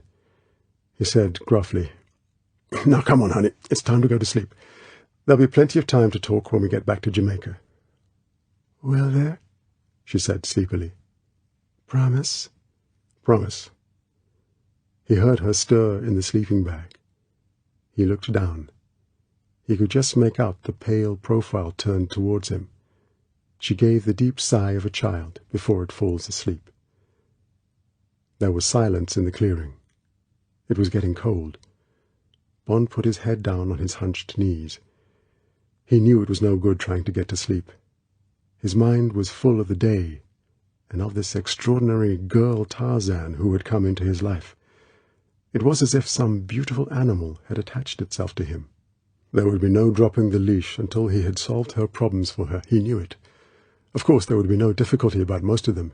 He could fix the operation, even with the help of friends, find a proper job and a home for her. He had the money. He would buy her dresses, have her hair done, get her started in the big world. It would be fun. But what about the other side? What about the physical desire he felt for her? One could not make love to a child. But was she a child? There was nothing childish about her body or her personality. She was fully grown and highly intelligent in her fashion, and far more capable of taking care of herself than any girl of 20 Bond had ever met. Bond's thoughts were interrupted by a tug at his sleeve. The small voice said, "Why don't you go to sleep? Are you cold?" "No, I'm fine." "It's nice and warm in the sleeping bag. Would you like to come in? There's plenty of room." "No, thank you, honey, I'll be all right." There was a pause. Then, almost in a whisper, "If you're thinking, you don't have to make love to me. We could go to sleep, back to front, like spoons." "Honey, darling, you go to sleep. It'll be lovely to be like that, but not tonight. Anyway, I'll have to take over from Quarrel soon." "Yes, I see." The voice was grudging. "Perhaps when we get back to Jamaica." "Perhaps." "Promise? I won't go to sleep until you promise." Bond said desperately, "Of course I promise. Now go to sleep, Honeychile." The voice whispered triumphantly, "Now you owe me slave time. You've promised. Good night, darling James." "Good night, darling honey." Chapter 12. The Thing. The grip on Bond's shoulder was urgent. He was instantly on his feet. Quarrel whispered fiercely, "Something coming across the water, Captain. It's the dragon for sure." The girl woke up. She said anxiously, "What's happened?" Bond said, "Stay here, honey, don't move. I'll be back." He broke through the bushes on the side away from the mountain and ran along the sand with Quarrel at his elbow. They came to the tip of the sand spit, 20 yards from the clearing. They stood under cover of the final bushes. Bond parted them and looked through. What was it? Half a mile away, coming across the lake, was a shapeless thing with 2 glaring orange eyes with black pupils. From between these, where the mouth might be, fluttered a yard of blue flame. The grey luminescence of the stars showed some kind of domed head above 2 short bat-like wings. The thing was making a low, moaning roar that overlaid another noise, a deep, rhythmic thud. It was coming towards them at about 10 miles an hour, throwing up a creamy wake. Quarrel whispered, "God, Captain, what that fearful thing?" Bond stood up. He said shortly, "Don't know exactly. Some sort of tractor affair dressed up to frighten. It's running on a diesel engine, so you can forget about dragons. Now, let's see." Bond spoke half to himself. "No good running away. The thing's too fast for us, and we know it can go over mangroves and swamps. Have to fight it here. What let its weak spots be? The drivers. Of course, they'll have protection. We don't know how much. Quarrel, you start firing at that dome on top when it gets to 200 yards. Aim carefully and keep on firing. I'll go for its headlights when it gets to 50 yards. It's not running on tracks. Must have some kind of giant tires. Aeroplane tires, probably. I'll go for them, too. Stay here. I'll go 10 yards along. They may start firing back, and we've got to keep the bullets away from the girl, okay?"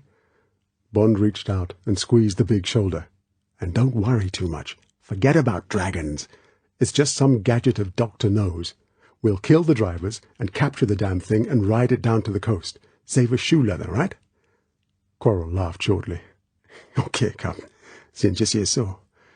But I sure hope the Almighty knows it's no dragon, too." Bond ran down the sand. He broke through the bushes until he had a clear field of fire. He called softly, "Honey." "Yes, James." There was a relief in the nearby voice. "Make a hole in the sand like we did on the beach, behind the thickest roots. Get into it and lie down. There may be some shooting. Don't worry about dragons. This is just a painted-up motor car with some of Dr.No's men in it. Don't be frightened. I'm quite close." "All right, James. Be careful." The voice was high with fright. Bond knelt on one knee in the leaves and sand and peered out. Now the thing was only about 300 yards away, and its yellow headlights were lighting up the sand spit. Blue flames were still fluttering from the mouth. They were coming from a long snout, mocked up with gaping jaws and gold paint, to look like a dragon's mouth. Flamethrower! That would explain the burned bushes in the warden story. The blue flames would be coming from some kind of an afterburner. The apparatus was now in neutral. What would its range be when the compression was unleashed? Bond had to admit that the thing was an awesome sight as it moaned forward through the shallow lake. It was obviously designed to terrify. It would have frightened him but for the earthy thud of the diesel. Against native intruders it would be devastating. But how vulnerable would it be to people with guns who didn't panic? He was answered at once. There came the crack of Quarrel's Remington. A spark flew off the domed cabin, and there was a dull clang. Quarrel fired another single shot, and then a burst. The bullets hammered ineffectually against the cabin. There was not even a check in speed. The thing rolled on, swerving slightly to make for the source of the gunfire. Bond cradled the Smith & Wesson on his forearm and took careful aim. The deep cough of his gun sounded above the rattle of the Remington. One of the headlamps shattered and went out. He fired 4 shots at the other and got it with the 5th and last round in the cylinder. The thing didn't care. It rolled straight on towards Quarrel's hiding place. Bond reloaded and began firing at the huge bulge of the tires under the bogus black and gold wings. The range was now only 30 yards, and he could have sworn that he hit the nearest wheel again and again. No effect. Solid rubber. The first breath of fear stirred Bond's skin. He reloaded. Was the damn thing vulnerable from the rear? Should he dash out into the lake and try and board it? He took a step forward through the bushes. Then he froze, incapable of movement. Suddenly, from the dribbling snout, a yellow-tipped bolt of blue flame had howled out towards Quarrel's hiding place. There was a single puff of orange and red flame from the bushes to Bond's right, and one unearthly scream immediately choked. Satisfied, the searing tongue of fire licked back into the snout. The thing turned on its axis and stopped dead. Now the blue hole of its mouth aimed straight at Bond. Bond stood and waited for his unspeakable end. He looked into the blue jaws of death and saw the glowing red filament of the firer deep inside the big tube. He thought of Quarrel's body. There was no time to think of Quarrel, and imagined the blackened, smoking figure lying in the melted sand. Soon he too would flame like a torch. The single scream would be wrung from him, and his limbs would jerk into the dancing pose of burned bodies. Then it would be Honey's turn. Christ, what had he led them into? Why had he been so insane as to take on this man with his devastating armory? Why hadn't he been warned by the long finger that had pointed at him in Jamaica? Bond set his teeth. "Hurry up, you bastards! Get it over!" There came the twang of a loud hailer. A voice howled metallically. "Come on out, Limey, and the doll! Quick or you fry in hell like your pal!" To rub in the command, the bolt of flame spat briefly towards him. Bond stepped back from the searing heat. He felt the girl's body against his back. She said hysterically, "I had to come! I had to come!" Bond said, "It's all right, honey. Keep behind me." He had made up his mind. There was no alternative. Even if death was to come later, it couldn't be worse than this kind of death. Bond reached for the girl's hand and drew her after him out onto the sand. The voice howled, "Stop there! Good boy! And drop the pea shooter! No tricks, or the crabs will be getting a cooked breakfast!" Bond dropped his gun. So much for the Smith & Wesson. The Beretta would have been just as good against this thing. The girl whimpered. Bond squeezed her hand. "Stick it, honey," he said. "We'll get out of this somehow." Bond sneered at himself for the lie. There was the clang of an iron door being opened. From the back of the dome, a man dropped into the water and walked towards them. There was a gun in his hand. He kept out of the line of fire of the flamethrower. The fluttering blue flame lit up his sweating face. He was a Chinese Negro, a big man, clad only in trousers. Something dangled from his left hand. When he came closer, Bond saw it was handcuffs. The man stopped a few yards away. He said, "Hold out your hands. Wrists together, then walk towards me. You first, Limey. Slowly, or you get an extra naval." Bond did as he was told. When he was within sweat smell of the man put his gun between his teeth and reached out and snapped the handcuffs on Bond's wrists. Bond looked into the face, gunmetal colored from the blue flames. It was a brutal, squinting face. It sneered at him. "Damn bastard," said the man. Bond turned his back on the man and started walking away. He was going to see Quarrel's body. He had to say goodbye to it. There was the roar of a gun. A bullet kicked up sand close to his feet. Bond stopped and turned slowly around. "Don't be nervous," he said. "I'm going to take a look at the man you've just murdered. I'll be back." The man lowered his gun. He laughed harshly. "Okay, enjoy yourself. Sorry we ain't got a wreath. Come back quick. How we give the dollar toast in? 2 minutes. Bond walked on towards the smoking clump of bushes. He got there and looked down. His eyes and mouth winced. Yes, it had been just as he had visualized. Worse. He said softly, "I'm sorry, Quarrel." He kicked into the ground and scooped up a handful of cool sand between his manacled hands and poured it over the remains of the eyes. Then he walked slowly back and stood beside the girl. The man waved them forward with his gun. They walked round the back of the machine. There was a small square door. A voice from inside said, "Get in and sit on the floor. Don't touch anything or you get your fingers broke." They scrambled into the iron box It stank of sweat and oil. There was just room for them to sit with their knees hunched up. The man with the gun followed them in and banged the door. He switched on a light and sat down on an iron tractor seat beside the driver. He said, "Okay, Sam, let's get going. You can put out the fire. It's light enough to steer by." There was a row of dials and switches on the instrument panel. The driver reached forward and pulled down a couple of the switches. He put the machine into gear and peered out through a narrow slit in the iron wall in front of him. Bond felt the machine turn. There came a faster beat from the engine, and they moved off. The girl's shoulder pressed against his. "Where are they taking us?" The whisper trembled. Bond turned his head and looked at her. It was the first time he had been able to see her hair when it was dry. Now it was disarrayed by sleep, but it was no longer a bunch of rat's tails. It hung heavily straight down to her shoulders, where it curled softly inwards. It was of the palest ash blonde, and shone almost silver under the electric light. She looked up at him. The skin round her eyes and at the corners of her mouth was white with fear. Bond shrugged with an indifference he didn't feel. He whispered, "Oh, I expect we're going to see Dr.No. Don't worry too much, honey. These men are just little gangsters. It'll be different with him. When we get to him, don't you say anything. I'll talk for both of us." He pressed her shoulder. "I like the way you do your hair. I'm glad you don't cut it too short." Some of the tension went out of her face. "How can you think of things like that?" She half smiled at him. "But I'm glad you like it. I wash it in coconut oil once a week." At the memory of her other life, her eyes grew bright with tears. She bent her head down to her manacled hands to hide her tears. She whispered almost to herself, "I'll try to be brave. It'll be all right as long as you're there."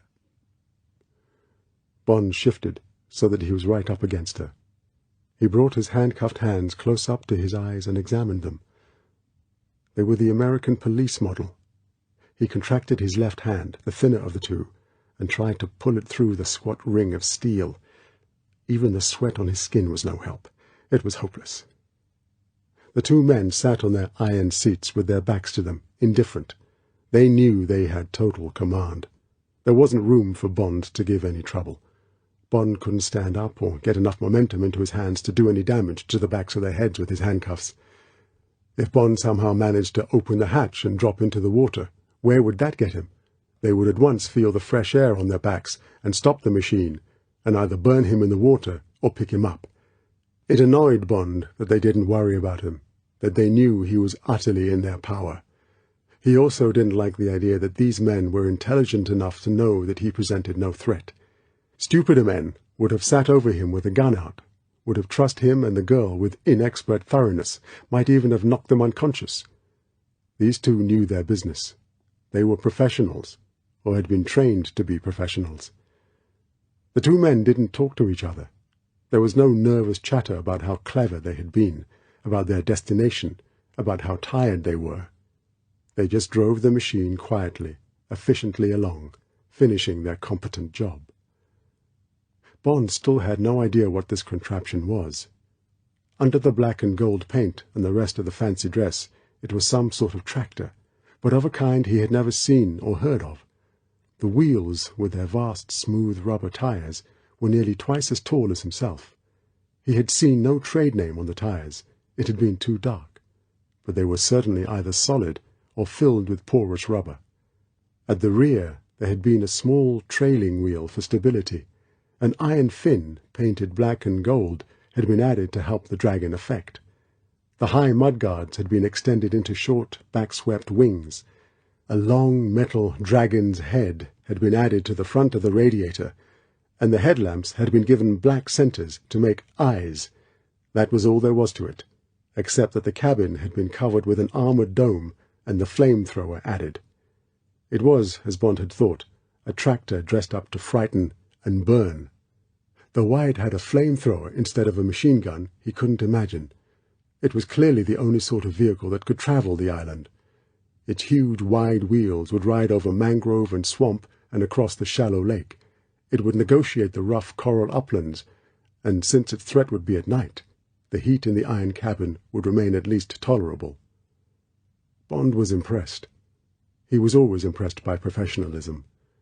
Dr.No was obviously a man who took immense pains. Soon Bond would be meeting him. Soon he would be up against the secret of Dr.No. And then what? Bond smiled grimly to himself. He wouldn't be allowed to get away with his knowledge. He would certainly be killed unless he could escape or talk his way out. And what about the girl? Could Bond prove her innocence and have her spared? Conceivably. But she would never be let off the island. She would have to stay there for the rest of her life, as the mistress or wife of one of the men, or Dr.No himself, if she appealed to him. Bond's thoughts were interrupted by rougher going under the wheels. They had crossed the lake and were on the track that led up the mountain to the huts. The cabin tilted, and the machine began to climb. In 5 minutes they would be there. The co-driver glanced over his shoulder at Bond and the girl. Bond smiled cheerfully up at him. He said, "You'll get a medal for this." The brown and yellow eyes looked impassively into his. The purple, blubbery lips parted in a sneer in which there was slow hate. "Shut your kin-mouth." The man turned back. The girl nudged him and whispered, "Why are they so rude? Why do they hate us so much?" Bond grinned down at her. "I expect it's because we made them afraid. Perhaps they're still afraid. That's because we don't seem to be frightened of them. We must keep them that way." The girl pressed against him. "I'll try." Now the climb was getting steeper. Grey light showed through the slots in the armor. Dawn was coming up. Outside, another day of brazen heat and ugly wind and the smell of marsh gas would be beginning. Bond thought of Quarrel, the brave giant who would not be seeing it, with whom they should now be setting off for the long trek through the mangrove swamps. He remembered the life insurance. Quarrel had smelled his death. Yet he had followed Bond unquestioningly. His faith in Bond had been stronger than his fear, and Bond had let him down. Would Bond also be the death of the girl? The driver reached forward to the dashboard. From the front of the machine there sounded the brief howl of a police siren. It meandered into a dying moan. After a minute the machine stopped, idling in neutral. The man pressed a switch and took a microphone off a hook beside him. He spoke into it, and Bond could hear the echoing voice of the loud hailer outside. "Okay, got the limey and the girl. Other man's dead. That's the lot. Open up." Bond heard a door being pulled sideways on iron rollers. The driver put in the clutch, and they rolled slowly forward a few yards and stopped. The man switched off the engine. There was a clang as the iron hatch was opened from the outside. A gush of fresh air and a flood of brighter light came into the cabin. Hands took hold of Bond and dragged him roughly out backwards onto a cement floor. Bond stood up. He felt the prod of a gun in his side. A voice said, "Stay where you are, no tricks." Bond looked at the man. He was another Chinese Negro, from the same stable as the others. The yellow eyes examined him curiously. Bond turned away indifferently. Another man was prodding the girl with his gun. Bond said sharply, "Leave the girl alone." He walked over and stood beside her. The two men seemed surprised. They stood, pointing their guns indecisively. Bond looked around him. They were in one of the Quonset huts he had seen from the river. It was a garage and workshop. The Dragon had been halted over an examination pit in the concrete. A dismantled outboard motor lay on one of the benches. Strips of white sodium lighting ran along the ceiling. There was a smell of oil and exhaust smoke. The driver and his mate were examining the machine. Now they sauntered up. One of the guards said, "Pass the message along. The word is to send them through. Everything go okay?" The co-driver, who seemed to be the senior man present, said, "Sure, bit of gunfire. Lights gone. Maybe some holes in the tires. Get the boys cracking. Full overhaul. I'll put these two through and go get myself some shut-eye." He turned to Bond. "Okay, get moving." He gestured down the long hut. Bond said, "Get moving yourself, mind your manners, and tell those imps to take their guns off us. They might let one off by mistake. They look dumb enough." The man came closer. The other three closed up behind him. Hate shone redly in their eyes. The leading man lifted a clenched fist as big as a small ham and held it under Bond's nose. He was controlling himself with an effort. He said tensely, "Listen, mister. Sometimes us boys is allowed to join in the fun at the end. I'm just praying this will be one of those times. Once we made it last a whole week. And jeez, if I get you—" He broke off. His eyes were alight with cruelty. He looked past Bond at the girl. The eyes became mouths that licked their lips. He wiped his hands down the sides of his trousers. The tip of his tongue showed pinkly between the purple lips. He turned to the other three. "What say, fellas?" The three men were also looking at the girl. They nodded dumbly, like children in front of a Christmas tree. Bond longed to run berserk among them, laying into their faces with his manacled wrists, accepting their bloody revenge. But for the girl he would have done it. Now all he had achieved with his brave words was to get her frightened. He said, all right, you're 4 and we're 2, and we've got our hands tied. Come on, we won't hurt you. Just don't push us around too much. Dr.No might not be pleased." At the name, the men's faces changed. 3 pairs of eyes looked whitely from Bond to the leader. For a minute, the leader stared suspiciously at Bond, wondering, trying to fathom whether perhaps Bond had got some edge on their boss. His mouth opened to say something. He thought better of it. He said lamely, Okay, we was just kidding." He turned to the men for confirmation. "Right?" Sure thing." It was a ragged mumble. The men looked away. The leader said gruffly, "This way, mister." He walked off down the long hut. Bond took the girl's wrist and followed. He was impressed with the weight of Dr.No's name. That was something to remember if they had any more dealings with the staff. The man came to a rough wooden door at the end of the hut. There was a bell push beside it. He rang twice and waited. There came a click, and the door opened to reveal 10 yards of carpeted rock passage with another door, smarter and cream-painted, at the end. The man stood aside. "Straight ahead, mister.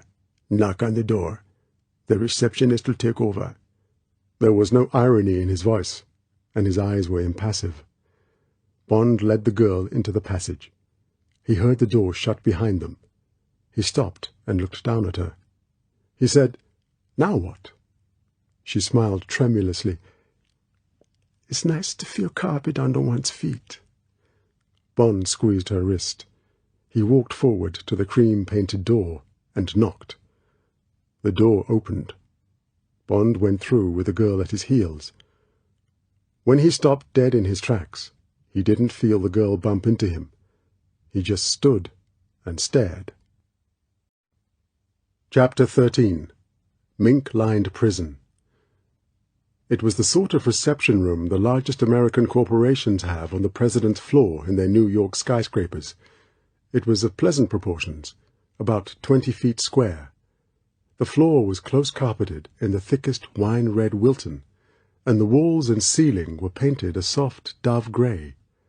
Color lithograph reproductions of Degas ballet sketches were well hung in groups on the walls, and the lighting was by tall modern standard lamps with dark green silk shades in a fashionable barrel design.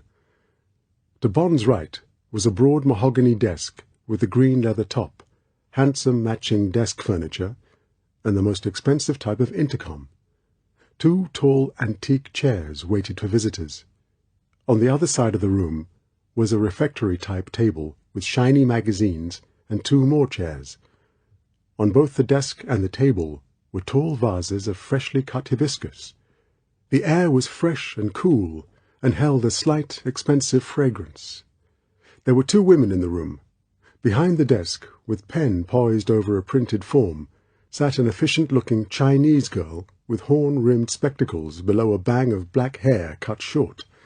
Her eyes and mouth wore the standard receptionist's smile of welcome, bright, helpful, inquisitive. Holding the door through which they had come, and waiting for them to move farther into the room so that she could close it, stood an older, rather matronly woman of about 45. She also had Chinese blood. Her appearance, wholesome, bosomy, eager, was almost excessively gracious. Her square-cut pince-nez gleamed with the hostess's desire to make them feel at home. Both women were dressed in spotless white, with white stockings and white suede brogues, like assistants in the most expensive American beauty parlours. There was something soft and colourless about their skins, as if they rarely went out of doors. While Bond took in the scene, the woman at the door twittered conventional phrases of welcome, as if they had been caught in a storm and had arrived late at a party. "You poor dears, we simply didn't know when to expect you. We kept on being told you were on your way. First it was tea time yesterday, then dinner, and it was only half an hour ago we heard you would only be here in time for breakfast. You must be famished. Come along now and help Sister Rose fill in your forms, and then I'll pack you both straight off to bed. You must be tired out." Clucking softly, she closed the door and ushered them forward to the desk. She got them seated in the chairs and rattled on. "Now, I'm Sister Lily, and this is Sister Rose. She just wants to ask you a few questions. Now, let me see. A cigarette?" She picked up a tooled leather box. She opened it and put it on the desk in front of them. It had 3 compartments. She pointed with a little finger. "Those are American, and those are players, and those are Turkish." She picked up an expensive desk lighter and waited. Bond reached out his manacled hands to take a Turkish cigarette. Sister Lily gave a squeak of dismay. "Oh, but really!" She sounded genuinely embarrassed. "Sister Rose, the key, quickly. I've said again and again that patients are never to be brought in like that." There was impatience and distaste in her voice. "Really, that outside staff. It's time they had a talking to." Sister Rose was just as much put out. Hastily, she scrabbled in a drawer and handed a key across to Sister Lily, who, with much cooing and tut-tutting, unlocked the 2 pairs of handcuffs and walked behind the desk and dropped them as if they were dirty bandages into the waste-paper basket. "Thank you." Bond was unable to think of any way to handle the situation, except to fall in with what was happening on the stage. He reached out and took a cigarette and lit it. He glanced at Honeychile Rider, who sat looking dazed and nervously clutching the arms of her chair. Bond gave her a reassuring smile. "Now, if you please."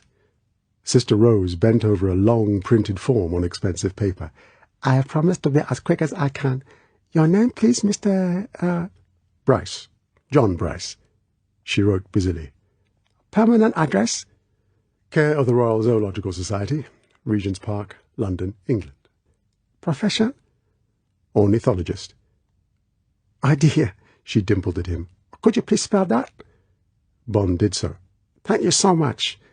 Now, let me see. Purpose of visit?" "Birds," said Bond. "I'm also a representative of the Audubon Society of New York.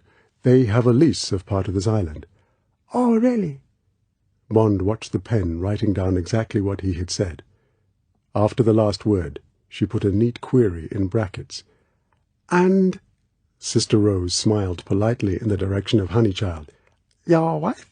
Is she also interested in birds?" "Yes, indeed." "And her first name?" "Honeychile." Sister Rose was delighted.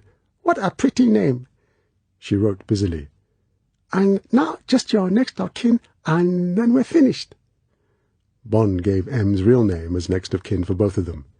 He described him as Uncle and gave his address as Managing Director, Universal Export, Regent's Park, London. Sister Rose finished writing and said, "There, that's done. Thank you so much, Mr. Bryce, and I do hope you both enjoy your stay." "Thank you very much. I'm sure we will." Bond got up. Honeychile Rider did the same, her face still expressionless. Sister Lily said, "Now come along with me, you poor dears." She walked to a door in the far wall. She stopped with her hand on the cut-glass doorknob. Oh, dearie me, now I've gone and forgotten the number of their rooms. It's the cream suite, isn't it, sister? Yes, that's right, 14 or 15. Thank you, my dear. And now, she opened the door, if you just follow me, I'm afraid it's a terribly long walk. She shut the door behind them and led the way. The doctor's often talked of putting in one of those moving stairway things, but you know how it is with a busy man. She laughed gaily. So many other things to think of. Yes, I expect so, said Bond politely. Bond took the girl's hand, and they followed the motherly, bustling figure down 100 yards of lofty corridor in the same style as the reception room, but lit at frequent intervals by discreetly expensive wall brackets.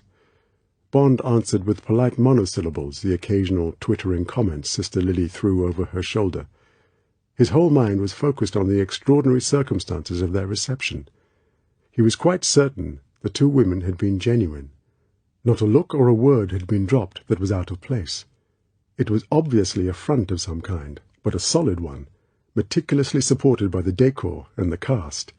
The lack of resonance in the room, and now in the corridor, suggested that they had stepped from the Quonset hut into the side of the mountain, and they were now walking through its base. At a guess, they would be walking towards the west, towards the cliff face with which the island ended. There was no moisture on the walls, and the air was cool and pure, with a strongish breeze coming towards them. A lot of money and good engineering had gone into the job. The pallor of the two women suggested they spent all their time inside the mountain. From what Sister Lily had said, it sounded as if they were part of an inside staff that had nothing to do with the strong-arm squad outside, and perhaps didn't even understand what sort of men they were. It was grotesque, concluded Bond, as they came nearer to a door at the end of the corridor. Dangerously grotesque. But it was no good wondering about it. He could only follow the lines of the gracious script. At least this was better than the backstage of the island outside. At the door, Sister Lily rang. They had been expected. The door opened at once. An enchanting Chinese girl in a mauve and white flowered kimono stood smiling and bowing, as Chinese girls are supposed to do. Again there was nothing but warmth and welcome in the pale, flower-like face. Sister Lily cried, "Here they are at last, May. Mr. and Mrs. John Bryce. And I know they must be exhausted, so we must take them straight to their rooms for some breakfast and a sleep." She turned to Bond. "This is May, such a dear girl. She will be looking after you both. Anything you want, just ring for May. She's a favourite with all our patients." Patience, thought Bond. That's the second time she's used the word. He smiled politely at the girl. "How do you do? Yes, we'd certainly both of us like to get to our rooms." May embraced them both with a warm smile. She said in a low, attractive voice, "I do hope you'll both be comfortable, Mr. Bryce. I took the liberty of ordering breakfast as soon as I heard you had come in. Shall we?" Corridors branched off to left and right of double lift doors set in the wall opposite. The girl led the way to the right. Bond and Honeychile followed, with Sister Lily taking up the rear. Numbered doors led off the corridor on either side. Now the decor was in the lightest pink, with a dove-grey carpet. The numbers on the doors were in the tens. The corridor came to an abrupt end, with two doors side by side, 14 and 15. May opened the door of 14, and they followed her in. It was a charming double bedroom in modern Miami style, with dark green walls, dark polished mahogany floor, with occasional thick white rugs, and well-designed bamboo furniture, with a chintz of large red roses on a white background. There was a communicating door into a more masculine dressing room, and another that led into an extremely luxurious modern bathroom, with a step-down bath and a bidet. It was like being shown into the very latest Florida hotel suite, except for two details which Bond noticed. There were no windows, and no inside handles to the doors. May looked hopefully from one to the other. Bond turned to Honeychile. He smiled at her. "It looks very comfortable, don't you think, darling?" The girl played with the edge of her skirt. She nodded, not looking at him. There was a timid knock on the door, and another girl, as pretty as May, tripped in with a loaded tray balanced on her upturned hand. She put it down on the centre table and pulled up 2 chairs. She whisked off the speckless linen cloth that covered the dishes and pattered out of the room. There was a delicious smell of bacon and coffee. May and Sister Lily backed to the door. The older woman stopped on the threshold. "And now we'll leave you 2 dear people in peace. If you want anything, just ring. The bells are by the bed. Oh, and by the way, you'll find plenty of fresh clothes in the cupboard. Chinese style, I'm afraid." She twinkled apologetically. "But I hope they're the right sizes. The wardrobe room only got the measurements yesterday evening. The doctor has given strict orders that you're not to be disturbed. He'd be delighted if you join him for dinner this evening. He wants you to have the whole of the rest of the day to yourselves, to get settled down, you know." She paused and looked from one to the other, smiling inquiry. "Shall I say you—" "Yes, please," said Bond. "Tell the doctor we shall be delighted to join him for dinner." "Oh, I know he'll be so pleased." With a last twitter, the 2 women softly withdrew and closed the door behind them. Bond turned towards Honeychile. She looked embarrassed. She still avoided his eyes. It occurred to Bond that she could never have met such soft treatment or seen such luxury in her life. To her, all this must be far more strange and terrifying than what they had gone through outside. She stood and fiddled at the hem of her Man Friday skirt. There were streaks of dried sweat and salt and dust on her face. Her bare legs were filthy, and Bond noticed that her toes were moving softly as they gripped nervously into the wonderful thick pile carpet. Bond laughed. He laughed with real pleasure that her fear had been drowned in the basic predicament of clothes and how to behave, and he laughed at the picture they made, she in her rags, and he in his dirty blue shirt and black jeans and muddy canvas shoes.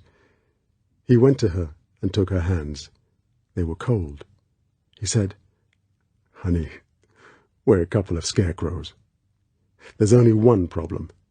Shall we have breakfast first while it's hot, or shall we get out of these rags and have a bath and eat the breakfast when it's cold? Don't worry about anything else. We're here in this wonderful little house, and that's all that matters. Now then, what shall we do?" She smiled uncertainly. The blue eyes searched his face for reassurance. "You're not worried about what's going to happen to us?" She nodded at the room. "Don't you think this is all a trap?" "If it's a trap, we're in it. There's nothing we can do now but eat the cheese. The only question is whether we eat it hot or cold." He pressed her hands. "Really, honey, leave the worrying to me. Just think where we were an hour ago. Isn't this better? Now come on and decide the really important things. Bath or breakfast?" She said reluctantly, "Well, if you think... I'd rather get cleaned first." She added quickly, "But you've got to help me." She jerked her head towards the bathroom door. "I don't know how to work one of those places. Well, what do you do?" Bond said seriously, "It's quite easy. I'll fix it all ready for you. While you're having your bath, I'll have my breakfast. I'll keep yours warm." Bond went to one of the built-in clothes cupboards and ran the door back. There were 6 kimonos, some silk and some linen. He took out a linen one at random. "You take off your clothes and get into this, and I'll get the bath ready. Later on you can choose the things you want to wear for bed and dinner," she said gratefully. "Oh, yes, James, if you'll just show me." She started to unbutton her shirt. Bond wanted to take her in his arms and kiss her. Instead, he said abruptly, "That's fine, honey," and went into the bathroom and turned on the taps. There was everything in the bathroom: Floris lime bath essence for men and Guerlain bath cubes for women. He crushed a cube into the water, and at once the room smelled like an orchid house. The soap was Guerlain's Saposetti, Fleur des Alpes. In a medicine cupboard behind the mirror over the wash basin were toothbrushes and toothpaste, Sterident toothpicks, rose mouthwash, dental floss, aspirin, and milk of magnesia. There was also an electric razor, L'Entherique aftershave lotion, and 2 nylon hairbrushes and combs. Everything was brand new and untouched. Bond looked at his filthy, unshaven face in the mirror and smiled grimly into the grey, sunburned castaway's eyes. The coating on the pill was certainly of the very finest sugar. It would be wise to expect that the medicine inside would be of the bitterest. He turned back to the bath and felt the water. It would be too hot for someone who presumably had never had a hot bath before. He let in some cold. As he bent over, 2 arms were thrown round his neck. He stood up. The golden body blazed in the white tiled bathroom. She kissed him hard and clumsily on the lips.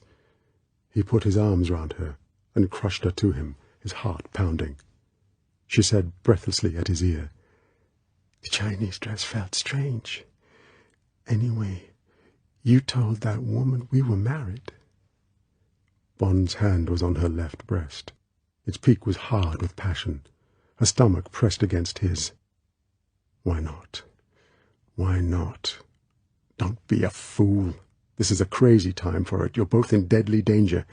You must stay cold as ice to have any chance of getting out of this mess. Later.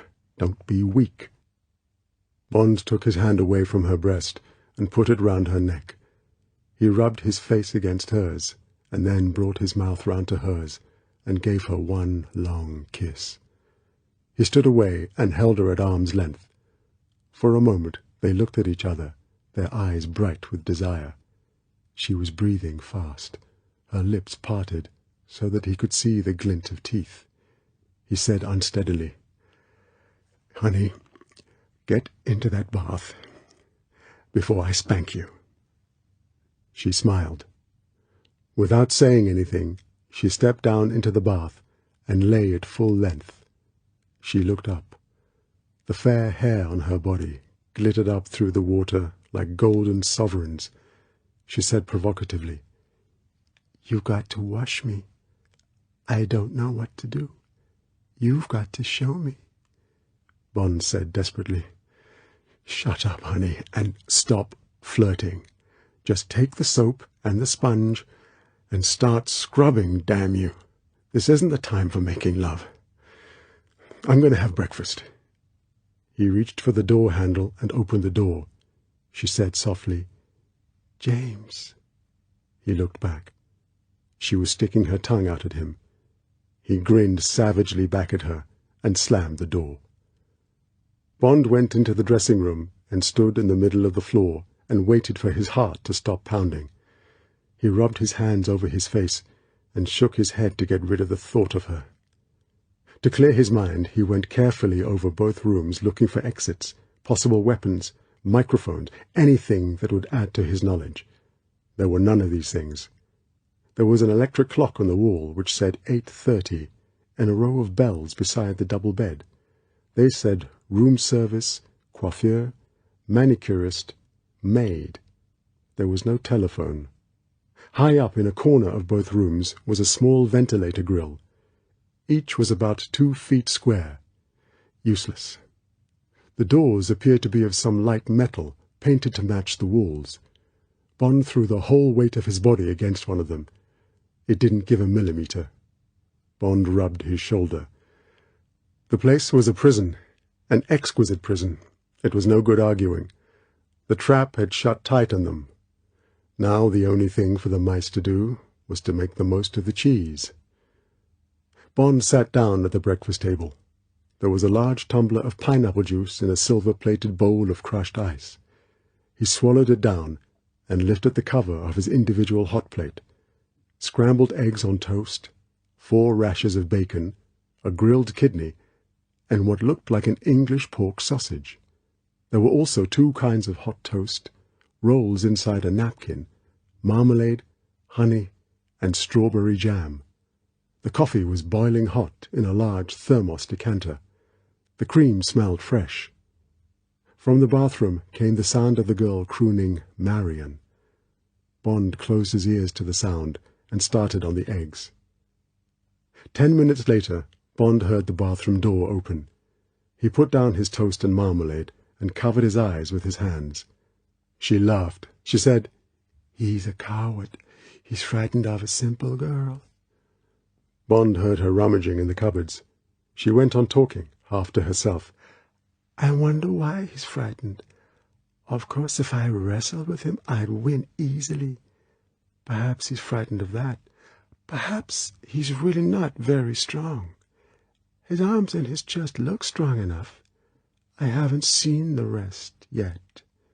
Perhaps it's weak. Yes, that must be it. That's why he doesn't dare take his clothes off in front of me. Now let's see.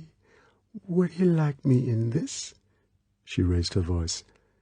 Darling James, would you like me in white with pale blue birds flying all over me? Yes, damn you, said Bond through his hands. Now stop chattering to yourself and come and have breakfast. I'm getting sleepy. She gave a cry. Oh, if you mean it's time for us to go to bed, of course I'll hurry. There was a flurry of feet, and Bond heard her sit down opposite. He took his hands down. She was smiling at him. She looked ravishing. Her hair was dressed and combed and brushed to kill, with one side falling down the side of the cheek and the other slicked back behind her ear. Her skin sparkled with freshness, and the big blue eyes were alight with happiness. Now Bond loved the broken nose. It had become part of his thoughts of her, and it suddenly occurred to him that he would be sad when she was just an immaculately beautiful girl like other beautiful girls. But he knew it would be no good trying to persuade her of that. She sat demurely, with her hands in her lap, below the end of a cleavage which showed half her breasts and a deep V of her stomach. Bond said severely, Now listen, honey, you look wonderful, but that isn't the way to wear a kimono. Pull it up right across your body and tie it tight, and stop trying to look like a call girl. It just isn't good manners at breakfast. Oh, you are a stuffy old beast. She pulled her kimono an inch or two closer. Why don't you like playing? I want to play at being married. Not at breakfast time, said Bond firmly. Come on and eat up. It's delicious, and anyway, I'm filthy. I'm going to shave and have a bath. He got up and walked round the table and kissed the top of her head. And as for playing, as you call it, I'd rather play with you than anyone in the world, but not now. Without waiting for her answer, he walked into the bathroom and shut the door. Bond shaved and had a bath and a shower. He felt desperately sleepy. Sleep came to him in waves, so that from time to time he had to stop what he was doing and bend his head down between his knees. When he came to brush his teeth, he could hardly do it. Now he recognized the signs. He had been drugged. In the coffee or in the pineapple juice, it didn't matter. Nothing mattered. All he wanted to do was lie down on the tiled floor and shut his eyes. Bond weaved drunkenly to the door. He forgot that he was naked. That didn't matter either. Anyway, the girl had finished her breakfast. She was in bed. He staggered over to her, holding on to the furniture. The kimono was lying in a pile on the floor. She was fast asleep, naked under a single sheet. Bond gazed dreamily at the empty pillow beside her head. No! He found the switches and turned out the lights. Now he had to crawl across the floor and into his room. He got to his bed and pulled himself onto it. He reached out an arm of lead and jabbed at the switch on the bed light. He missed it. The lamp crashed to the floor, and the bulb burst. With a last effort, Bond turned on his side and let the waves sweep over his head. The luminous figures on the electric clock in the double room said 9:30. At 10 o'clock, the door of the double room opened softly. A very tall, thin figure was silhouetted against the lighted corridor. It was a man. He must have been 6'6" tall. He stood on the threshold with his arms folded, listening. Satisfied, he moved slowly into the room and up to the bed. He knew the way exactly. He bent down and listened to the quiet breathing of the girl. After a moment, he reached up to his chest and pressed a switch. A flashlight with a very broad diffused beam came on. The flashlight was attached to him by a belt that held it above the breastbone. He bent forward so that the soft light shone on the girl's face. The intruder examined the girl's face for several minutes. One of his hands came up and took the sheet at her chin and softly drew the sheet down to the end of the bed. The hand that drew down the sheet was not a hand. It was a pair of articulated steel pincers at the end of a metal stalk that disappeared into a black silk sleeve. It was a mechanical hand. The man gazed for a long time at the naked body, moving his chest to and fro so that every corner of the body came under the light. Then the claw came out again and delicately lifted a corner of the sheet from the bottom of the bed and drew it back over the girl. The man stood for another moment gazing down at the sleeping face. Then he switched off the torch on his chest and moved quietly away across the room to the open door through which Bond was sleeping. The man spent longer beside Bond's bed. He scrutinized every line, every shadow on the dark, rather cruel face that lay drowned, almost extinct, on the pillow. He watched the pulse in the neck and counted it, and when he had pulled down the sheet, he did the same with the area round the heart. He gauged the curve of the muscles on Bond's arms and thighs, and looked thoughtfully at the hidden strength in the flat stomach. He even bent down close over the outflung open right hand, and examined its life and fate lines. Finally, with infinite care, the steel claw drew the sheet back to Bond's neck. For another minute the tall figure stood over the sleeping man. Then it swished softly away and out into the corridor, and the door closed with a click. Chapter 14. Come into my parlour. The electric clock in the cool, dark room in the heart of the mountain showed 4:30. Outside the mountain, Crab Key had sweltered and stunk its way through another day. At the eastern end of the island, the mass of birds, Louisiana herons, pelicans, avocets, sandpipers, egrets, flamingos, and the few roseate spoonbills, went on with building their nests, or fished in the shallow waters of the lake. Most of the birds had been disturbed so often that year that they had given up any idea of building. In the past few months they had been raided at regular intervals by the monster that came at night and burned down their roosting places and the beginnings of their nests. This year many would not breed. There would be vague movements to migrate, and many would die of the nervous hysteria that seizes bird colonies when they no longer have peace and privacy. At the other end of the island, on the guanera that gave the mountain its snow-covered look, the vast swarm of cormorants had passed their usual day of gorging themselves with fish and paying back the ounce of precious manure to their owner and protector.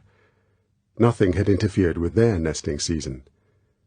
Now they were noisily fiddling with the untidy piles of sticks that would be their nests, each pile at exactly 60 centimeters from the next, for the guano is a quarrelsome bird, and this 60-centimeter ring represents their sparring space. Soon the females would be laying the 3 eggs from which their master's flock would be increased by an average of 2 young cormorants. Below the peak, where the diggings began, the 100 or so Negro men and women who were the labor force were coming to the end of the day's shift. Another 50 cubic yards of guano had been dug out of the mountainside, and another 20 yards of terrace had been added to the working level. Below, the mountainside looked like terrace vineyards in Upper Italy, except that here there were no vines, only deep, barren shelves cut in the mountainside.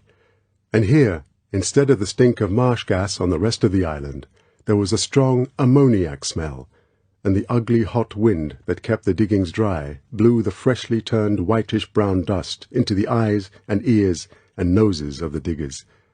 But the workers were used to the smell and the dust, and it was easy, healthy work. They had no complaints. The last iron truck of the day started off on the Decauville track that snaked down the mountainside to the crusher and separator. A whistle blew, and the workers shouldered their clumsy picks and moved lazily down towards the high-wired group of Quonset huts that was their compound.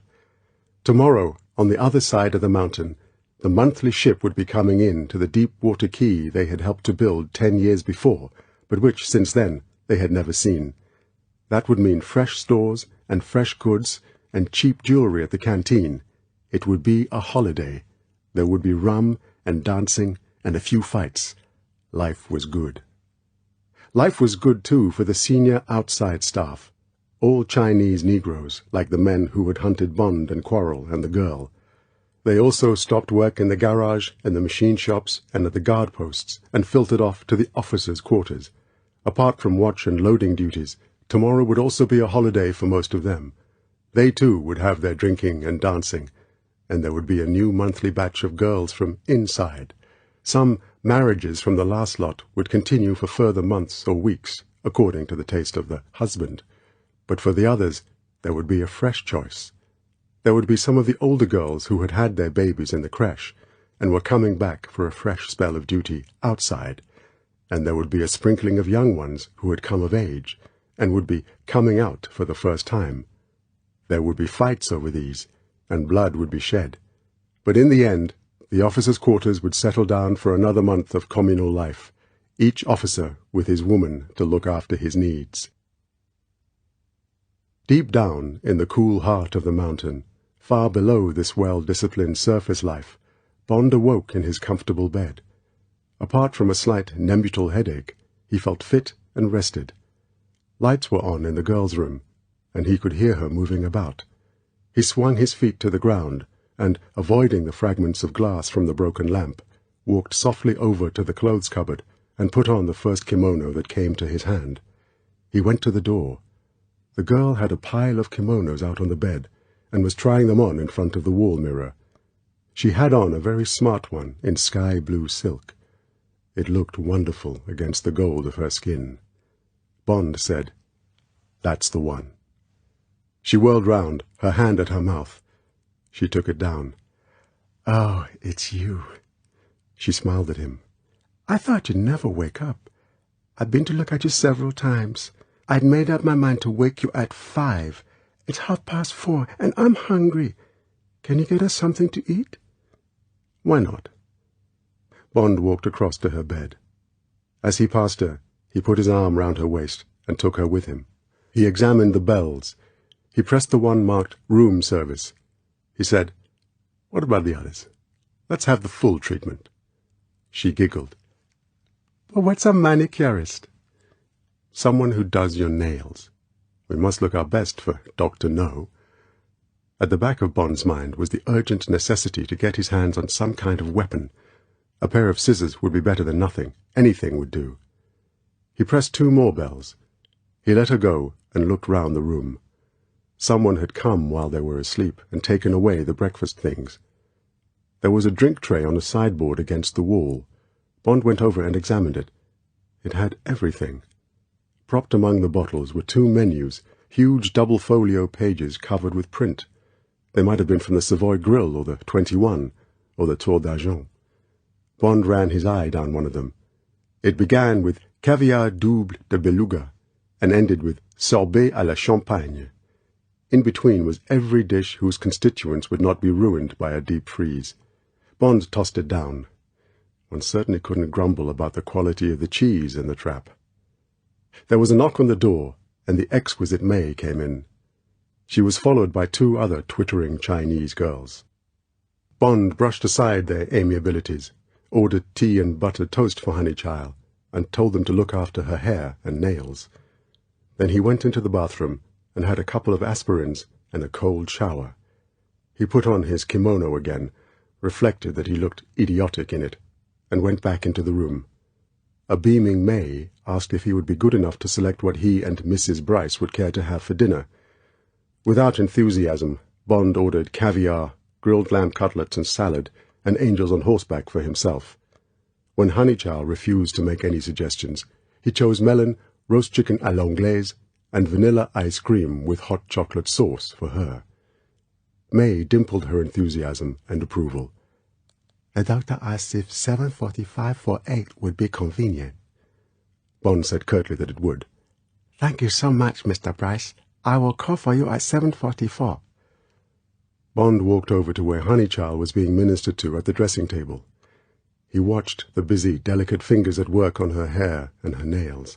She smiled at him excitedly in the mirror.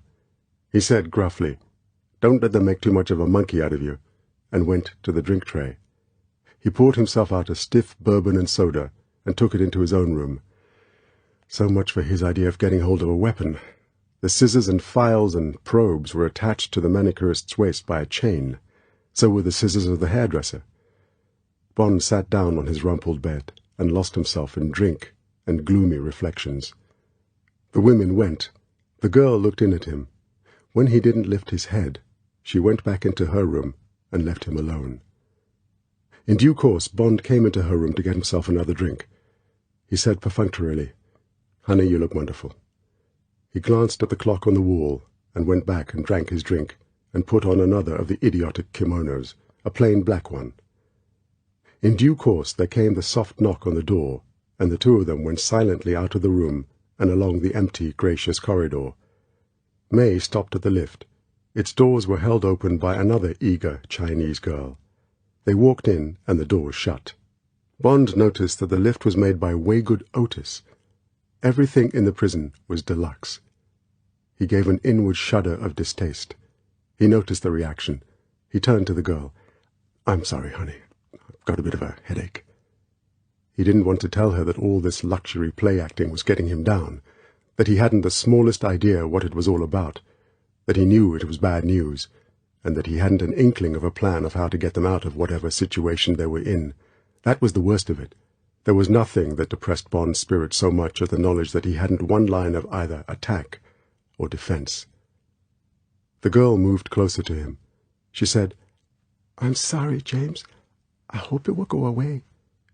You're not angry with me about anything?" Bond dredged up a smile. He said, "No, darling. I'm only angry with myself." He lowered his voice. "Now, about this evening. Just leave the talking to me. Be natural, and don't be worried by Dr.No. He may be a bit mad." She nodded solemnly.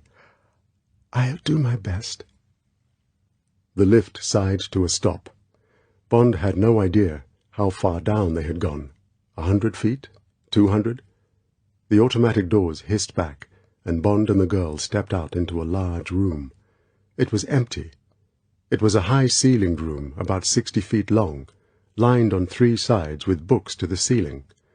At first glance, the fourth wall seemed to be made of solid blue-black glass. The room appeared to be a combined study and library. There was a big, paper-strewn desk in one corner, and a central table with periodicals and newspapers. Comfortable club chairs, upholstered in red leather, were dotted about. The carpet was dark green, and the lighting from standard lamps was subdued. The only odd feature was that the drink tray and sideboard were up against the middle of the long glass wall, and chairs and occasional tables with ashtrays were arranged in a semicircle round it, so that the room was centered in front of the empty wall. Bond's eye caught a swirl of movement in the dark glass. He walked across the room. A silvery spray of small fish, with a bigger fish in pursuit, fled across the dark blue. They disappeared, so to speak, off the edge of the screen. What was this? An aquarium? Bond looked upwards. A yard below the ceiling, small waves were lapping at the glass. Above the waves was a strip of greyer blue-black dotted with sparks of light. The outlines of Orion were the clue. This was not an aquarium. This was the sea itself and the night sky. The whole of one side of the room was made of armored glass. They were under the sea, looking straight into its heart 20 feet down. Bond and the girl stood transfixed. As they watched, there was the glimpse of 2 great goggling orbs. A golden sheen of head and deep flank showed for an instant and was gone. A big grouper? A silver swarm of anchovies stopped and hovered and sped away. The 20-foot tendrils of a Portuguese man-o'-war drifted slowly across the window, glinting violet as they caught the light. Up above, there was the dark mass of its underbelly and the outline of its inflated bladder steering with the breeze. Bond walked along the wall, fascinated by the idea of living with this slow, endlessly changing, moving picture. A big tulip shell was progressing slowly up the window from the floor level. A frisk of demoiselle and angelfish and a ruby-red moonlight snapper were nudging and rubbing themselves against a corner of the glass, and a sea centipede quested along, nibbling at the minute algae that must grow every day on the outside of the window. A long dark shadow paused in the center of the window, and then moved slowly away. If only one could see more! Obediently, two great shafts of light from off the screen lanced out into the water. For an instant they searched independently. Then they converged on the departing shadow, and the dull grey torpedo of a 12-foot shark showed up in all its detail. Bond could even see the pig-like pink eyes roll inquisitively in the light, and the slow pulse of the slanting gill rakers. For an instant the shark turned straight into the converged beam, and the white half-moon mouth showed below the reptile's flat head. It stood poised for a second, and then, with an elegant, disdainful swirl, the great swept-back tail came round, and with a lightning quiver, the shark had gone. The searchlights went out. Bond turned slowly. He expected to see Dr.No, but still the room was empty. It looked static and lifeless compared with the pulsing mysteries outside the window. Bond looked back. What must this be like in the colors of day, when one could see everything, perhaps for 20 yards or more? What must it be like in a storm, when the waves crashed noiselessly against the glass, delving almost to the floor, and then sweeping up and out of sight? What must it be like in the evening, when the last golden shafts of the sun shone into the upper half of the room, and the waters below were full of dancing motes and tiny water insects? What an amazing man this must be who had thought of this fantastically beautiful conception, and what an extraordinary engineering feat to have carried it out. How had he done it? There could only be one way. He must have built the glass wall deep inside the cliff, and then delicately removed layer after layer of the outside rock until the divers could prise off the last skin of coral. But how thick was the glass? Who had rolled it for him? How had he got it to the island? How many divers had he used? How much, God in heaven, could it have cost? $1 million. It was a cavernous, echoing voice with a trace of American accent. Bond turned slowly, almost reluctantly, away from the window. Dr.No had come through a door behind his desk. He stood looking at them benignly, with a thin smile on his lips. "I expect you were wondering about the cost. My guests usually think about the material side after about 15 minutes. Were you?" "I was." Still smiling, Bond was to get used to that thin smile. Dr.No came slowly out from behind the desk and moved towards them. He seemed to glide rather than take steps. His knees did not dent the matte gunmetal sheen of his kimono, and no shoes showed below the sweeping hem. Bond's first impression was of thinness and erectness and height. Dr.No was at least 6 inches taller than Bond, but the straight, immovable poise of his body made him seem still taller. The head also was elongated and tapered from a round, completely bald skull down to a sharp chin, so that the impression was of a reversed raindrop, or rather oil drop, for the skin was of a deep, almost translucent yellow. It was impossible to tell Dr.No's age. As far as Bond could see, there were no lines on the face. It was odd to see a forehead as smooth as the top of the polished skull. Even the cavernous, indrawn cheeks below the prominent cheekbones looked as smooth as fine ivory. There was something Dali-esque about the eyebrows, which were fine and black and sharply upswept, as if they had been painted on as make-up for a conjurer. Below them, slanting, jet-black eyes stared out of the skull. They were without eyelashes. They looked like the mouths of 2 small revolvers, direct and unblinking, and totally devoid of expression.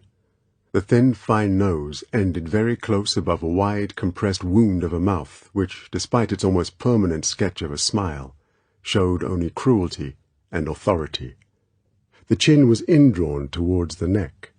Later, Bond was to notice that it rarely moved more than slightly away from center, giving the impression that the head and the vertebra were in one piece.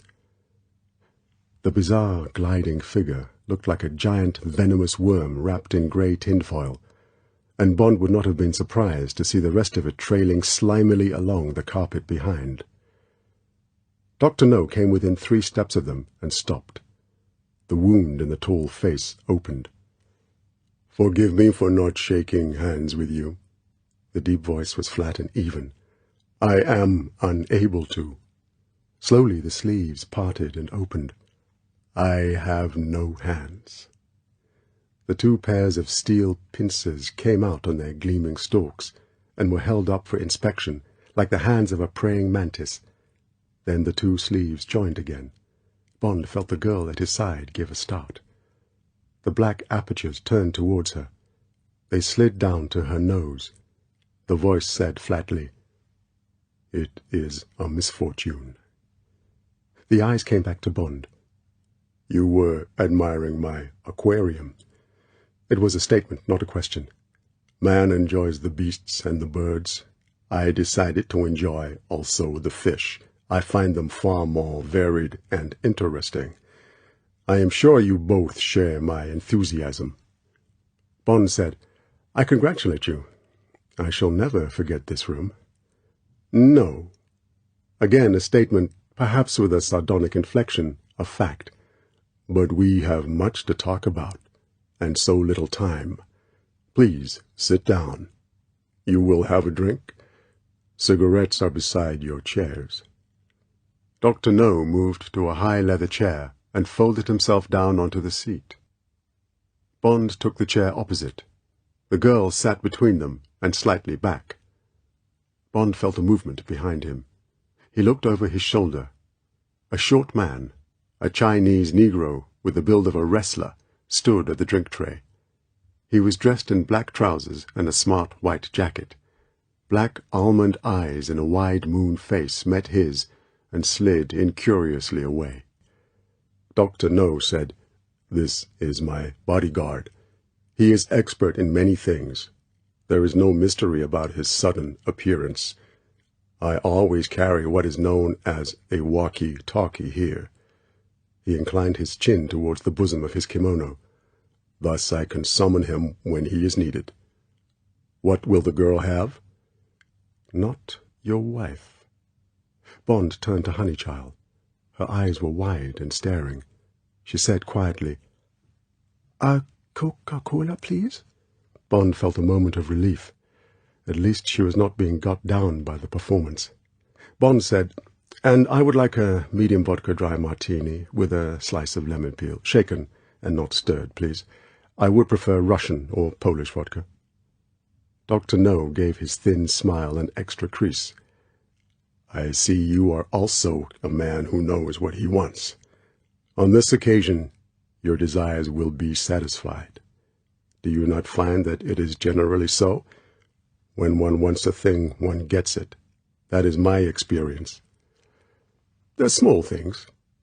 If you fail at the large things, it means you have not large ambitions. Concentration, focus, that is all. The aptitudes come, the tools forge themselves. Give me a fulcrum and I will move the world, but only if the desire to move the world is there." The thin lips bent minutely downwards in deprecation. "But this is chatter. We are making conversation. Instead, let us talk. Both of us, I am sure, prefer talk to conversation. Is the martini to your liking? You have cigarettes? Enough and the right sort to cosset your cancer. So be it. Sam, put the shaker beside the man and another bottle of Coca-Cola beside the girl. It should now be 8:10. We will have dinner at 9 o'clock precisely." Dr.No sat slightly more upright in his chair. He inclined himself forward, staring at Bond. There was a moment's silence in the room. Then Dr.No said, "And now, Mr. James Bond of the Secret Service, let us tell each other our secrets. First, to show you that I hide nothing, I will tell you mine. Then you will tell me yours." Dr.No's eyes blazed darkly. "But let us tell each other the truth." He drew one steel claw out of the wide sleeve and held it upwards. He paused. "I shall do so, but you must do the same. If you do not, these," He pointed the claw at his eyes. "We'll know that you are lying." Dr.No brought the steel claw delicately in front of each eye and tapped the center of each eyeball. Each eyeball in turn emitted a dull ting. "These," said Dr.No, "see everything." Chapter 15. Pandora's Box. James Bond picked up his glass and sipped at it thoughtfully. It seemed pointless to go on bluffing. His story of representing the Audubon Society was anyway a thin one, which could be punctured by anyone who knew about birds. It was obvious that his own cover was in shreds. He must concentrate on protecting the girl. To begin with, he must reassure her. Bond smiled at Dr.No. He said, "I know about your contact in King's house, Miss Taro. She is your agent. I have recorded the fact, and it will be divulged in certain circumstances." Dr.No's expression showed no interest. "As will other facts. But if we are to have a talk, let us have it without any more stage effects. You are an interesting man, but it is not necessary to make yourself more interesting than you are. You have suffered the misfortune of losing your hands. You wear mechanical hands. Many men wounded in the war wear them. You wear contact lenses instead of spectacles. You use a walkie-talkie instead of a bell to summon your servant. No doubt you have other tricks, but Dr.No, you are still a man who sleeps and eats and defecates like the rest of us. So no more conjuring tricks, please. I'm not one of your guano diggers, and I'm not impressed by them." Dr.No inclined his head a fraction. "Bravely spoken, Mr. Bond. I accept the rebuke. I have no doubt developed annoying mannerisms from living too long in the company of apes. But do not mistake these mannerisms for bluff. I am a technician. I suit the tool to the material. I possess also a range of tools for working with refractory materials. However," Dr.No raised his joined sleeves an inch and let them fall back in his lap, "let us proceed with our talk. It is a rare pleasure to have an intelligent listener, and I shall enjoy telling you the story of one of the most remarkable men in the world. You are the first person to hear it. I have not told it before. You are the only person I have ever met who will appreciate my story, and also—" Dr.No paused for the significance of the last words to make itself felt. "Keep it to himself." He continued, "The second of these considerations also applies to the girl." So that was it.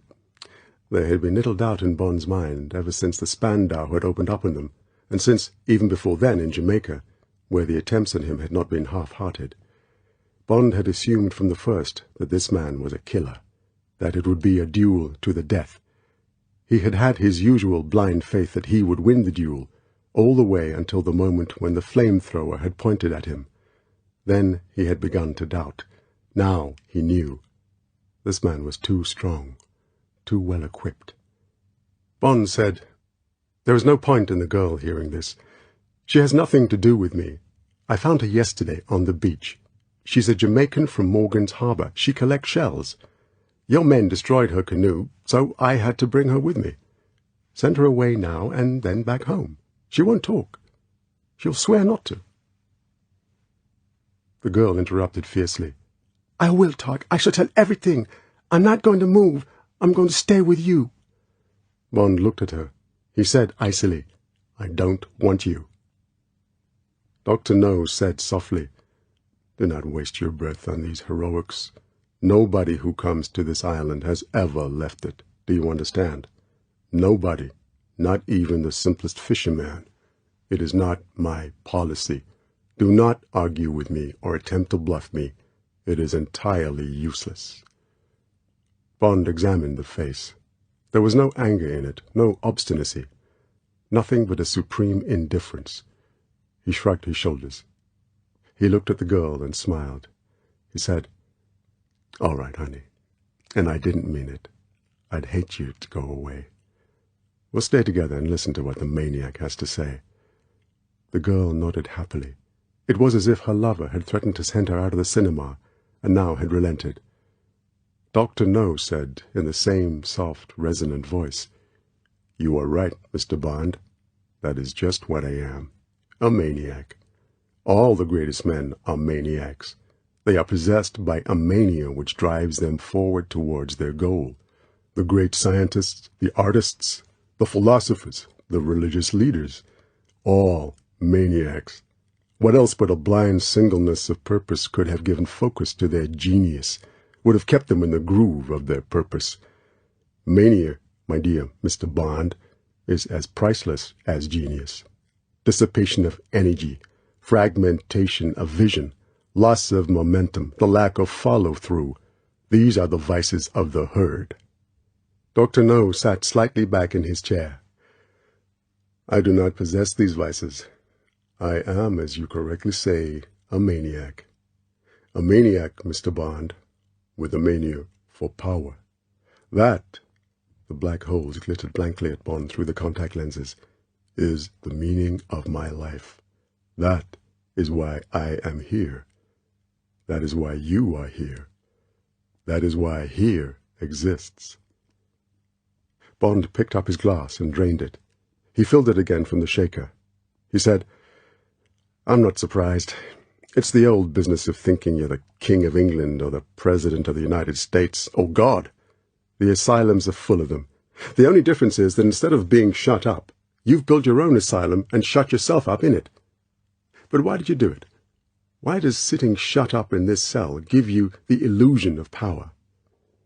Irritation flickered at the corner of the thin mouth. "Mr. Bond, power is sovereignty.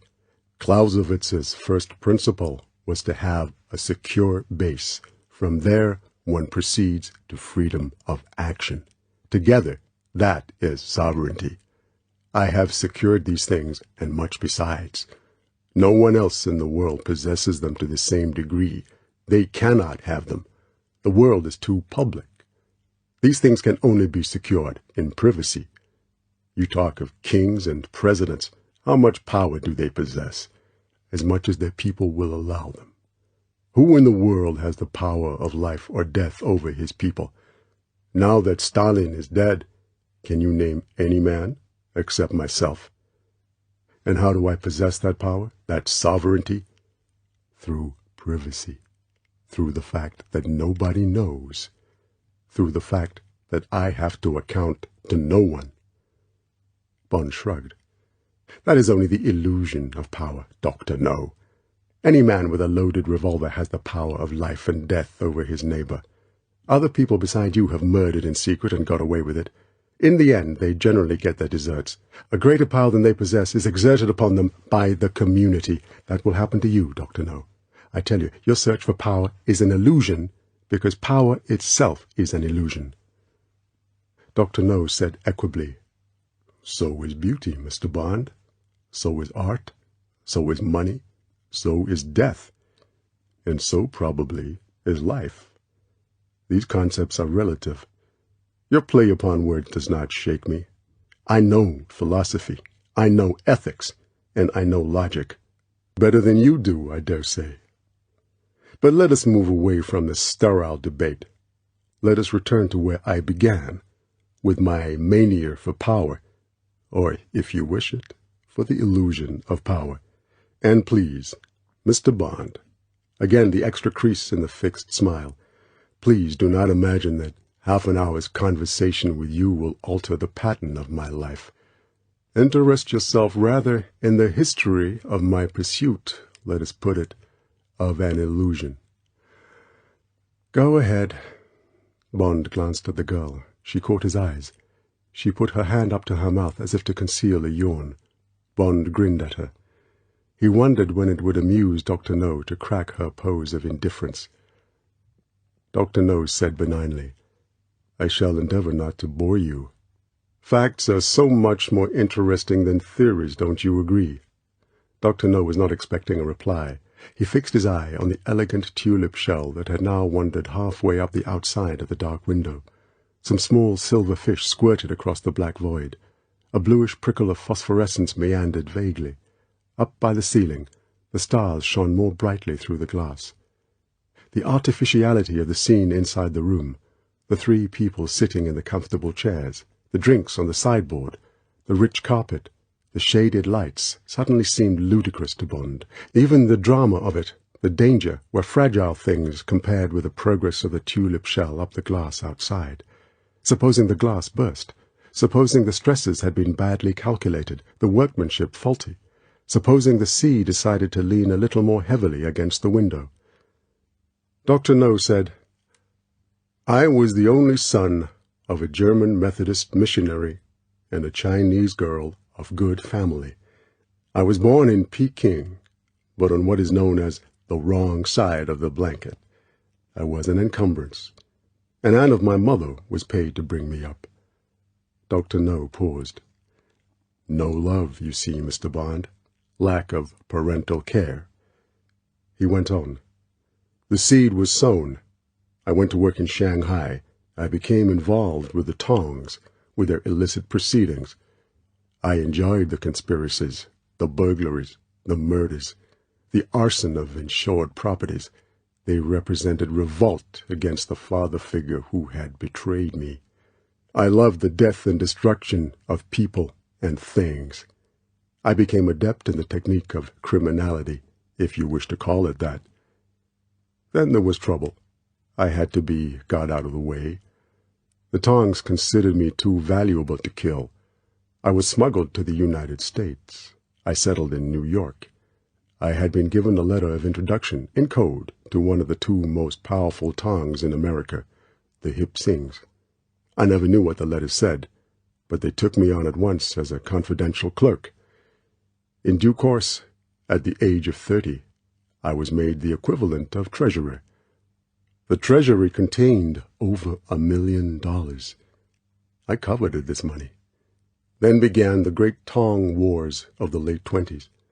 The 2 great New York Tongs, my own, the Hip Sings, and our rival, the Only Ongs, joined in combat. Over the weeks, hundreds on both sides were killed, and their houses and properties burned to the ground. It was a time of torture and murder and arson, in which I joined with delight. Then the riot squads came. Almost the whole police force of New York was mobilized. The 2 underground armies were prized apart, and the headquarters of the 2 Tongs were raided, and the ringleaders sent to jail. I was tipped off about the raid on my own Tong, the Hip Sings. A few hours before it was due, I got to the safe and rifled the $1 million in gold and disappeared into Harlem and went to ground. I was foolish. I should have left America, gone to the farthest corner of the earth. Even from the condemned cells in Sing Sing, the heads of my Tong reached out for me. They found me. The killers came in the night. They tortured me. I would not say where the gold was. They tortured me all through the night. Then, when they could not break me, they cut off my hands to show that the corpse was that of a thief. And they shot me through the heart and went away. But they did not know something about me. I am the 1 man in 1 million who has his heart on the right side of his body. Those are the odds against it, 1 in 1 million. I lived. By sheer willpower, I survived the operation and the months in hospital, and all the time I planned and planned how to get away with the money, how to keep it, what to do with it. Dr.No paused. There was a slight flush at his temples. His body fidgeted inside his kimono. His memories had excited him. For a moment he closed his eyes, composing himself. Bond thought, now, shall I leap at him and kill him? Break off my glass and do it with a jagged stem. The eyes opened. I am not boring you, you are sure? For an instant I felt your attention wandering. No. The moment had passed. Would there be others? Bond measured the inches of the leap, noted that the jugular vein was in full view above the neck of the kimono. The thin purple lips parted, and the story went on. It was, Mr. Bond, a time for clear, firm decisions. When they led me out of the hospital, I went to Silberstein, the greatest stamp dealer in New York. I bought an envelope, just one envelope, full of the rarest postage stamps in the world. I took weeks to get them together, but I didn't mind what I paid. In New York, London, Paris, Zurich, I wanted my gold to be mobile. I invested it all in these stamps. I had foreseen the World War. I knew there would be inflation. I knew the best would appreciate, or at least hold its value. And meanwhile, I was changing my appearance. I had all my hair taken out by the roots, my thick nose made thin, my mouth widened, my lips sliced. I could not get smaller, so I made myself taller. I wore built-up shoes. I had weeks of traction on my spine.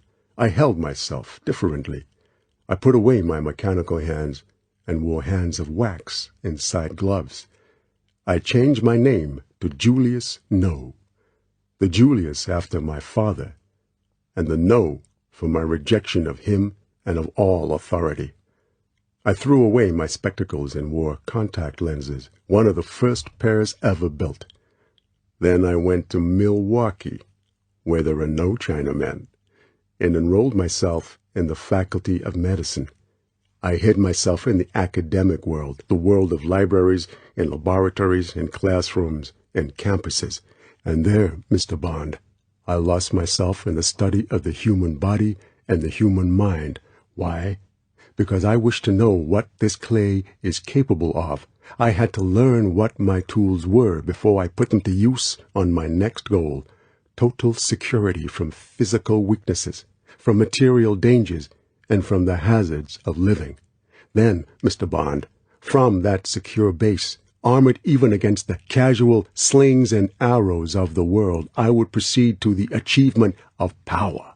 The power, Mr. Bond, to do unto others what had been done unto me. The power of life and death. The power to decide, to judge. The power of absolute independence from outside authority. For that, Mr. Bond, whether you like it or not, is the essence of temporal power. Bond reached for the shaker and poured himself a third drink. He looked at Honeychile. She seemed composed and indifferent, as if her mind was on other things. She smiled at him. Dr.No said benignly, "I expect you are both hungry. Pray be patient. I will be brief. So if you recall, there I was, in Milwaukee. In due course, I completed my studies, and I left America and went by easy stages around the world. I called myself doctor, because doctors receive confidences and they can ask questions without arousing suspicion. I was looking for my headquarters. It had to be safe from the coming war. It had to be an island. It had to be entirely private. And it had to be capable of industrial development. In the end, I purchased Crab Key, and here I have remained for 14 years. They have been secure and fruitful years, without a cloud on the horizon. I was entertained by the idea of converting bird dung into gold, and I attacked the problem with passion. It seemed to me the ideal industry. There was a constant demand for the product. The birds require no care except to be left in peace. Each one is a simple factory for turning fish into dung. The digging of the guano is only a question of not spoiling the crop by digging too much. The sole problem is the cost of the labor. It was 1942. The simple Cuban and Jamaican laborer was earning 10 shillings a week cutting cane. I tempted 100 of them over to the island by paying them 12 shillings a week. With guano at $50 a ton, I was well placed. But on one condition, that the wages remained constant. I ensured that by isolating my community from world inflation. Harsh methods have had to be used from time to time, but the result is that my men are content with their wages because they are the highest wages they have ever known. I brought in a dozen Chinese Negroes with their families to act as overseers. They receive £1 a week per man. They are tough and reliable. On occasion I had to be ruthless with them, but they soon learned. Automatically, my people increased in numbers. I added some engineers and some builders. We set to work on the mountain.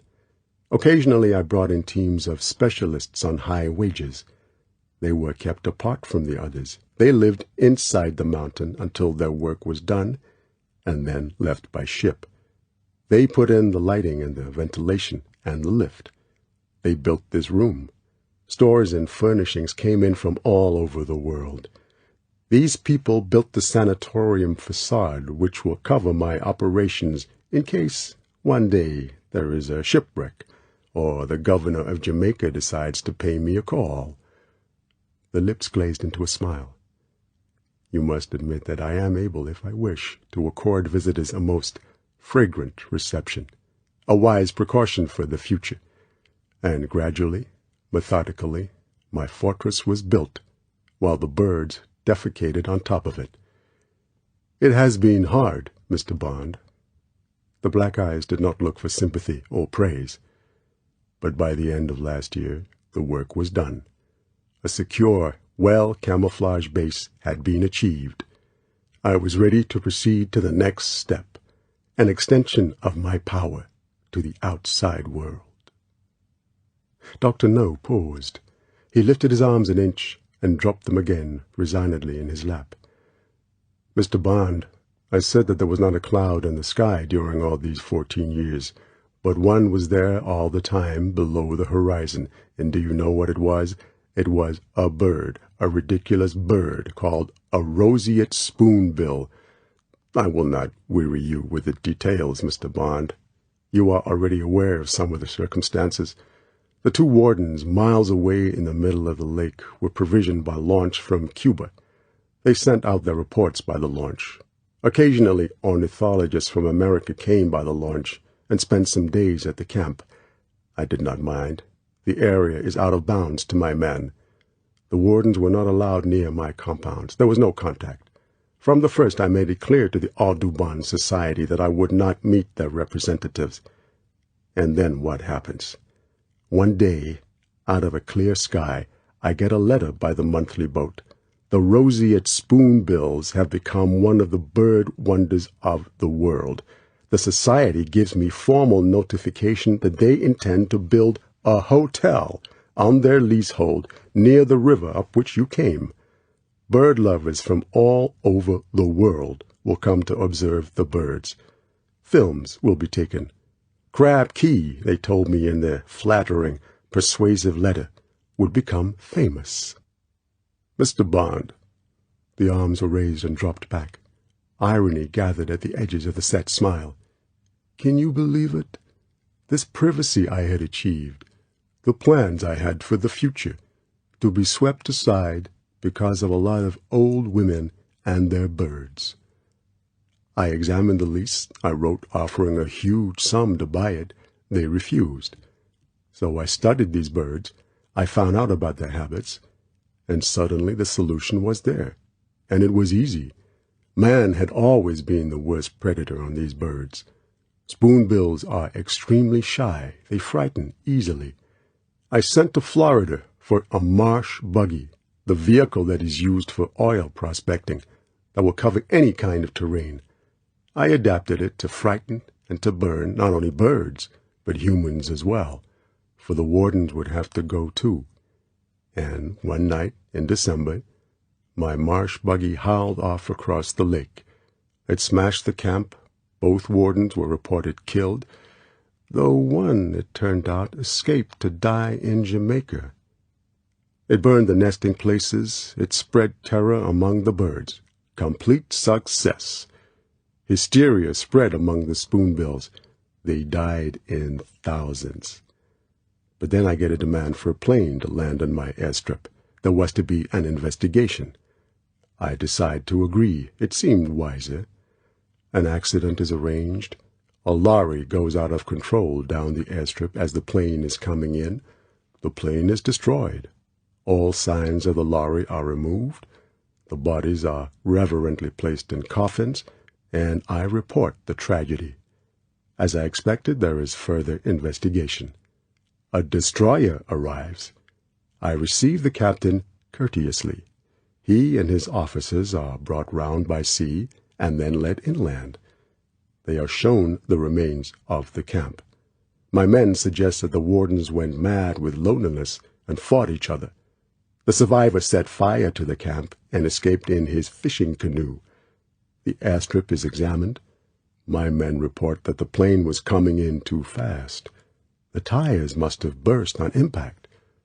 The bodies are handed over. It is very sad. The officers are satisfied. The ship leaves. Peace reigns again. Dr.No coughed delicately. He looked from Bond to the girl and back again. And that, my friends, is my story, or rather, the first chapter of what I am confident will be a long and interesting tale. Privacy has been re-established. There are now no roseate spoonbills, so there will be no wardens.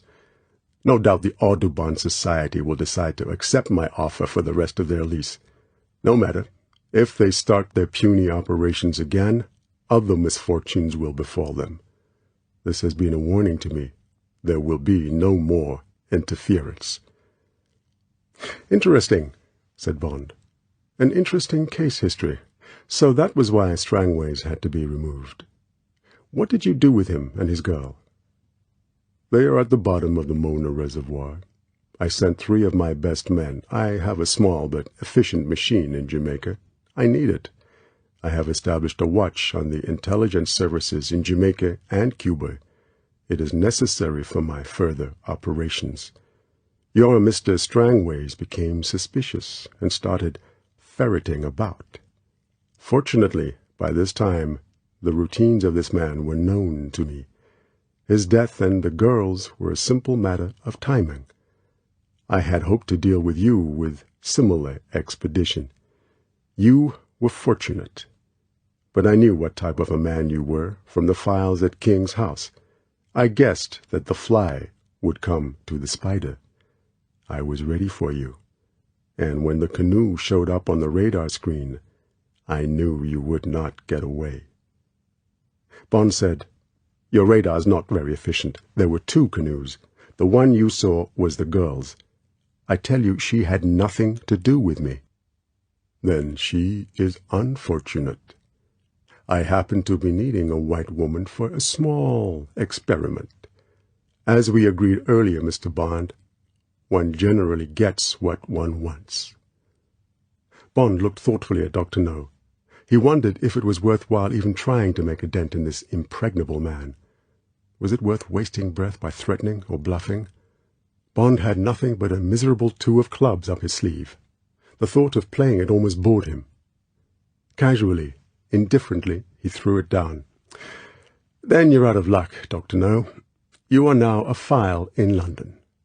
My thoughts on this case, the evidence of the poisoned fruit and the centipede and the crashed motor car are on record. So are the names of Miss Chung and Miss Taro. Instructions were left with someone in Jamaica that my report should be opened and acted upon if I failed to return from Crab Key within 3 days. Bond paused. The face of Dr.No was impassive. Neither the eyes nor the mouth had flickered. The jugular vein throbbed evenly. Bond bent forward. He said softly, But because of the girl, and only because of her, Dr.No, I will strike a bargain. In exchange for our safe return to Jamaica, you may have a week's start. You may take your airplane and your packet of stamps and try to get away. Bond sat back. Any interest, Dr.No? Chapter 16. Horizons of Agony. A voice behind Bond said quietly, Dinner is served. Bond swung round. It was the bodyguard. Beside him was another man who might have been his twin. They stood there, 2 stocky barrels of muscle, their hands buried in the sleeves of their kimonos, and looked over Bond's head at Dr.No. 9 o'clock already. Dr.No rose slowly to his feet. Come along. We can continue our conversation in more intimate surroundings. It is kind of you both to have listened to me with such exemplary patience. I hope the modesty of my cuisine and my cellar will not prove a further imposition. Double doors stood open in the wall behind the two white-jacketed men. Bond and the girl followed Dr.No through into a small octagonal mahogany-panelled room lit by a central chandelier in silver with storm glasses round the candles. Beneath it was a round mahogany table laid for three. Silver and glass twinkled warmly. The plain dark blue carpet was luxuriously deep. Dr.No took the centre high-backed chair and bowed the girl into the chair on his right. They sat down and unfolded napkins of white silk. The hollow ceremony and the charming room maddened Bond. He longed to break it up with his own hands, to wind his silk napkin round Dr.No's throat and squeeze until the contact lenses popped out of the black, damnable eyes. The two guards wore white cotton gloves. They served the food with a suave efficiency that was prompted by an occasional word in Chinese from Dr.No. At first, Dr.No seemed preoccupied. He slowly ate through 3 bowls of different soup, feeding himself with a spoon with a short handle that fitted neatly between the pincers. Bond concentrated on hiding his fears from the girl. He sat relaxed and ate and drank with a forced good appetite. He talked cheerfully to the girl about Jamaica, about the birds and the animals and the flowers, which were an easy topic for her. Occasionally his feet felt for hers under the table. She became almost gay. Bond thought they were putting on an excellent imitation of an engaged couple being given dinner by a detested uncle. Bond had no idea if his thin bluff had worked. He didn't give much for their chances. Dr.No and Dr.No's story exuded impregnability. The incredible biography rang true. Not a word of it was impossible. Perhaps there were other people in the world with their private kingdoms, away from the beaten track, where there were no witnesses, where they could do what they liked. And what did Dr.No plan to do next, after he had squashed the flies that had come to annoy him? And when he killed Bond and the girl, would London pick up the threads that Bond had picked up? Probably they would. There would be Pleydell Smith, the evidence of the poisoned fruit. But where would Bond's replacement get with Dr.No? Not far. Dr.No would shrug his shoulders over the disappearance of Bond and Quarrel. Never heard of them. And there would be no link with the girl. In Morgan's Harbour they would think she had been drowned on one of her expeditions. It was hard to see what could interfere with Dr.No, with the second chapter of his life, whatever it was.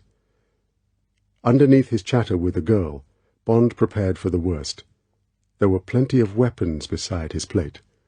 When the cutlets came, perfectly cooked, Bond fiddled indecisively with the knives and chose the bread knife to eat them with. While he ate and talked, he edged the big steel meat knife towards him. An expansive gesture of his right hand knocked over his glass of champagne, and in the split second of the crash, his left hand flicked the knife into the deep sleeve of his kimono. In the midst of Bond's apologies and the confusion as he and the bodyguard mopped up the spilt champagne, Bond raised his left arm and felt the knife slip back to below his armpit and then fall inside the kimono against his ribs. When he had finished his cutlets, he tightened the silk belt round his waist, shifting the knife across his stomach. The knife nestled comfortingly against his skin, and gradually the steel grew warm. Coffee came, and the meal was ended. The two guards came and stood close behind Bond's chair and the girl's. They stood with their arms crossed on their chests, impassive, motionless, like executioners. Dr.No put his cup softly down on his saucer. He laid his 2 steel claws down on the table in front of him. He sat a fraction more upright. He turned his body an inch in Bond's direction. Now there was no preoccupation in his face. The eyes were hard and direct. The thin mouth creased and opened. "You have enjoyed your dinner, Mr. Bond?" Bond took a cigarette from the silver box in front of him and lit it. He played with the silver table lighter. He smelled bad news coming. He must somehow pocket the lighter. Fire might perhaps be another weapon. He said easily, "Yes, it was excellent." He looked across at the girl. He leant forward in his chair and rested his forearms on the table. He crossed them, enveloping the lighter. He smiled at her. "I hope I ordered what you like." "Oh, Yes, it was lovely. For her, the party was still going on. Bond smoked busily, agitating his hands and forearms to create an atmosphere of movement. He turned to Dr.No. He stubbed out his cigarette and sat back in his chair. He folded his arms across his chest. The lighter was in his left armpit. He smiled cheerfully. "And what happens now, Dr.No?" "We can proceed to our after-dinner entertainment, Mr. Bond." The thin smile creased and vanished. "I have examined your proposition from every angle. I do not accept it." Bond shrugged his shoulders. "You are unwise." "No, Mr. Bond. I suspect that your proposition is a gold brick. People in your trade do not behave as you suggest. They make routine reports to their headquarters. They keep their chief aware of the progress of their investigations. I know these things. Secret agents do not behave as you suggest you have done. You have been reading too many novels of suspense. Your little speech reeked of grease paint and cardboard. No, Mr. Bond, I do not accept your story. If it is true, I am prepared to face the consequences. I have too much at stake to be turned from my path. So will the police come? The soldiers come? Where are a man and a girl? What man and what girl? I know nothing. Please go away. You are disturbing my guanera. Where is your evidence, your search warrant? The English law is strict, gentlemen. Go home and leave me in peace with my beloved cormorants. You see, Mr. Bond? And let us even say that the worst comes to the worst, that one of my agents talks, which is highly improbable. Bond remembered the fortitude of Miss Chung. What have I to lose? 2 more deaths on the chart sheet. But, Mr. Bond, a man can only be hanged once. The tall, pear-shaped head shook gently from side to side. Have you anything else to say? Any questions to ask? You both have a busy night ahead of you. Your time is getting short, and I must get my sleep. The monthly ship is putting in tomorrow, and I have the loading to supervise. I shall have to spend the whole day down on the quay. Well, Mr. Bond? Bond looked across at the girl. She had gone deathly pale. She was gazing at him, waiting for the miracle he would work. He looked down at his hands. He examined his nails carefully. He said, playing for time, "And then what? After your busy day with the bird dung, what comes next on your program? What is the next chapter you think you're going to write?" Bond didn't look up. The deep, quiet, authoritative voice came to him as if it was coming down from the night sky. "Ah, yes, you must have been wondering, Mr. Bond. You have the habit of inquiry. It persists even to the last, even into the shadows. I admire such qualities in a man with only a few hours to live. So I will tell you. I will turn over the next page. It will console you. There is more to this place than bird dung. Your instincts did not betray you." Dr.No paused for emphasis.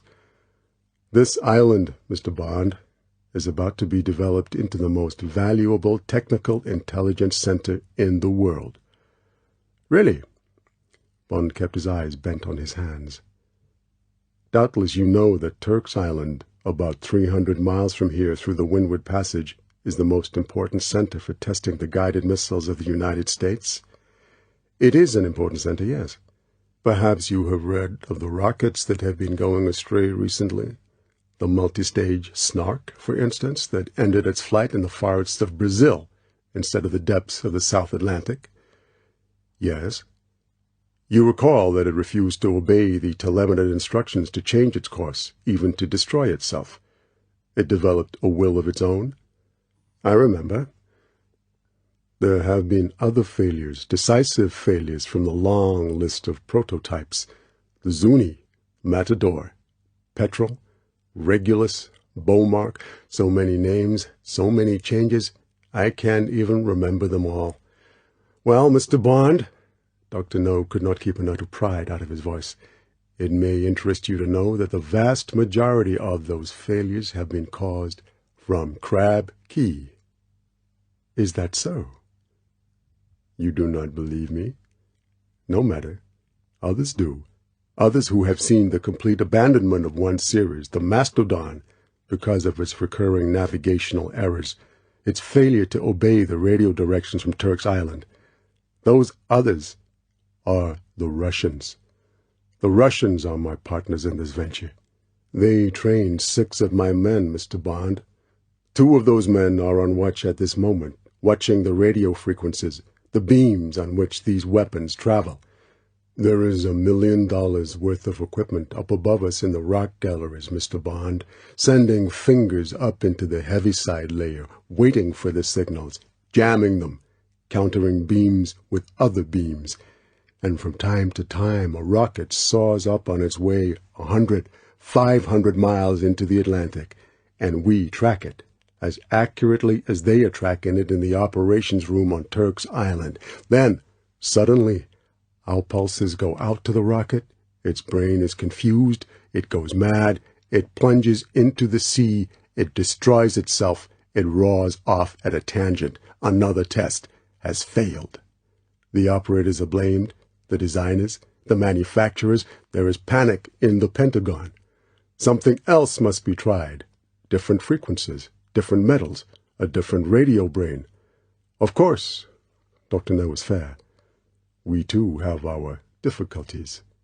We tracked many practice shoots without being able to get through to the brain of the new rocket. But then we communicate urgently with Moscow. Yes, they have even given us a cipher machine with our own frequencies and routines. And the Russians get thinking. They make suggestions. We try them out. And then one day, Mr. Bond, it is like catching the attention of a man in a crowd. Up in the stratosphere, the rocket acknowledges our signal. We are recognized, and we can speak to it and change its mind. Dr.No paused. Do you not find that interesting, Mr. Bond, this little sideline to my business in guano? It is, I assure you, most profitable. It might be still more so. Perhaps communist China will pay more. Who knows? I already have my feelers out. Bond lifted his eyes. He looked thoughtfully at Dr.No. So he had been right. There had been more, much more in all this than met the eye. This was a big game, a game that explained everything, a game that was certainly, in the international espionage market, well worth the candle. Well, well, now the pieces in the puzzle fell firmly into place. For this it was certainly worth scaring away a few birds and wiping out a few people. Privacy. Of course Dr.No would have to kill him and the girl. Power? This was it. Dr.No had really got himself into business. Bond looked into the 2 black holes with a new respect. He said, You'll have to kill a lot more people to keep this thing in your hands, Dr.No. It's worth a lot of money. You've got a good property here, a better one than I thought. People are going to want to cut themselves a piece of this cake. I wonder who will get to you first and kill you. Those men up there? He gestured towards the ceiling, who were trained in Moscow. They're the technicians. I wonder what Moscow is telling them to do. You wouldn't know that, would you? Dr.No said, You persist in underestimating me, Mr. Bond. You are an obstinate man, and stupider than I had expected. I am aware of these possibilities. I have taken one of these men and made him into a private monitor. He has duplicates of the ciphers and of the cipher machine. He lives in another part of the mountain. The others think that he died. He watches on all the routine times. He gives me a second copy of all the traffic that passes. So far, the signals from Moscow have been innocent of any signs of conspiracy. I am thinking of these things constantly, Mr. Bond. I take precautions, and I shall take further precautions. As I said, you underestimate me. I don't underestimate you, Dr.No. You're a very careful man, but you've got too many files open on you. In my line of business, the same thing applies to me. I know the feeling, but you've got some really bad ones. The Chinese one, for instance. I wouldn't like to have that one. The FBI should be the least painful, robbery and false identity. But do you know the Russians as well as I do? You're a best friend at the moment. But the Russians don't have partners. They'll want to take you over, buy you out with a bullet. Then there's the file you started with my service. You really want me to make that one fatter? I shouldn't do it if I were you, Dr.No. There are a tenacious lot of people in my service. If anything happens to me and the girl, you'll find Crab Key's a very small and naked little island. You cannot play for high stakes without taking risks, Mr. Bond. I accept the dangers, and so far as I can, I have equipped myself against them. You see, Mr. Bond, the deep voice held a hint of greed, I am on the edge of still greater things. The Chapter 2 to which I referred holds the promise of prizes which no one but a fool would throw away because he was afraid. I have told you that I can bend the beams on which these rockets fly, Mr. Bond. I can make them change course and ignore their radio control. What would you say, Mr. Bond, if I could go further? If I could bring them down into the sea near this island and salvage the secrets of their construction? At present, American destroyers far out in the South Atlantic salvage these missiles when they come to the end of their fuel and parachute down into the sea. Sometimes the parachutes fail to open. Sometimes the self-destruction devices fail to operate. No one on Turk's Island would be surprised if every now and then the prototype of a new series broke off its flight and came down near Crab Key. To begin with, at least, it would be put down to mechanical failure. Later, perhaps, they would discover that other radio signals besides theirs were guiding their rockets. A jamming war would start. They would try and locate the origin of the false signals. Directly I found they were looking for me, I would have one last fling. Their rockets would go mad. They would land on Havana, on Kingston. They would turn round and home on Miami. Even without warheads, Mr. Bond, 5 tons of metal arriving at 1,000 miles an hour can cause plenty of damage in a crowded town. And then what? There would be panic, a public outcry. The experiments would have to cease. The Turk's Island base would have to close down. And how much would Russia pay for that to happen, Mr. Bond? And how much for each of the prototypes I captured for them? Shall we say $10 million for the whole operation? $20 million? It would be a priceless victory in the armaments race. I could name my figure. Don't you agree, Mr. Bond? And don't you agree that these considerations make your arguments and threats seem rather puny? Bond said nothing. There was nothing to say. Suddenly he was back in the quiet room high up above Regent's Park. He could hear the rain slashing softly against the window, and M's voice, impatient, sarcastic, saying, "Oh, some damned business about birds. Holiday in the sun'll do you good. Routine inquiry." And he, Bond, had taken a canoe and a fisherman and a picnic lunch and had gone off, how many days, how many weeks ago, to have a look. Well, he had had his look into Pandora's box. He had found out the answers, been told the secrets, and now he was going to be politely shown the way to his grave, taking the secrets with him, and the waif he had picked up and dragged along with him on his lunatic adventure. The bitterness inside Bond came up into his mouth, so that for a moment he thought he was going to retch. He reached for his champagne and emptied the glass. He said harshly, "All right, Dr.No. Now let's get on with the cabaret. What's the program? Knife? Bullet? Poison? Rope? But make it quick. I've seen enough of you." Dr.No's lips compressed into a thin purple line. The eyes were hard as onyx under the billiard ball forehead and skull. The polite mask had gone. The Grand Inquisitor sat in the high-backed chair. The hour had struck for the peine forte et dure.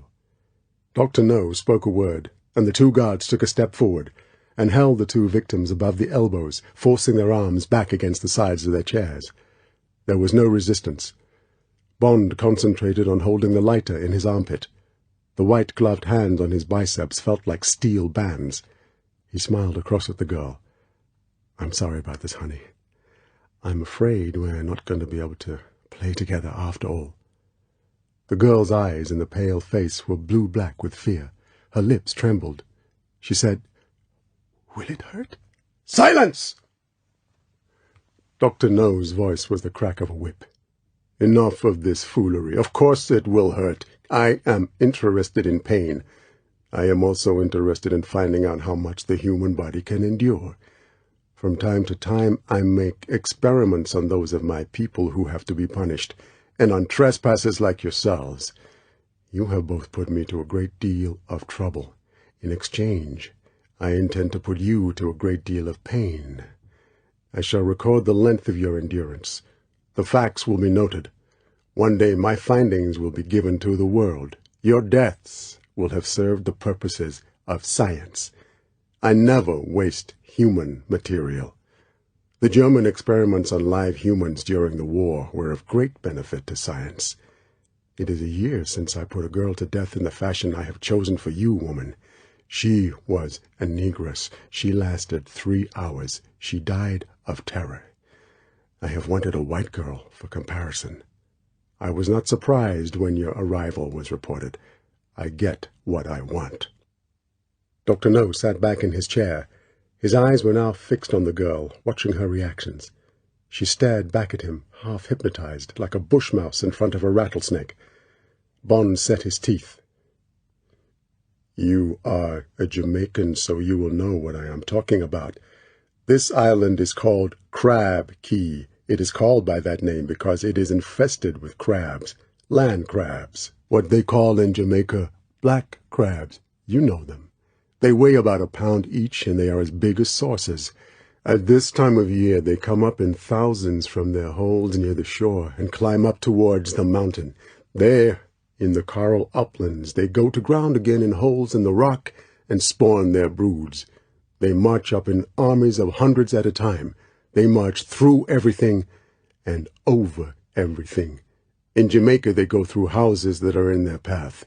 They are like the lemmings of Norway. It is a compulsive migration. Dr. No paused. He said softly, "But there is a difference. The crabs devour what they find in their path. And at present, woman, they are running. They are coming up the mountainside in their tens of thousands, great red and orange and black waves of them, scuttling and hurrying and scraping against the rock above us at this moment. And tonight, in the middle of their path, they are going to find the naked body of a woman pegged out, a banquet spread for them, and they will feel the warm body with their feeding pincers, and one will make the first incision with his fighting claws, and then... There was a moan from the girl.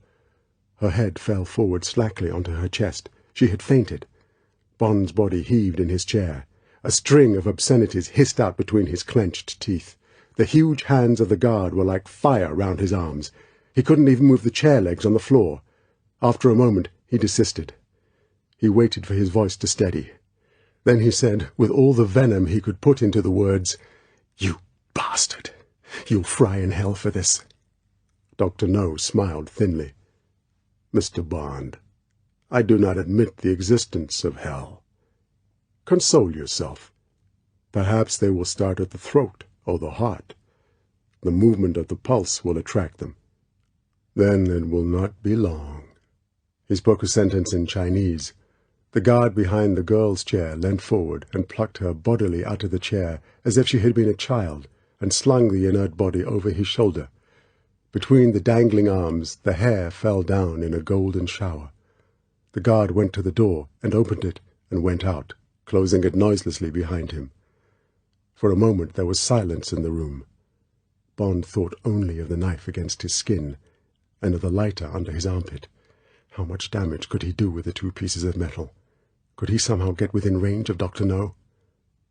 Dr. No said quietly, "You said that power was an illusion, Mr. Bond. Do you change your mind? My power to select this particular death for the girl is surely not an illusion. However, let us proceed to the method of your departure. That also has its novel aspects. You see, Mr. Bond, I am interested in the anatomy of courage, in the power of the human body to endure. But how to measure human endurance? how to plot a graph of the will to survive, the tolerance of pain, the conquest of fear. I have given much thought to the problem, and I believe I have solved it. It is, of course, only a rough and ready method, and I shall learn by experience as more and more subjects are put to the test. I have prepared you for the experiment as best I could. I gave you a sedative so that your body should be rested, and I have fed you well so that you may be at full strength. Future, what shall I call them, patients will have the same advantages. All will start equal in that respect. After that, it will be a question of the individual's courage and powers of endurance. Dr.No paused, watching Bond's face. You see, Mr. Bond, I have just finished constructing an obstacle race, an assault course against death. I will say no more about it, because the element of surprise is one of the constituents of fear. It is the unknown dangers that are the worst, that bear most heavily on the reserves of courage, and I flatter myself that the gauntlet you will run contains a rich assortment of the unexpected. It will be particularly interesting, Mr. Bond, that a man of your physical qualities is to be my first competitor. It will be most interesting to observe how far you get down the course I have devised. You should put up a worthy target figure for future runners. I have high expectations of you. You should go far. But when, as is inevitable, you have finally failed in an obstacle, your body will be recovered, and I shall most meticulously examine the physical state of your remains. The data will be recorded. You will be the first dot on a graph. Something of an honor, is it not, Mr. Bond? Bond said nothing. What the hell did all this mean? What could this test consist of? Would it be possible to survive it? Could he conceivably escape from it and get to the girl before it was too late, even if it was only to kill her and save her from her torture? Silently Bond gathered his reserves of courage, steeling his mind against the fear of the unknown that already had him by the throat, focusing his whole will on survival. Somehow, above all else, he must cling to his weapons. Dr.No rose and stepped away from his chair. He walked slowly to the door and turned. The menacing black holes looked back at Bond from just below the lintel of the door. The head was inclined a fraction. The purple lips creased back. Run a good race for me, Mr. Bond. My thoughts, as they say, will be with you. Dr.No turned away, and the door closed softly behind the long, thin gunmetal back. Chapter 17. The Long Scream. There was a man on the lift. The doors were open, waiting. James Bond, his arms still locked to his sides, was marched in. Now the dining room would be empty. How soon would the guards go back, start clearing away the dinner, notice the missing things? The doors hissed shut. The liftman stood in front of the buttons so that Bond could not see which he had pressed. They were going up. Bond tried to estimate the distance. The lift sighed to a stop. The time seemed rather less than when he had come down with the girl. The doors opened onto an uncarpeted corridor with rough grey paint on the stone walls. It ran about 20 yards straight ahead. "Hold it, Joe," said Bond's guard to the liftman. "Be right with you." Bond was marched down the corridor past doors numbered with letters of the alphabet.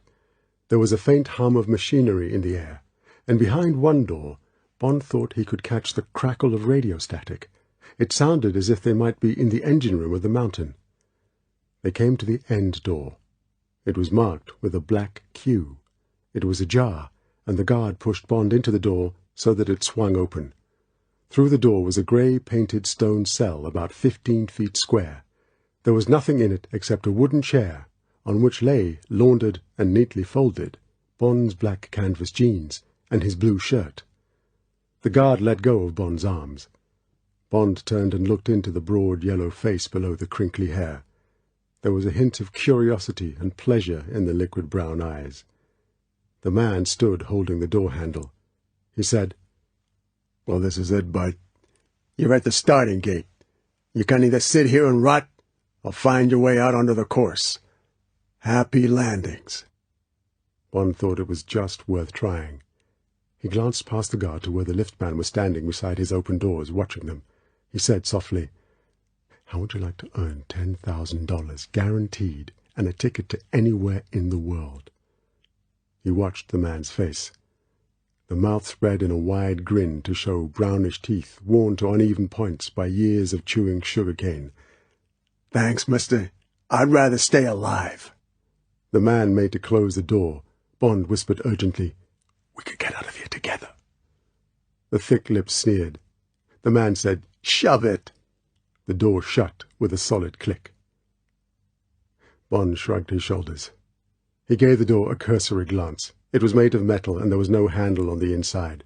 Bond didn't waste his shoulder on it. He went to the chair and sat down on the neat pile of his clothes and looked round the cell. The walls were entirely naked, except for a ventilation grill of thick wire in one corner just below the ceiling. It was wider than his shoulders. It was obviously the way out into the assault course. The only other break in the walls was a thick glass porthole, no bigger than Bond's head, just above the door. Light from the corridor filtered through it into the cell. There was nothing else. It was no good wasting any more time. It would now be about 10:30. Outside, somewhere on the slope of the mountain, the girl would already be lying, waiting for the rattle of claws on the grey coral. Bond clenched his teeth at the thought of the pale body spread-eagled out there under the stars. Abruptly he stood up. What the hell was he doing sitting still? Whatever lay on the other side of the wire grill, it was time to go. Bond took out his knife and the lighter and threw off the kimono. He dressed in the trousers and shirt and stowed the lighter in his hip pocket. He tried the edge of the knife with his thumb. It was very sharp. It would be better still if he could get a point on it. He knelt on the floor and began whittling the rounded end on the stone. After a precious quarter of an hour, he was satisfied. It was no stiletto, but it would serve to stab as well as cut. Bond put the knife between his teeth and set the chair below the grill and climbed onto it. The grill. Assuming he could tear it off its hinges, the frame of quarter-inch wire might straighten into a spear. That would make a third weapon. Bond reached up with crooked fingers. The next thing he knew was a searing pain up his arm and the crack of his head hitting the stone floor. He lay stunned, with only the memory of a blue flash and the hiss and crackle of electricity to tell him what had hit him. Bond got to his knees and stayed there. He bent his head down and shook it slowly from side to side like a wounded animal. He noticed a smell of burning flesh. He lifted his right hand up to his eyes. There was the red smear of an open burn across the inside of his fingers. Seeing it brought the pain. Bond spat out a 4-letter word. Slowly he got to his feet. He squinted up at the wire grill, as if it might strike at him again, like a snake. Grimly, he set the chair upright against the wall.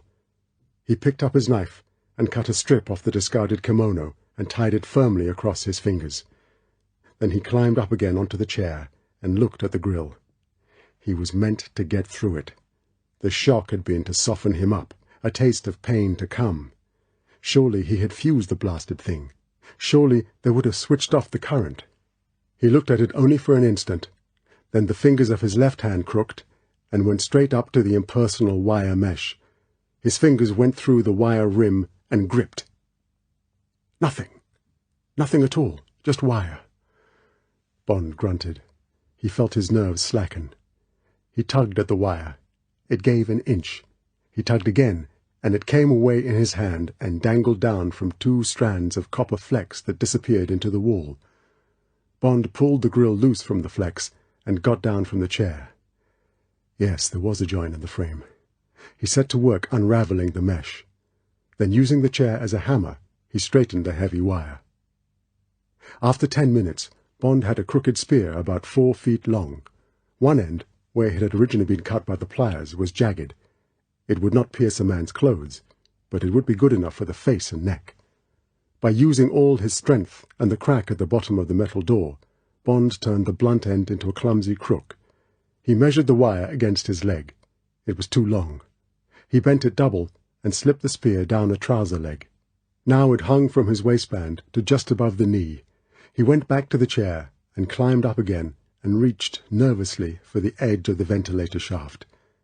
There was no shock. Bond heaved up and through the opening and lay on his stomach, looking along the shaft. The shaft was about 4 inches wider than Bond's shoulders. It was circular and of polished metal. Bond reached for his lighter, blessing the inspiration that had made him take it, and flicked it on. Yes, zinc sheeting that looked new. The shaft stretched straight ahead, featureless except for the ridges where the sections of pipe joined. Bond put the lighter back in his pocket and snaked forward. It was easy going. Cool air from the ventilating system blew strongly in Bond's face. The air held no smell of the sea. It was the canned stuff that comes from an air-conditioning plant. Dr.No must have adapted one of the shafts to his purpose. What hazards had he built into it to test out his victims? They would be ingenious and painful, designed to reduce the resistance of the victim. At the winning post, so to speak, there would be the coup de grace, if the victim ever got that far. It would be something conclusive, something from which there would be no escape, for there would be no prizes in this race except oblivion. And oblivion, thought Bond, he might be glad to win. Unless, of course, Dr.No had been just a bit too clever. Unless he had underestimated the will to survive. That, thought Bond, was his only hope, to try to survive the intervening hazards, to get through at least to the last ditch. There was a faint luminosity ahead. Bond approached it carefully, his senses questing in front of him like antennae. It grew brighter. It was the glint of light against the end of the lateral shaft. He went on until his head touched the metal. He twisted over on his back. Straight above him, at the top of 50 yards or so of vertical shaft, was a steady glimmer. It was like looking up a long gun barrel. Bond inched round the square bend and stood upright. So he was supposed to climb straight up this shining tube of metal without a foothold. Was it possible? Bond expanded his shoulders. Yes, they gripped the sides. His feet could also get a temporary purchase, though they would slip except where the ridges at the joints gave him an ounce of upward leverage. Bond shrugged his shoulders and kicked off his shoes. It was no good arguing. He would just have to try. 6 inches at a time, Bond's body began to worm up the shaft.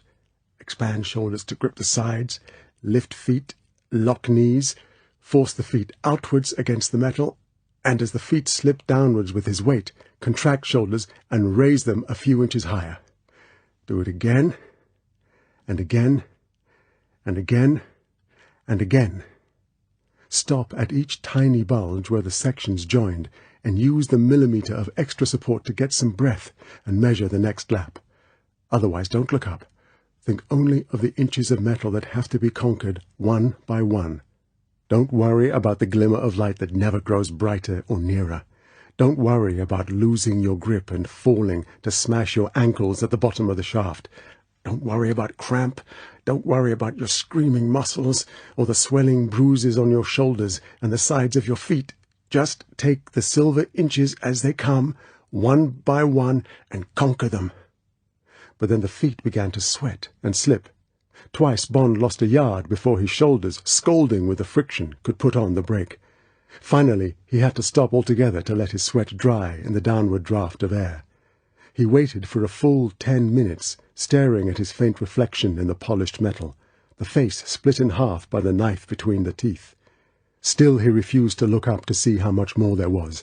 It might be too much to bear. Carefully, Bond wiped each foot against a trouser leg and began again.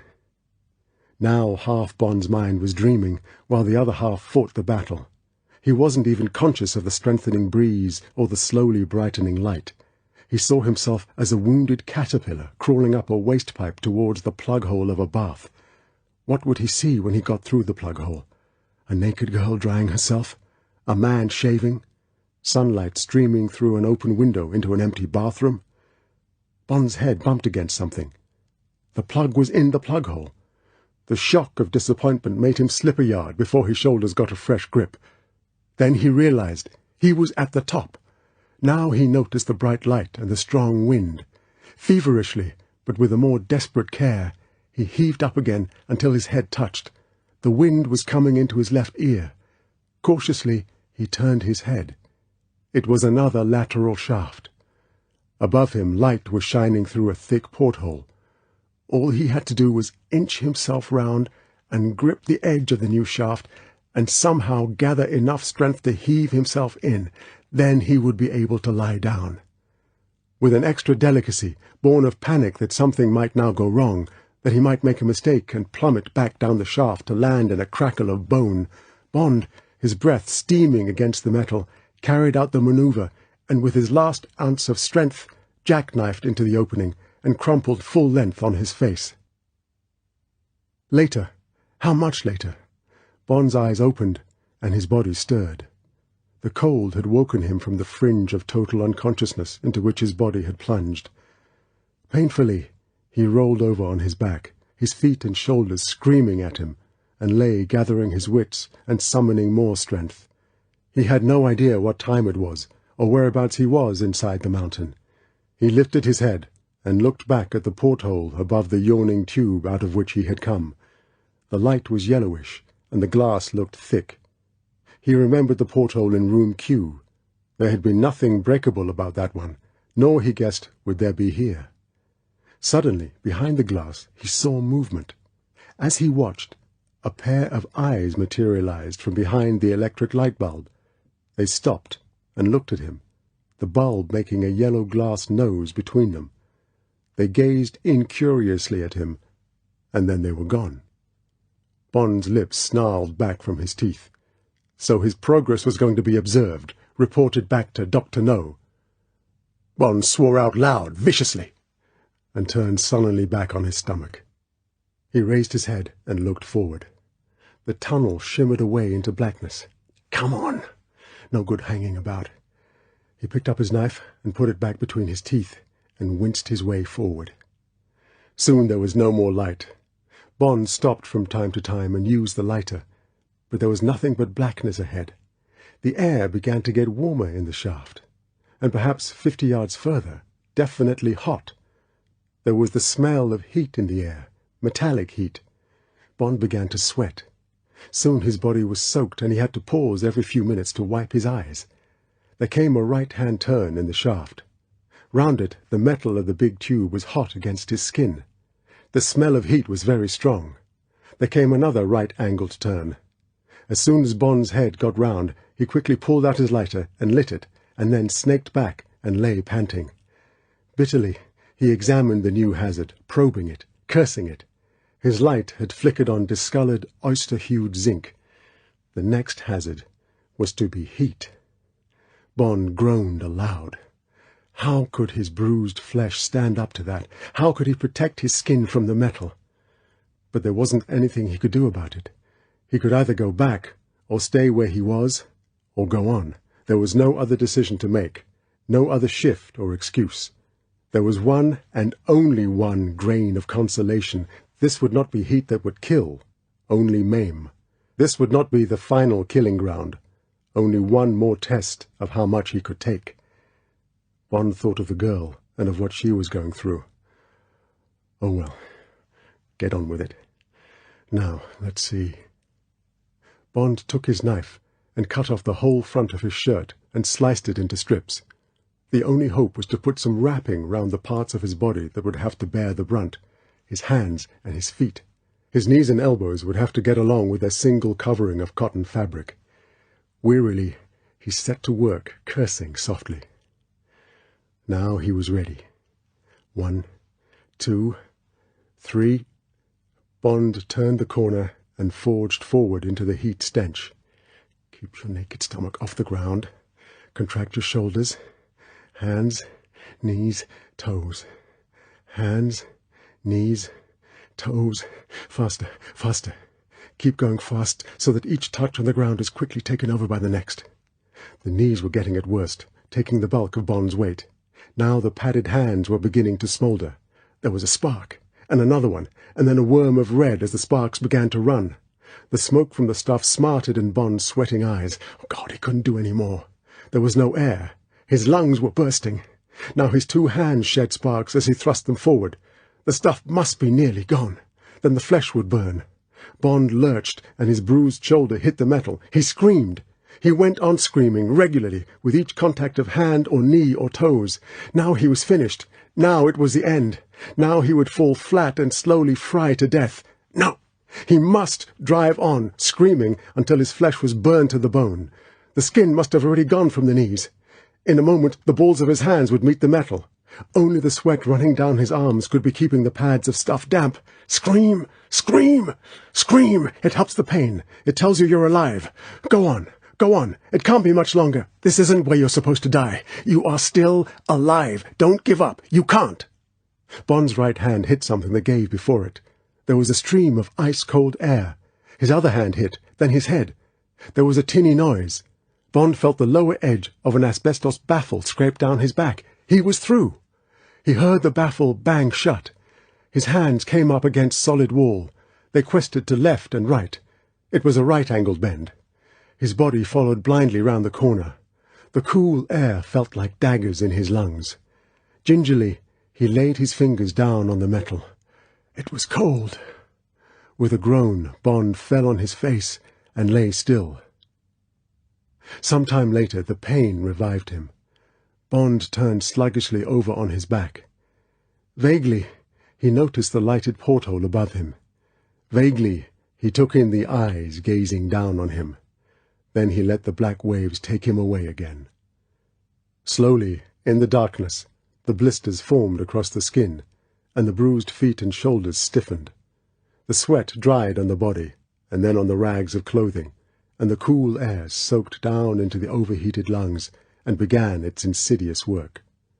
But the heart beat on, strongly and regularly inside the tortured envelope, and the healing sorceries of oxygen and rest pumped life back into the arteries and veins and recharged the nerves. Years later, Bond awoke. He stirred. As his eyes opened and met the other pair, inches away behind the glass, pain took him and shook him like a rat. He waited for the shock to die. He tried again, and then again, until he had measured the strength of his adversary. Then Bond, to hide himself away from the witness, turned over on his stomach and took the full blast of it. Again he waited, exploring his body for its reactions, testing the strength of the resolve that was left in the batteries. How much more could he take now? Bond's lips drew back from his teeth, and he snarled into the darkness. It was an animal sound. He had come to the end of his human reactions to pain and adversity. Dr.No had got him cornered. But there were animal reserves of desperation left, and in a strong animal, those reserves are deep. Slowly, agonizingly, Bond snaked a few yards away from the eyes, and then reached for his lighter and lit it. Ahead, there was only the black full moon, the yawning circular mouth that led into the stomach of death. Bond put back the lighter. He took a deep breath and got to his hands and knees. The pain was no greater, only different. Slowly, stiffly, he winced forward. The cotton fabric at Bond's knees and elbows had burned away. Numbly, his mind registered the moisture as his blisters burst against the cool metal. As he moved, he flexed his fingers and toes, testing the pain. Slowly, he got the measure of what he could do, what hurt most. This pain is supportable, he argued to himself. If I had been in an aeroplane crash, they would only diagnose superficial contusions and burns.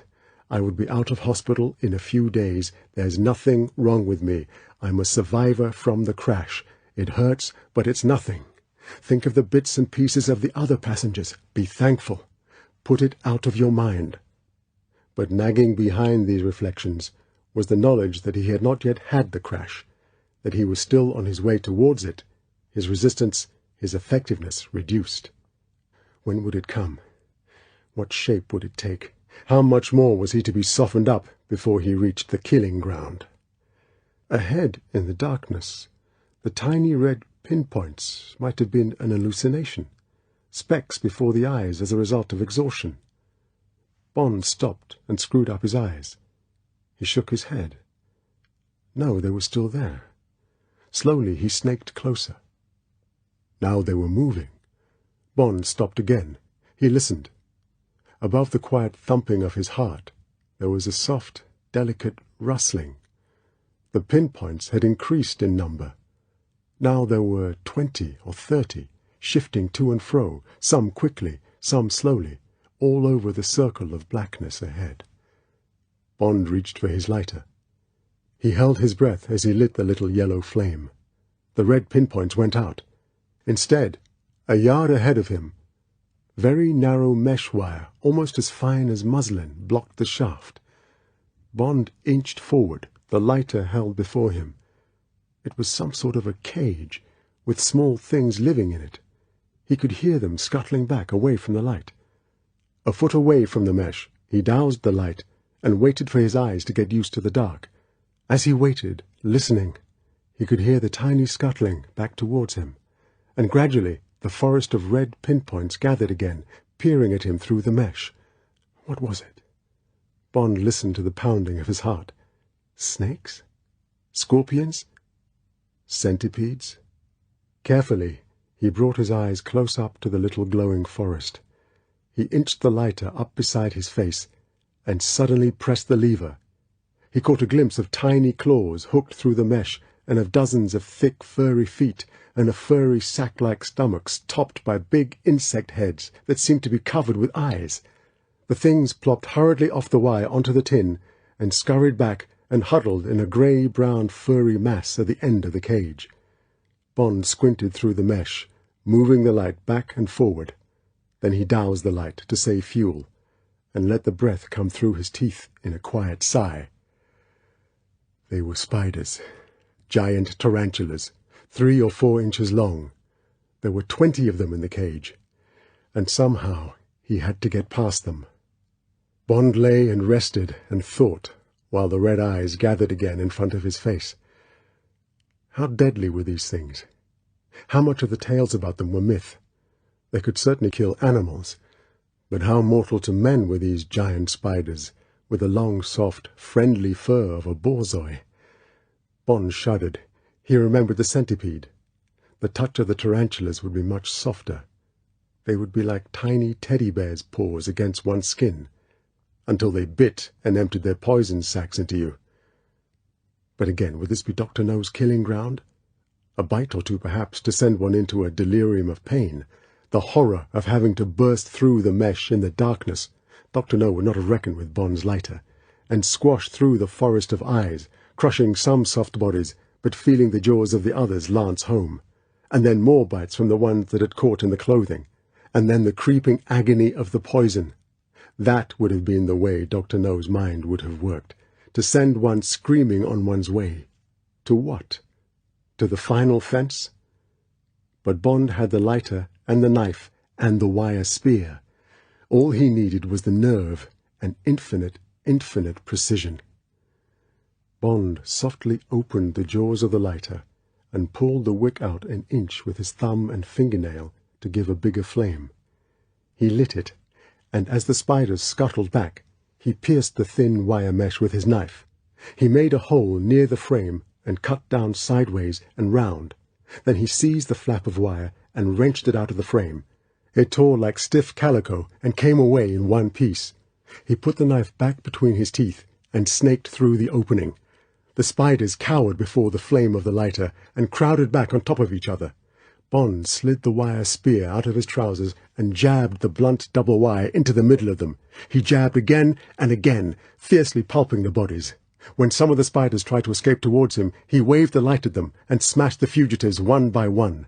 Now the living spiders were attacking the dead and wounded, and all Bond had to do was bash and bash into the writhing, sickening mess of blood and fur.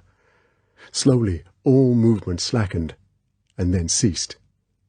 Were they all dead? Were some shamming? The flame of the lighter was beginning to die. He would have to chance it. Bond reached forward and shoveled the dead mess to one side. Then he took his knife from between his teeth and reached out and slashed open the second curtain of wire, bending the flap down over the heap of pulped bodies. The light flickered and became a red glow. Bond gathered himself and shot his body over the bloody pile of corpses and through the jagged frame. He had no idea what bits of metal he touched, or whether he had put his knee or his foot among the spiders. All he knew was that he had got through. He heaved himself yards on along the shaft and stopped to gather his breath and his nerve. Above him a dim light came on. Bond squinted sideways and upwards, knowing what he would see. The slanting yellow eyes behind the thick glass looked keenly down at him. Slowly, behind the bulb, the head moved from side to side. The eyelids dropped in mock pity. A closed fist, the thumb pointing downwards in farewell and dismissal, inserted itself between the bulb and the glass. Then it was withdrawn. The light went out. Bond turned his face back to the floor of the shaft and rested his forehead on the cool metal. The gesture said that he was coming into the last lap, that the observers had finished with him until they came for his remains.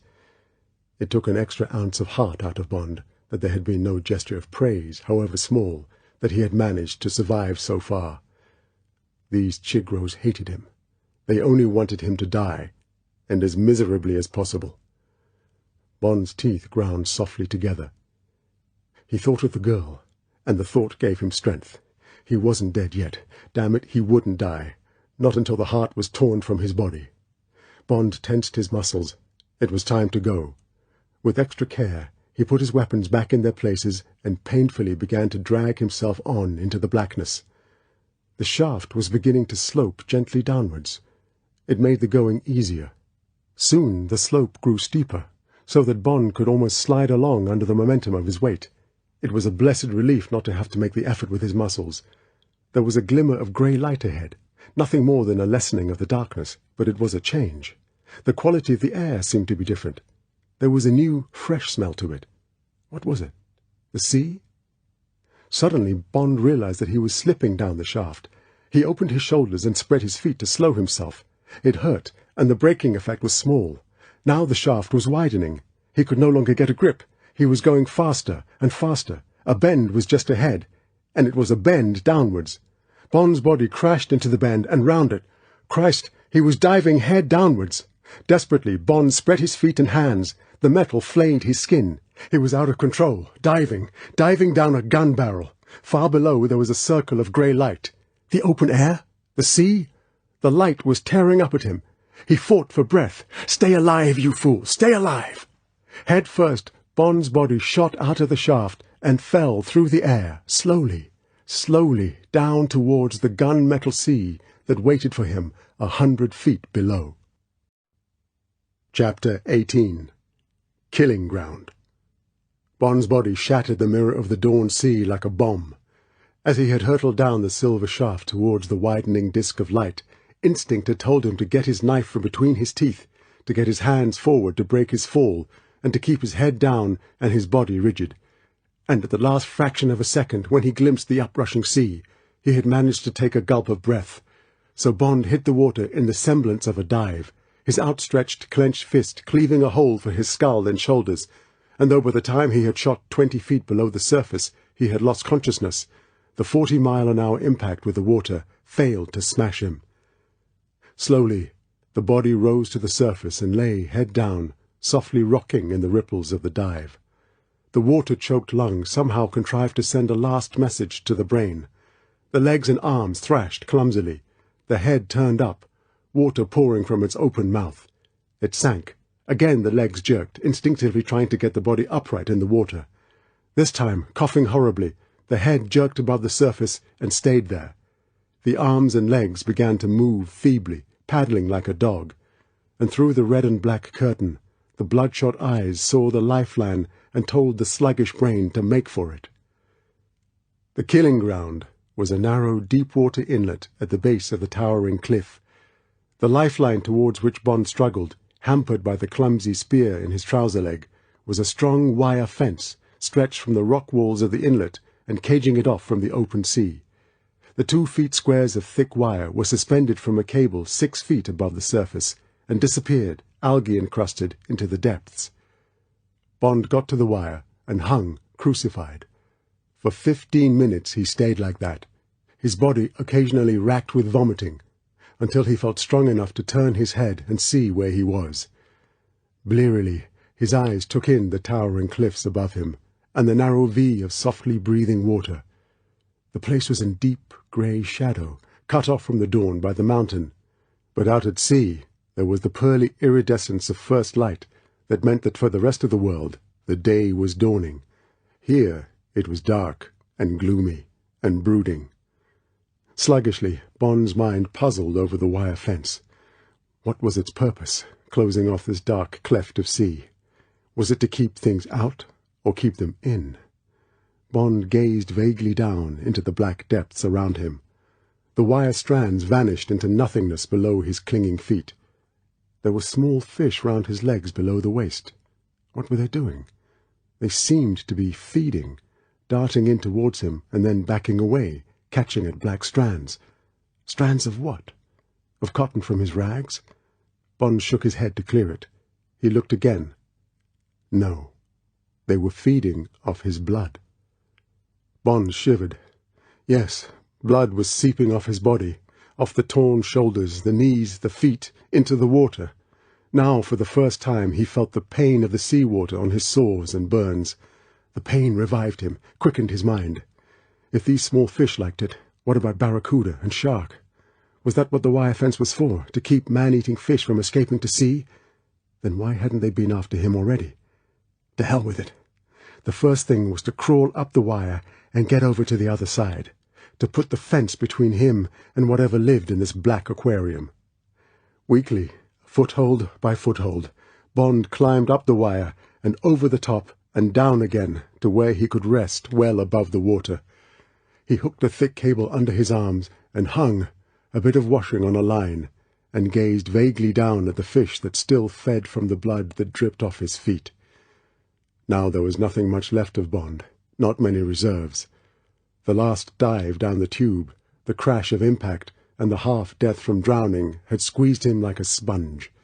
He was on the verge of surrender, on the verge of giving one small sigh and then slipping back into the soft arms of the water. How beautiful it would be to give in at last and rest, to feel the sea softly take him to its bed and turn out the light. It was the explosive flight of the fish from their feeding ground that shook Bond out of his death-dreaming. Something had moved far below the surface. There was a distant shimmer. Something was coming slowly up on the landward side of the fence. Bond's body tautened. His hanging jaw slowly shut, and the slackness cleared from his eyes. With the electric shock of danger, life flooded back into him, driving out the lethargy, pumping back the will to survive. Bond uncramped the fingers that a long time ago his brain had ordered not to lose his knife. He flexed his fingers and took a fresh grip of the silver-plated handle. He reached down and touched the crook of the wire spear that still hung inside his trouser leg. He shook his head sharply and focused his eyes. Now what? Below him the water quivered. Something was stirring in the depths, something huge. A great length of luminescent greyness showed, poised far down in the darkness.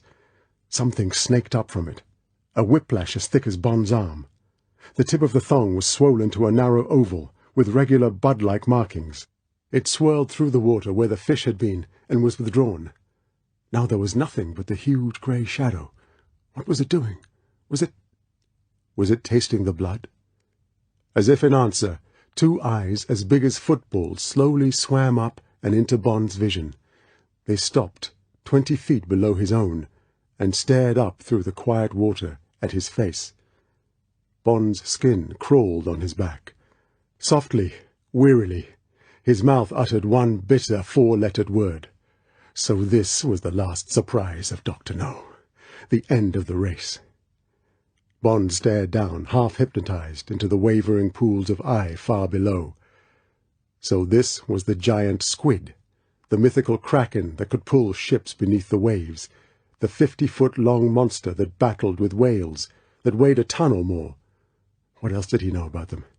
That they had 2 long seizing tentacles and 10 holding ones, that they had a huge blunt beak beneath eyes that were the only fish's eyes that worked on the camera principle like a man's, that their brains were efficient, that they could shoot backwards through the water at 30 knots by jet propulsion, that explosive harpoons burst in their jellied mantle without damaging them, that...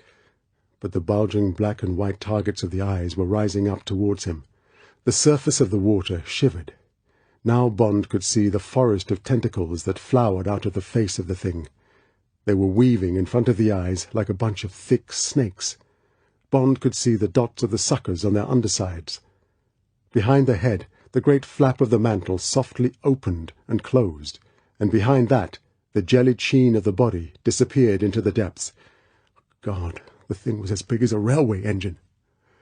Softly, discreetly, Bond snaked his feet and then his arm through the squares in the wire, lacing himself into them, anchoring himself so that the tentacles would have either to tear him to bits or wrench down the wire barrier with him. He squinted to right and left. Either way, it was 20 yards along the wire to the land, and movement, even if he was capable of it, would be fatal. He must stay dead quiet and pray that the thing would lose interest. If it didn't... Softly, Bond's fingers clenched on the puny knife. The eyes watched him, coldly, patiently. Delicately, like the questing trunk of an elephant, one of the long, seizing tentacles broke the surface and palped its way up the wire towards his leg. It reached his foot. Bond felt the hard kiss of the suckers. He didn't move. He dared not reach down and lose the grip of his arms through the wire. Softly, the suckers tugged, testing the amount of yield. It was not enough. Like a huge, slimy caterpillar, the tentacle walked slowly on up the leg. It got to the bloody, blistered kneecap and stopped there, interested. Bond's teeth gritted with the pain. He could imagine the message going back down the thick tentacle to the brain. Yes, it's good to eat. And the brain signaling back, then get it, bring it to me. The suckers walked on up the thigh.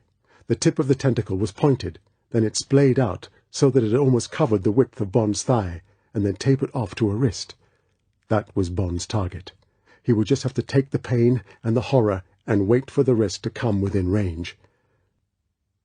A breeze, the first soft breeze of early morning, whispered across the metal surface of the inlet.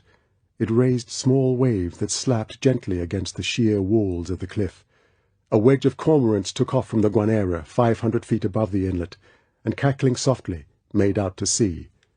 As they swept over, the noise that had disturbed them reached Bond, the triple blast of a ship's siren that means it is ready to take on cargo. It came from Bond's left. The jetty must be round the corner from the northern arm of the inlet. The tanker from Antwerp had come in. Antwerp, part of the world outside, the world that was 1,000,000 miles away, out of Bond's reach, surely out of his reach forever. Just around that corner, men would be in the galley having breakfast. The radio would be playing. There would be the sizzle of bacon and eggs, the smell of coffee, breakfast cooking. The suckers were at his hip. Bond could see into the horny cups. A stagnant sea smell reached him as the hand slowly undulated upwards. How tough was the mottled grey-brown jelly behind the hand. Should he stab? No, it must be a quick hard slash, straight across, like cutting a rope. Never mind about cutting into his own skin. Now! Bond took a quick glance into the two football eyes, so patient, so incurious. As he did so, the other seizing arm broke the surface and shot straight up at his face. Bond jerked back, and the hand curled into a fist round the wire in front of his eyes. In a second, it would shift to an arm or shoulder, and he would be finished. Now! The first hand was on his ribs. Almost without taking aim, Bond's knife hand slashed down and across. He felt the blade bite into the puddingy flesh, and then the knife was almost torn from his grip as the wounded tentacle whipped back into the water. For a moment the sea boiled around him. Now the other hand let go the wire and slapped across his stomach. The pointed hand stuck like a leech, all the power of the suckers furiously applied. Bond screamed as the suckers bit into his flesh. He slashed madly, again and again. God, his stomach was being torn out. The wire shook with the struggle. Below him the water boiled and foamed. He would have to give in. One more stab, this time into the back of the hand. It worked. The hand jerked free and snaked down and away, leaving 20 red circles edged with blood across his skin. Bond had no time to worry about them. Now the head of the squid had broken the surface, and the sea was being thrashed into foam by the great heaving mantle round it. The eyes were glaring up at him, redly, venomously, and the forest of feeding arms was at his feet and legs, tearing the cotton fabric away and flailing back. Bond was being pulled down, inch by inch. The wire was biting into his armpits. He could even feel his spine being stretched. If he held on, he would be torn in half. Now the eyes and the great triangular beak were right out of the water, and the beak was reaching up for his feet. There was one hope, only one. Bond thrust his knife between his teeth, and his hand dived for the crook of the wire spear. He tore it out, got it between his two hands, and wrenched the double wire almost straight. He would have to let go with one arm to stoop and get within range. If he missed, he would be torn to shreds on the fence. Now, before he died of the pain. Now! Now! Bond let his whole body slip down the ladder of wire and lunged through and down with all his force. He caught a glimpse of the tip of his spear lancing into the centre of a black eyeball, and then the whole sea erupted up at him in a fountain of blackness, and he fell and hung upside down by the knees, his head an inch from the surface of the water. What had happened? Had he gone blind? He could see nothing. His eyes were stinging, and there was a horrible fish taste in his mouth.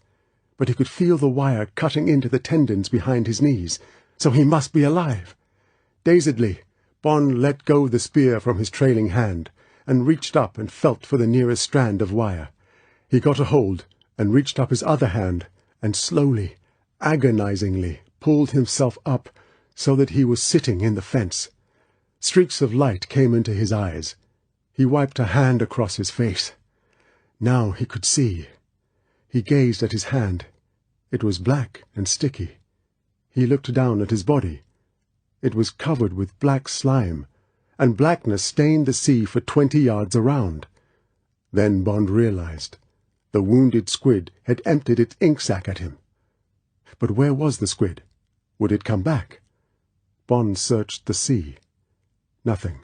Nothing but the spreading stain of black. Not a movement, not a ripple. Then don't wait. Get away from here. Get away, quick. Wildly, Bond looked to right and left. Left was towards the ship, but also towards Dr.No. But right was towards nothing. To build the wire fence, the men must have come from the left, from the direction of the jetty. There would be some sort of a path. Bond reached for the top cable and frantically began to edge along the swaying fence towards the rocky headland 20 yards away.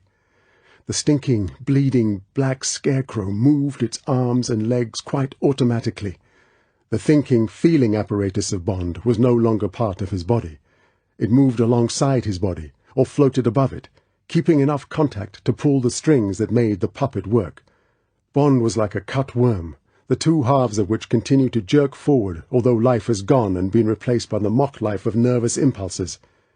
Only with Bond, the two halves were not yet dead. Life was only in abeyance in them. All he needed was an ounce of hope, an ounce of reassurance that it was still worthwhile trying to stay alive. Bond got to the rock face. Slowly he let himself down to the bottom rung of wire. He gazed vaguely at the softly heaving sheen of water. It was black, impenetrable, as deep as the rest. Should he chance it? He must. He could do nothing until he had washed off the caking slime and blood, the horrible stale fish smell. Moodily, fatalistically, he took off the rags of his shirt and trousers and hung them on the wire. He looked down at his brown and white body, striped and pockmarked with red. On an instinct he felt his pulse. It was slow, but regular. The steady thump of life revived his spirits. What the hell was he worrying about? He was alive. The wounds and bruises on his body were nothing, absolutely nothing. They looked ugly, but nothing was broken. Inside the torn envelope, the machine was quietly, solidly ticking over. Superficial cuts and abrasions, bloody memories, deathly exhaustion. These were hurts that an accident ward would sneer at. Get on, you bastard, get moving. Clean yourself and wake up. Count your blessings. Think of the girl. Think of the man you've somehow got to find and kill. Hang on to life like you've hung onto the knife between your teeth. Stop being sorry for yourself. To hell with what happened just now. Get down into the water and wash. 10 minutes later, Bond, his wet rags clinging to his scrubbed, stinging body, and his hair slicked back out of his eyes, climbed over the top of the headland. Yes, it was as he had guessed. A narrow rocky track, made by the feet of the workers, led down the other side and round the bulge of the cliff. From close by came various sounds and echoes. A crane was working. He could hear the changing beat of its engine. There were iron ship noises, and the sound of water splashing into the sea from a bilge pump. Bond looked up at the sky. It was pale blue. Clouds, tinged with golden pink, were trailing away towards the horizon. Far above him, the cormorants were wheeling round the guanera. Soon they would be going off to feed. Perhaps even now they were watching the scout groups far out at sea locating the fish. It would be about 6 o'clock, the dawn of a beautiful day. Bond, leaving drops of blood behind him, picked his way carefully down the track and along the bottom of the shadowed cliff. Round the bend, the track filtered through a maze of giant tumbled boulders. The noises grew louder. Bond crept softly forward, watching his footholds for loose stones. A voice called out, startlingly close. "Okay to go?" There was a distant answer. "Okay." The crane engine accelerated. A few more yards, one more boulder, and another. Now! Bond flattened himself against the rock and warily inched his head round the corner. Chapter 19. A Shower of Death. Bond took one long, comprehensive look and pulled back. He leant against the cool face of rock and waited for his breathing to get back to normal. He lifted his knife close up to his eyes and carefully examined the blade. Satisfied, he slipped it behind him and down the waistband of his trousers up against his spine. There it would be handy but protected from hitting against anything. He wondered about the lighter. He took it out of his hip pocket. As a hunk of metal it might be useful, but it wouldn't light any more, and it might scrape against the rock. He put it down on the ground, away from his feet. Then Bond sat down and meticulously went over the photograph that was in his brain. Round the corner, not more than 10 yards away, was the crane. There was no back to the cabin. Inside it, a man sat at the controls. It was the Chinese Negro boss, the driver of the marsh buggy. In front of him the jetty ran 20 yards out into the sea and ended in a T. An aged tanker of around 10,000 tons deadweight was secured alongside the top of the T. It stood well out of the water, its deck perhaps 12 feet above the quay. The tanker was called Blanche, and the Ant of Antwerp showed at her stern. There was no sign of life on board, except one figure lolling at the wheel in the enclosed bridge. The rest of the crew would be below, battened away from the guano dust. From just to the right of the crane, an overhead conveyor belt in a corrugated iron housing ran out from the cliff face. It was carried on high stanchions above the jetty and stopped just short of the hold of the tanker. Its mouth ended in a huge canvas sock, perhaps 6 feet in diameter. The purpose of the crane was to lift the wire-framed mouth of the sock so that it hung directly over the hold of the tanker, and to move it to right or left to give even distribution. From out of the mouth of the sock, in a solid downward jet, the scrambled egg-coloured guano dust was pouring into the hold of the tanker at a rate of tons a minute. Below, on the jetty, to the left and to leeward of the drifting smoke of the guano dust, stood the tall, watchful figure of Dr.No. That was all. The morning breeze feathered the deep-water anchorage, still half in shadow beneath the towering cliffs. The conveyor belt thudded quietly on its rollers. The crane's engine chuffed rhythmically. There was no other sound, no other movement, no other life apart from the watch at the ship's wheel, the trusty working at the crane, and Dr.No seeing that all went well. On the other side of the mountain, men would be working, feeding the guano to the conveyor belt that rumbled away through the bowels of the rock. But on this side, no one was allowed, and no one was necessary. Apart from aiming the canvas mouth of the conveyor, there was nothing else for anyone to do. Bond sat and thought, measuring distances, guessing at angles, remembering exactly where the crane driver's hands and feet were on the levers and the pedals. Slowly, a thin, hard smile broke across the haggard, sunburned face. Yes, it was on. It could be done, but softly, gently, slowly. The prize was almost intolerably sweet. Bond examined the soles of his feet and his hands. They would serve. They would have to serve. He reached back and felt the handle of the knife, shifted it an inch. He stood up and took several slow, deep breaths, ran his hands through his salt and sweat-matted hair, rubbed them harshly up and down his face, and then down the tattered sides of his black jeans. He gave a final flex to his fingers. He was ready. Bond stepped up to the rock and inched an eye round. Nothing had changed. His guess at the distances had been right. The crane driver was watchful, absorbed. The neck above the open khaki shirt was naked, offered, waiting. 20 yards away, Dr.No, also with his back to Bond, stood sentry over the thick, rich cataract of whitey-yellow dust. On the bridge, the watch was lighting a cigarette. Bond looked along the 10 yards of path that led past the back of the crane. He picked out the places he would put each foot. Then he came out from behind the rock and ran. Bond ran to the right of the crane, to a point he had chosen where the lateral side of the cabin would hide him from the driver and the jetty. He got there and stopped, crouching, listening. The engine hurried on. The conveyor belt rumbled steadily out of the mountain above and behind him. There was no change. The 2 iron footholds at the back of the cabin, inches away from Bond's face, looked solid. Anyway, the noise of the engine would drown small sounds, but he would have to be quick to yank the man's body out of the seat and get his own hands and feet on the controls. The single stroke of the knife would have to be mortal. Bond felt along his own collarbone, felt the soft triangle of skin beneath which the jugular pumped, remembered the angle of approach behind the man's back, reminded himself to force the blade and hold it in. For a final second he listened. Then he reached behind his back for the knife and went up the iron steps and into the cabin with the stealth and speed of a panther. At the last moment there was no need to hurry. Bond stood behind the man's back, smelling him. He had time to raise his knife hand almost to the roof of the cabin, time to summon every ounce of strength before he swept the blade down and into the square inch of smooth brownish-yellow skin. The man's hands and legs splayed away from the controls, his face strained back towards Bond. It seemed to Bond that there was a flash of recognition in the bulging eyes before the whites rolled upwards. Then a strangled noise from the open mouth, and the big body rolled sideways off its iron seat and crashed to the floor. Bond's eyes didn't even follow it as far as the ground. He was already in the seat and reaching for the pedals and levers. Everything was out of control. The engine was running in neutral. The wire hawser was tearing off the drum. The tip of the crane was bending slowly forwards like a giraffe's neck. The canvas mouth of the conveyor belt had wilted and was now pouring its column of dust between the jetty and the ship. Dr.No was staring upwards. His mouth was open. Perhaps he was shouting something. Coolly, Bond reined the machine in, slowly easing the levers and pedals back to the angles at which the driver had been holding them. The engine accelerated. The gears bit and began to work again.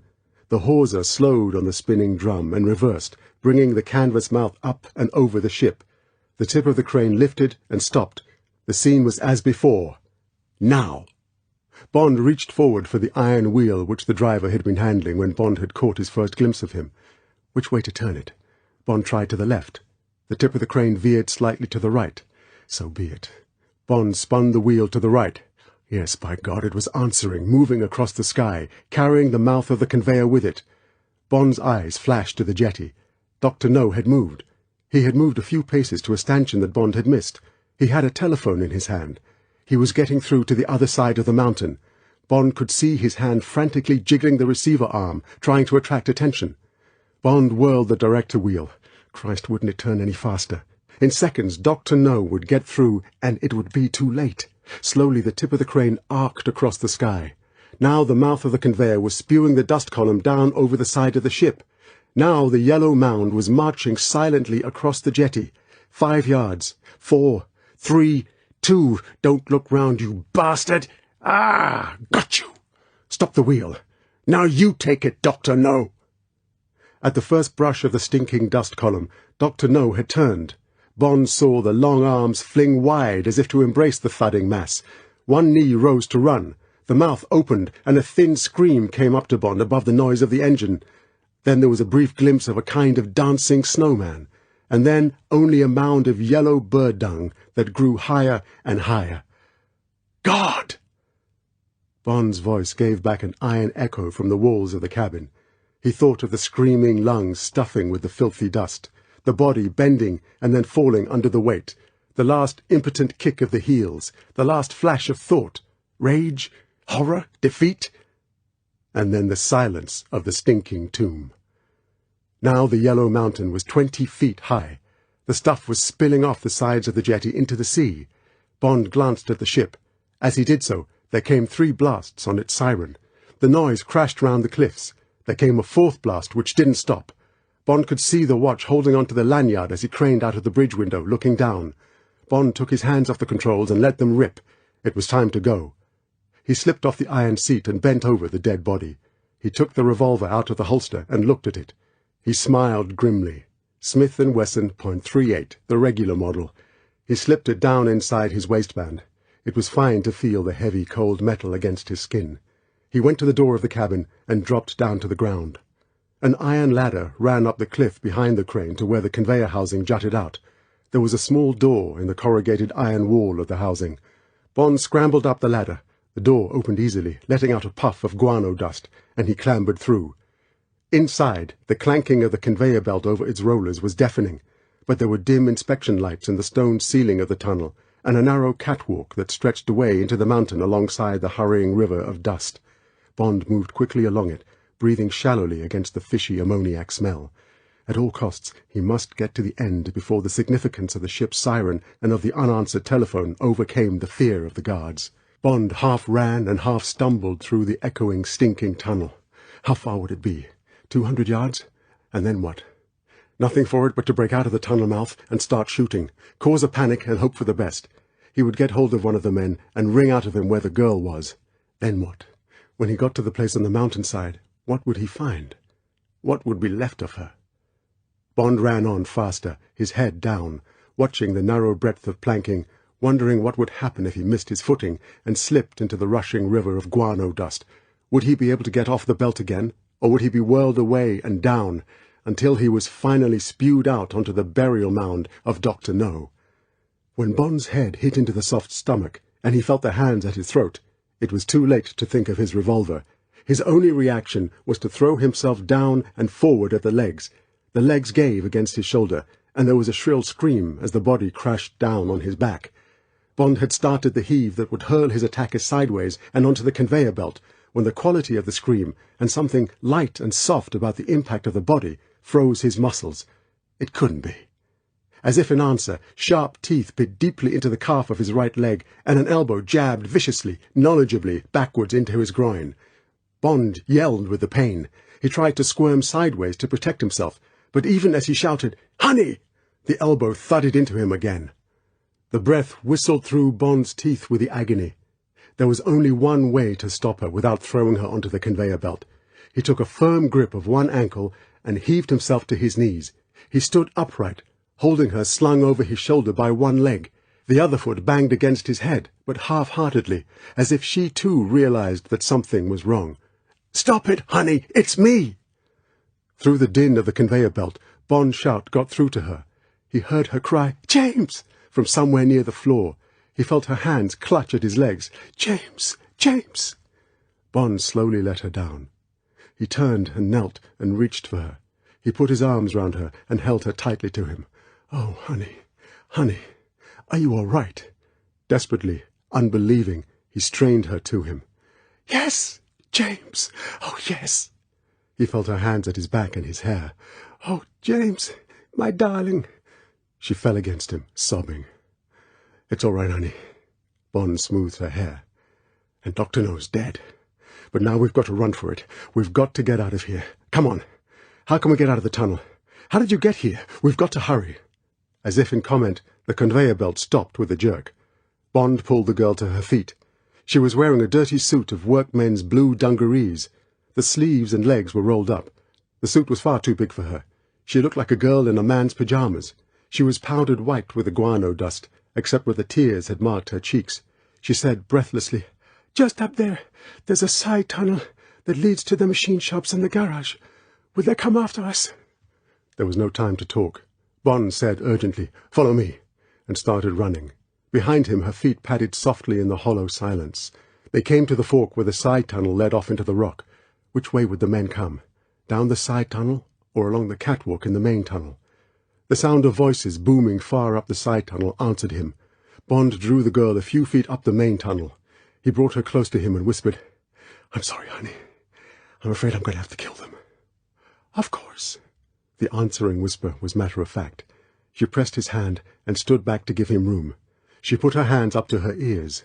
Bond eased the gun out of his waistband. Softly, He broke the cylinder sideways and verified with his thumb that all 6 chambers were loaded.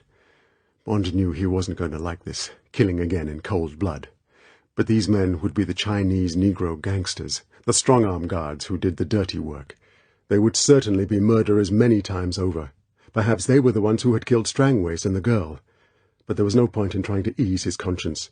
It was kill or be killed. He must just do it efficiently. The voices were coming closer. There were 3 men. They were talking loudly, nervously. Perhaps it was many years since they had even thought of going through the tunnel. Bond wondered if they would look round as they came out into the main tunnel, or would he have to shoot them in the back? Now they were very close. He could hear their shoes scuffing the ground. "That makes $10 you owe me, Sam. Not after tonight it won't be. Roll them bones, boy, roll them bones. No dice for me tonight, fella. I am going to cut myself a slice of the white girl. Ho, ho, ho." The first man came out, then the second, then the third. They were carrying their revolvers loosely in their right hands. Bond said sharply, "No, you won't." The 3 men whirled round. White teeth glinted in open mouths. Bond shot the rear man in the head and the second man in the stomach. The front man's gun was up. A bullet whistled past Bond and away up the main tunnel. Bond's gun crashed. The man clutched at his neck and spun slowly round and fell across the conveyor belt. The echoes thundered slowly up and down the tunnel. A puff of fine dust rose in the air and settled. 2 of the bodies lay still. The man with the stomach shot writhed and jerked. Bond tucked his hot gun into the waistband of his trousers. He said roughly to the girl, "Come on." He reached for her hand and pulled her after him into the mouth of the side tunnel. He said, "Sorry about that, honey," and started running, pulling her after him by the hand. She said, "Don't be stupid." Then there was no sound but the thud of their naked feet on the stone floor. The air was clean in the side tunnel, and it was easier going, but after the tension of the shooting, pain began to crowd in again and take possession of Bond's body. He ran automatically. He hardly thought of the girl. His whole mind was focused on taking the pain and on the problems that waited at the end of the tunnel. He couldn't tell if the shots had been heard, and he had no idea what opposition was left. His only plan was to shoot anyone who got in his way and somehow get to the garage and the marsh buggy. That was their only hope of getting away from the mountain and down to the coast. The dim yellow bulbs in the ceiling flicked by overhead. Still the tunnel stretched on. Behind him, Honey stumbled. Bond stopped, cursing himself for not having thought of her. She reached for him, and for a moment she leant against him, panting. "I'm sorry, James. It's just that—" Bond held her to him. He said anxiously, "Are you hurt, honey?" "No, I'm all right. It's just that I'm so terribly tired, and my feet got rather cut on the mountain. I fell a lot in the dark. If we could walk a bit, we're nearly there, and there's a door into the garage before we get to the machine shop. Couldn't we go in there?" Bond hugged her to him. He said, "That's just what I'm looking for, honey. That's our only hope of getting away. If you can stick it till we get there, we've got a real chance." Bond put his arm round her waist and took her weight. He didn't trust himself to look at her feet. He knew they must be bad. It was no good being sorry for each other. There wasn't time for it if they were to stay alive. They started moving again, Bond's face grim with the extra effort, the girl's feet leaving bloody footsteps on the ground, and almost immediately she whispered urgently, and there was a wooden door in the wall of the tunnel, and it was ajar, and no sound came from the other side. Bond took out his gun and gently eased the door open. The long garage was empty. Under the neon lights, the black and gold painted dragon on wheels looked like a float waiting for the Lord Mayor's show. It was pointing towards the sliding doors, and the hatch of the armoured cabin stood open. Bond prayed that the tank was full, and that the mechanic had carried out his orders to get the damage fixed. Suddenly, from somewhere outside, there was the sound of voices. They came nearer, several of them jabbering urgently. Bond took the girl by the hand and ran forward. There was only one place to hide, in the marsh buggy. The girl scrambled in. Bond followed, softly pulling the door shut behind him. They crouched, waiting. Bond thought, only 3 rounds left in the gun. Too late, he remembered the rack of weapons on the wall of the garage. Now the voices were outside. There came the clang of the door being slid back on its runners, and a confusion of talk. "How'd you know they were shooting?" "Couldn't have been nothing else I should know." "Better take rifles. Here, Joe, take that one, Lemmy, and some pineapples box under that table." Then there was a metallic noise of bolts being slid home, and safety catches clicked. Some fella must have gone nuts. Couldn't have been a lie, me. You ever seen a big puss fella in a creek? Jesus! And the rest of the tricks that Doc fixed up in the tube. And that white girl, she can't have been in much shape this morning. Any of you men been to have a look? No, sir. No. Oh, I sure surprised at you fellas. That's a fine piece of ass out there on the crab walk. More rattling and shuffling of feet, then, Okay, let's go. 2 abreast till we get to the main tunnel. Shoot at the legs. Whoever's making trouble, the doctor sure want him to play with. Tee-hee. Feet echoed hollowly on the concrete. Bond held his breath as they filed by. Would they notice the shut door of the buggy? But they went on down the garage and into the tunnel, and the noise of them slowly faded away. Bond touched the girl's arm and put his finger to his lips. Softly, he eased open the door and listened again. Nothing. He dropped to the ground and walked round the buggy and went to the half-open entrance. Cautiously, he edged his head round. There was no one in sight. There was a smell of frying food in the air that brought the saliva to Bond's mouth. Dishes and pans clattered in the nearest building about 20 yards away, and from one of the further Quonset huts came the sound of a guitar and a man's voice singing a calypso. Dogs started to bark half-heartedly, and then were silent. The Doberman pinschers. Bond turned and ran back to the end of the garage. No sound came from the tunnel. Softly, Bond closed the tunnel door and locked and bolted it. He went to the arms rack on the wall and chose another Smith & Wesson and a Remington carbine. He verified that they were loaded and went to the door of the marsh buggy and handed them in to the girl. Now the entrance door. Bond put his shoulder to it and softly eased it wide open. The corrugated iron rumbled hollowly. Bond ran back and scrambled through the open hatch and into the driver's seat. "Shut it, honey," he whispered urgently, and bent and turned the ignition key. The needle on the gauge swung to full. Pray God the damn thing would start up quickly. Some diesels were slow. Bond stamped his foot down on the starter. The grinding rattle was deafening. It must be audible all over the compound. Bond stopped and tried again. The engine fluttered and died. And again.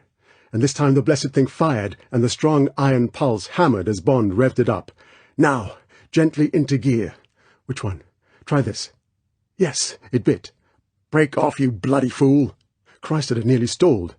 But now they were out and on the track, and Bond rammed his foot down to the floor. "Anyone after us?" Bond had to shout above the noise of the diesel.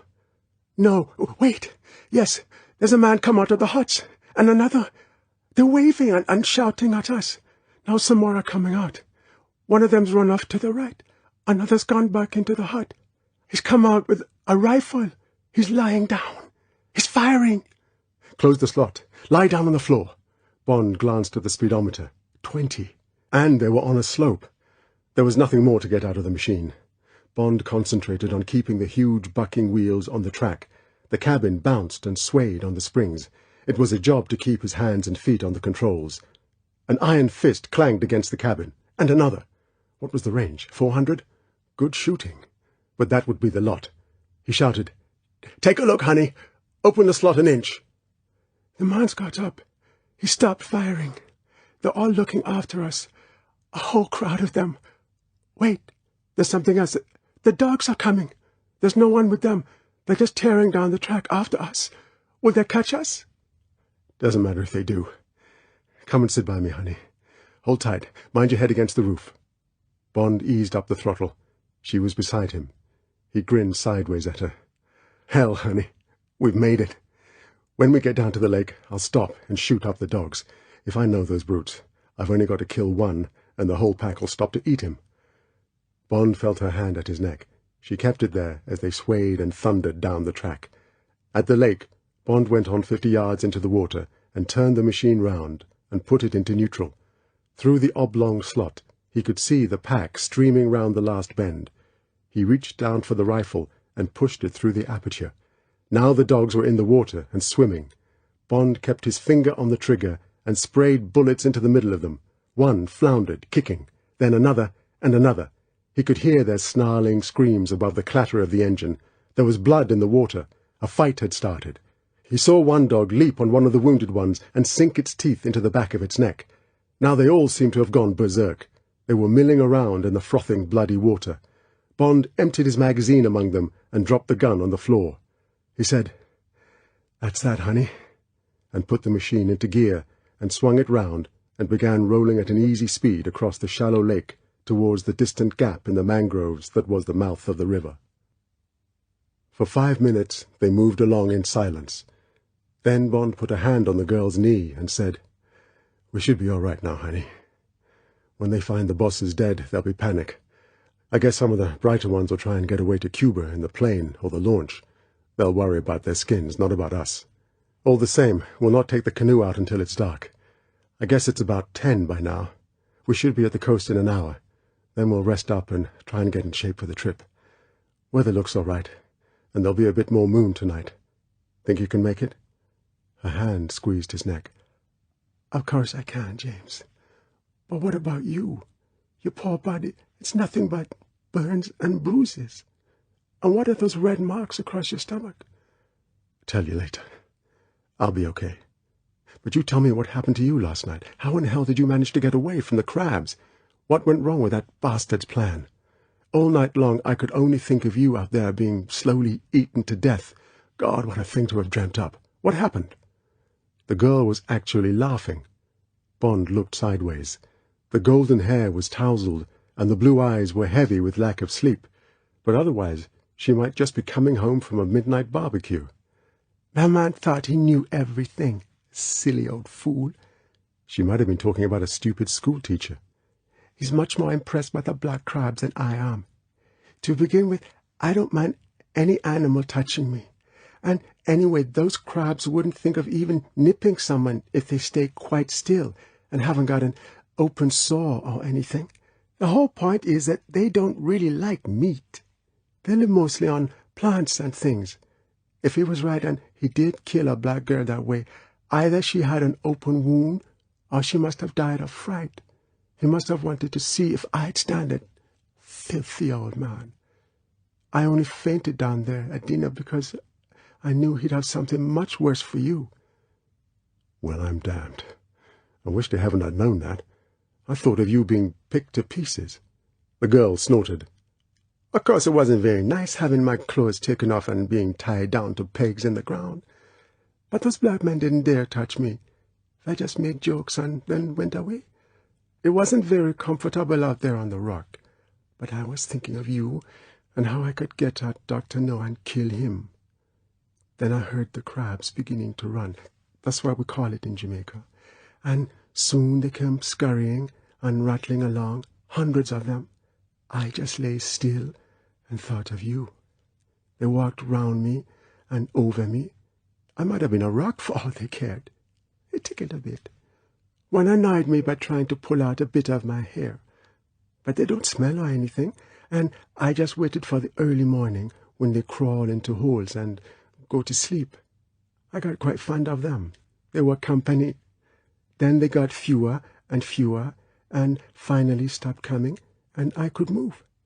I pulled at all the pegs in turn, and then concentrated on my right-hand one. In the end, I got it out of the crack in the rock, and the rest was easy.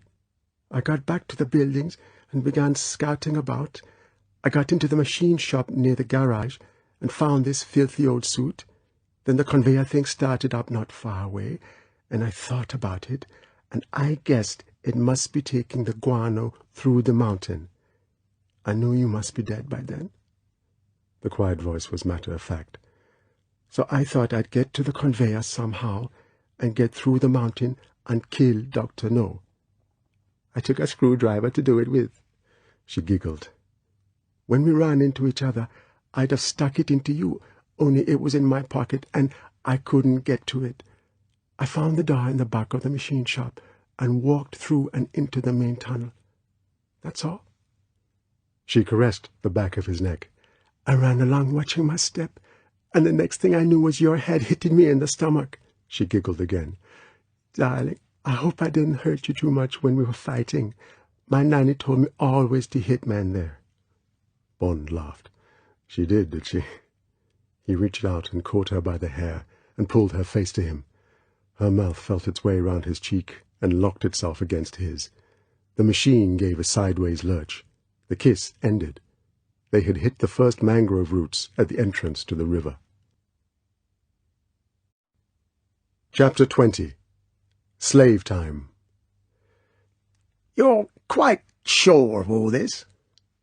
The acting governor's eyes were hunted, resentful.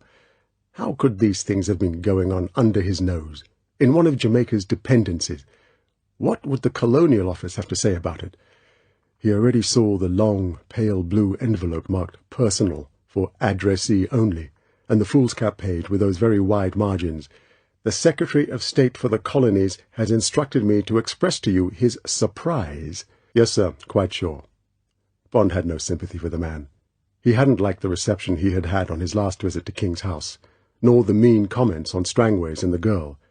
He liked the memory of them even less now that he knew that his friend and the girl were at the bottom of the Mona Reservoir. Well, we mustn't let any of this get out to the press. You understand that?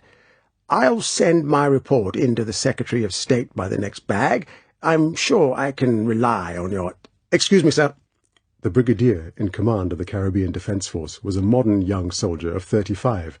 His military record was good enough for him to be unimpressed by relics from the Edwardian era of colonial governors, whom he collectively referred to as feather-hatted fuddy-duddies. "I think we can assume that Commander Bond is unlikely to communicate with anyone except his department, and if I may say so, sir, I submit we should take steps to clear up Crab Key without waiting for approval from London. I can provide a platoon ready to embark by this evening. HMS Narvik came in yesterday.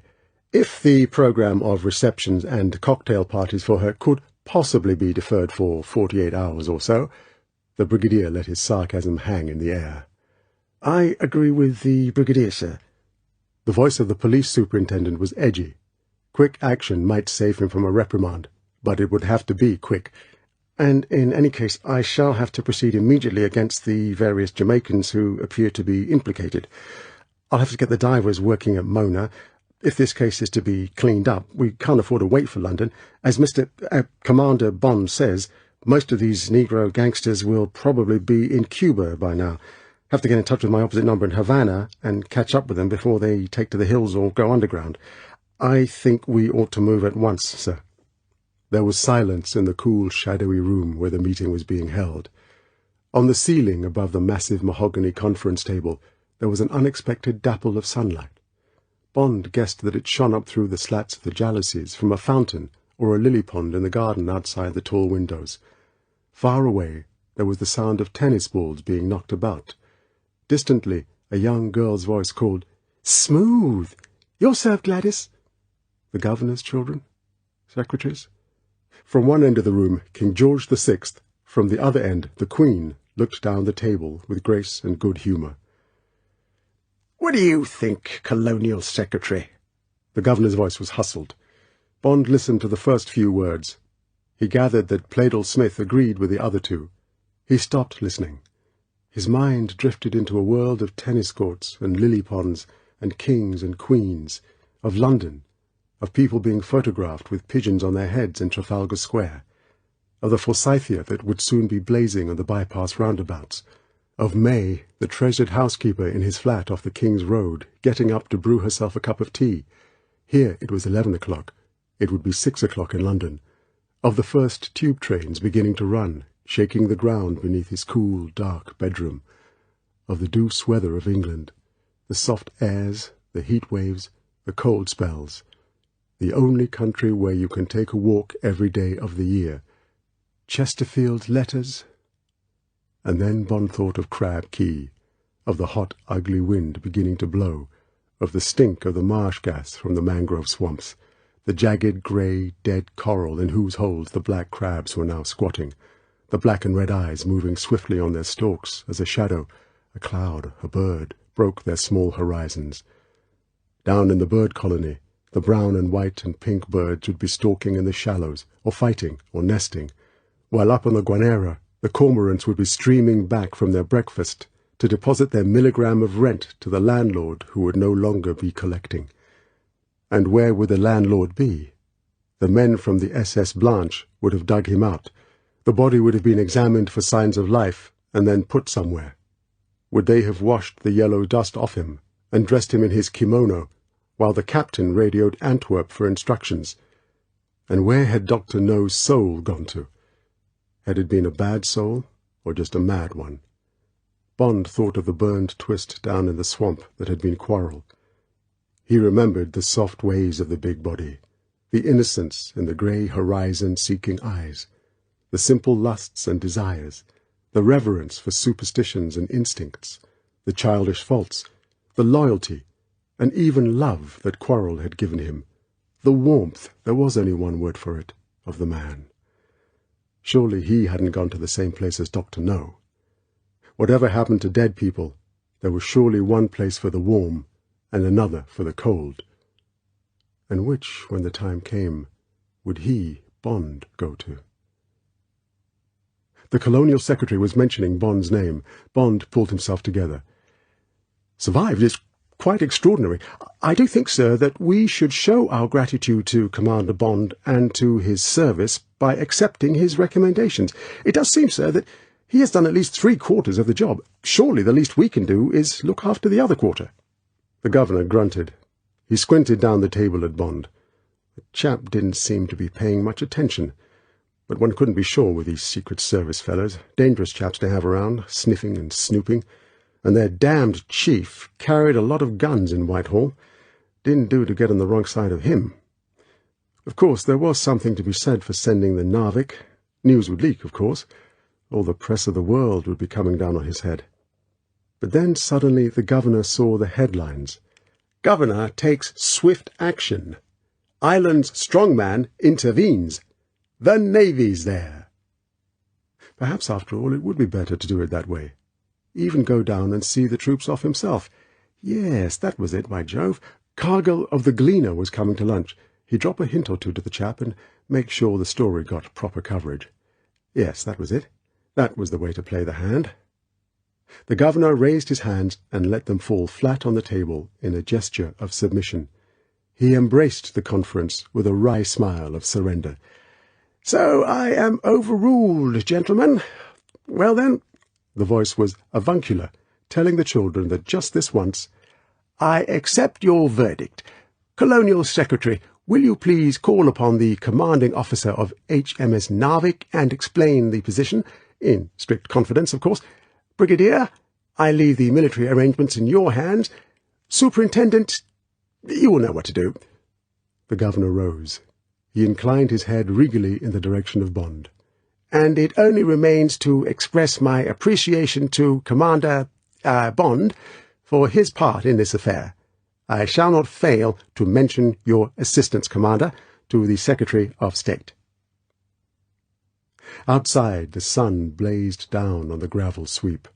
The interior of the Hillman Minx was a Turkish bath. Bond's bruised hands cringed as they took the wheel. Pleydell Smith leant through the window. He said, "Ever heard the Jamaican expression, ras?" "No." "Ras, man, is a vulgar expression meaning, stuff it up. If I may say so, it would have been appropriate for you to have used the expression just now. However—" Pleydell Smith gave a wave of his hand which apologized for his chief and dismissed him. "Is there anything else I can do for you? You really think you ought to go back to Beau Desert? They were quite definite at the hospital that they want to have you for a week." "Thanks," said Bond shortly, "but I've got to get back. See the girls all right. Would you tell the hospital I'll be back tomorrow? You got off that signal to my chief?" "Urgent rates." "Well then," Bond pressed the self-starter, "I guess that's the lot. You'll see the Jamaica Institute people about the girl, won't you? She really knows the hell of a lot about the natural history side of the island, not from books either. If they've got the right sort of job, I'd like to see her settled. I'll take her up to New York myself and see her through the operation. She'd be ready to start in a couple of weeks after that. Incidentally," Bond looked embarrassed, "she's really the hell of a fine girl.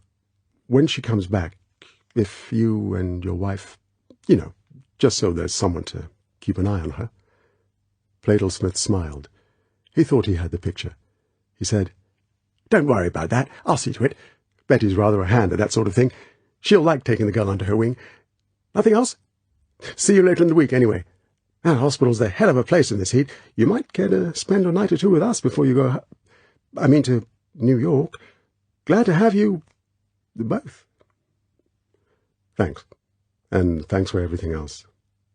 Bond put the car into gear and went off down the avenue of flaming tropical shrubbery. He went fast, scattering the gravel on the bends. He wanted to get the hell away from King's house, and the tennis, and the kings and queens. He even wanted to get the hell away from the kindly Pleydell Smith. Bond liked the man, but all he wanted now was to get back across the junction road to Beau Desert and away from the smooth world. He swung out past the sentry at the gates and onto the main road. He put his foot down. The night voyage under the stars had been without incident. No one had come after them. The girl had done most of the sailing. Bond had not argued with her. He had lain in the bottom of the boat, totally collapsed, like a dead man. He had woken once or twice and listened to the slap of the sea against the hull and watched her quiet profile under the stars. Then the cradle of the soft swell had sent him back to sleep, and to the nightmares that reached out after him from Crab Key. He didn't mind them. He didn't think he would ever mind a nightmare now. After what had happened the night before, it would have to be strong stuff that would ever frighten him again. The crunch of a niggerhead against the hull had woken him. They were coming through the reef into Morgan's harbour. The first quarter moon was up, and inside the reef the sea was a silver mirror. The girl had brought the canoe through under sail. They slid across the bay to the little fringe of sand, and the bows under Bond's head sighed softly into it. She had had to help him out of the boat and across the velvet lawn and into the house. He had clung to her and cursed her softly as she had cut his clothes off him and taken him into the shower. She had said nothing when she had seen his battered body under the lights. She had turned the water full on and taken soap and washed him down as if he had been a horse. Then she had led him out from under the water and dabbed him softly dry with towels that were soon streaked with blood. He had seen her reach for the bottle of Milton. He had groaned and taken hold of the wash-basin and waited for it. Before she had begun to put it on him, she had come round and kissed him on the lips. She had said softly, "Hold tight, my darling, and cry. It's going to hurt." And as she splashed the murderous stuff over his body, the tears of pain had run out of his eyes and down his cheeks without shame. Then there had been a wonderful breakfast as the dawn flared up across the bay, and then the ghastly drive over to Kingston, to the white table of the surgery in the emergency ward. Pleydell Smith had been summoned. No questions had been asked. Merthiolate had been put on the wounds, and tannic ointment on the burns.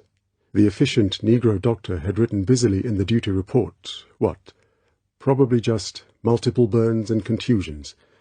Then, with promises to come into the private ward on the next day, Bond had gone off with Pleydell Smith to King's house, and to the first of the meetings that had ended with the full-dress conference. Bond had enciphered a short signal to M via the Colonial Office, which he had coolly concluded with, "Regret, must again request sick leave, stop. Surgeon's report follows, stop.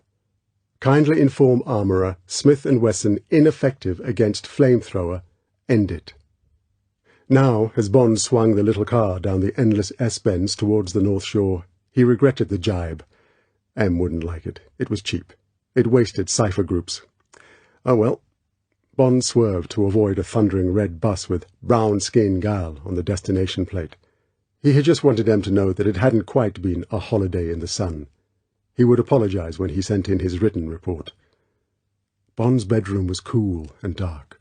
There was a plate of sandwiches and a thermos full of coffee beside the turned-down bed. On the pillow was a sheet of paper with big childish writing. It said, "You are staying with me tonight. I can't leave my animals. They were fussing. And I can't leave you. And you owe me slave time. I will come at 7. Your H." In the dusk, she came across the lawn to where Bond was sitting, finishing his third glass of bourbon on the rocks. She was wearing a black and white striped cotton skirt and a tight sugar-pink blouse. The golden hair smelled of cheap shampoo. She looked incredibly fresh and beautiful. She reached out her hand, and Bond took it, and followed her up the drive and along a narrow, well-trodden path through the sugar-cane. It wound along for quite a way through the tall, whispering, sweet-scented jungle. Then there was a patch of tidy lawn up against thick, broken stone walls, and steps that led down to a heavy door whose edges glinted with light. She looked up at him from the door. "Don't be frightened. The cane's high and there are most of them out." Bond didn't know what he had expected. He had vaguely thought of a flat earthen floor and rather damp walls. There would be a few sticks of furniture, a broken bedstead covered with rags, and a strong zoo smell. He had been prepared to be careful about hurting her feelings. Instead, it was rather like being inside a very large, tidy cigar box. The floor and ceiling were of highly polished cedar that gave out a cigar box smell, and the walls were panelled with wide split bamboo. The light came from a dozen candles and a fine silver chandelier that hung from the centre of the ceiling. High up in the walls there were 3 square windows through which Bond could see the dark blue sky and the stars. There were several pieces of good 19th-century furniture. Under the chandelier, a table was laid for 2, with expensive-looking old-fashioned silver and glass. Bond said, "Honey, what a lovely room. From what you said, I thought you lived in a sort of zoo." She laughed delightedly. "I got out the old silver and things. It's all I've got. I had to spend the day polishing it. I've never had it out before. It does look rather nice, doesn't it? You see, generally there are a lot of little cages up against the wall. I like having them with me. It's company. But now that you're here—" She paused. "My bedroom's in there." She gestured at the other door. "It's very small, but there's room for both of us. Now, come on. I'm afraid it's cold dinner, just lobsters and fruit." Bond walked over to her. He took her in his arms and kissed her hard on the lips. He held her and looked down into the shining blue eyes. "Honey, you're a wonderful girl. You're one of the most wonderful girls I've ever known. I hope the world's not going to change you too much. Do you really want to have that operation? I love your face just as it is. It's part of you, part of all this." She frowned and freed herself. "You're not to be serious tonight. Don't talk about these things. I don't want to talk about them. This is my night with you. Please talk about love. I don't want to hear about anything else. Promise? Now come on. You sit there." Bond sat down. He smiled up at her. He said, "I promise." She said, "Here's the mayonnaise. It's not out of a bottle. I made it myself.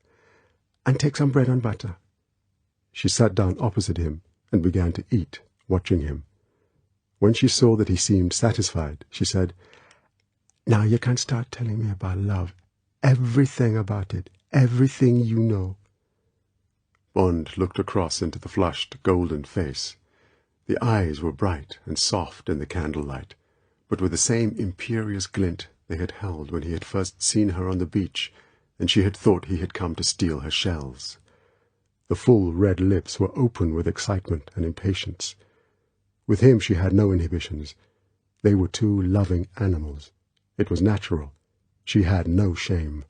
She could ask him anything and would expect him to answer. It was as if they were already in bed together, lovers. Through the tight cotton bodice, the points of her breasts showed, hard and roused. Bond said, "Are you a virgin?"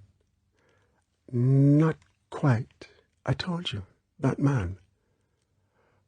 Well, Bond found he couldn't eat any more. His mouth was dry at the thought of her. He said, "Honey, I can neither eat or talk love to you. I can't do both." "You're going over to Kingston tomorrow.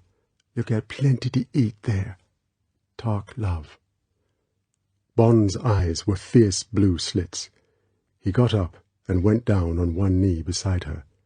He picked up her hand and looked into it. At the base of the thumb, the Mount of Venus swelled luxuriously.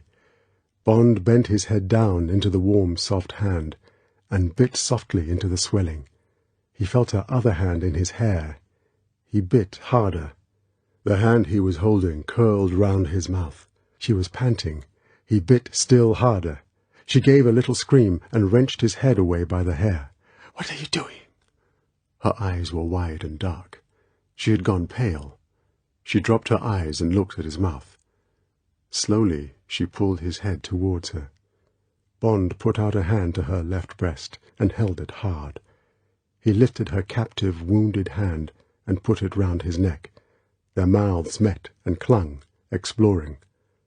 Above them the candles began to dance. A big hawk moth had come in through one of the windows. It whirred round the chandelier. The girl's closed eyes opened, looked at the moth. Her mouth drew away. She smoothed the handful of his hair back and got up, and without saying anything, took down the candles one by one and blew them out. The moth whirred away through one of the windows. The girl stood away from the table. She undid her blouse and threw it on the floor, then her skirt. Under the glint of moonlight, she was a pale figure with a central shadow. She came to Bond and took him by the hand and lifted him up. She undid his shirt and slowly, carefully took it off. Her body close to him smelled of new-mown hay and sweet pepper. She led him away from the table and through a door.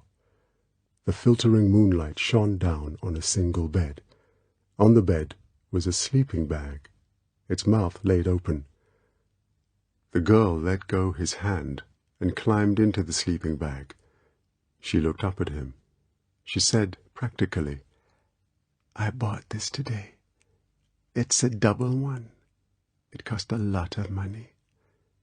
Take those off and come in. You promised. You owe me slave time. But do as you're told." Hugh Quarshie talks about his audio recording of Dr.No. I had read Dr.No, but I read it after seeing the film.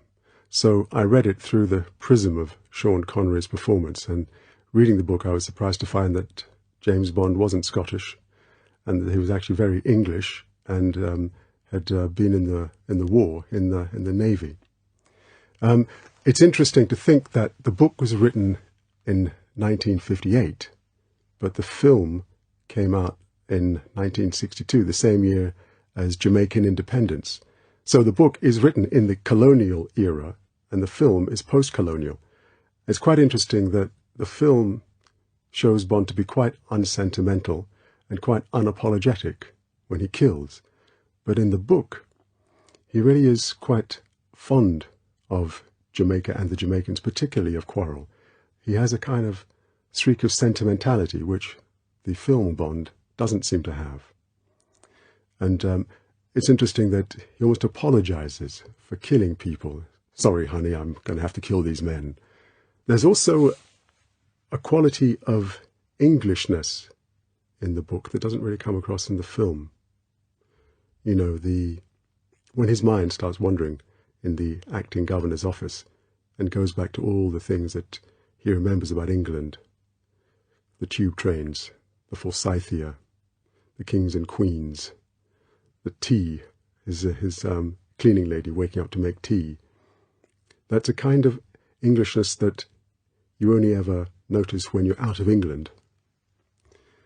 And it strikes me too that Dr. No is a villain very much in the tradition of villains of English adventure novels, like Rider Haggard and Buchan, you know, and you know that he's going to come to a sticky end, because whereas M notices Bond trying to steal the Beretta, Dr. No doesn't notice Bond secreting the knife and the table lighter away.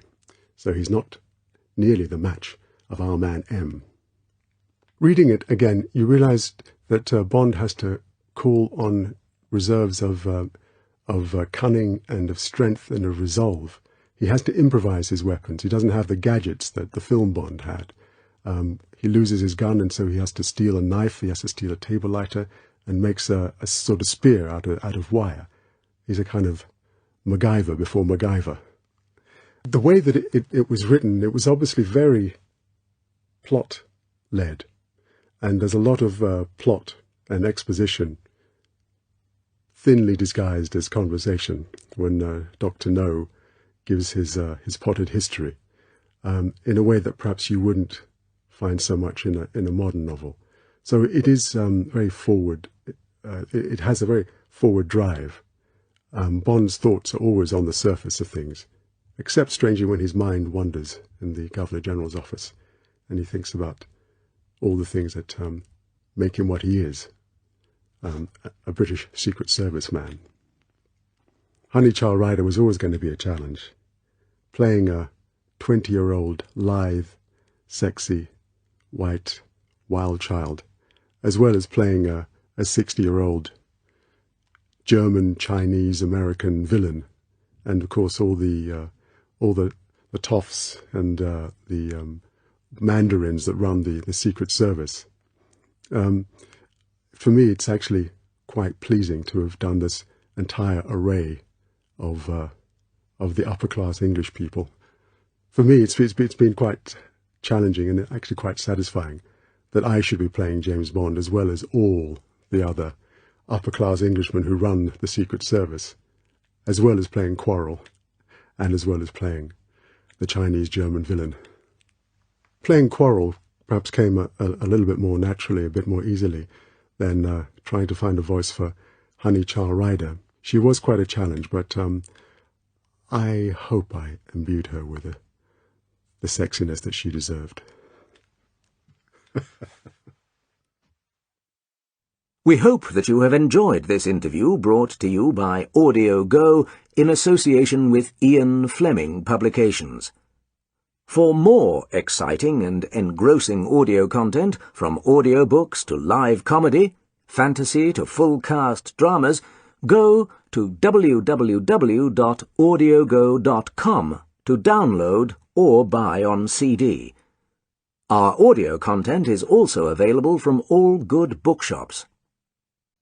Dr.No by Ian Fleming was read by Hugh Quarshie. It was produced by Lucy Fleming and directed by Enid Williams.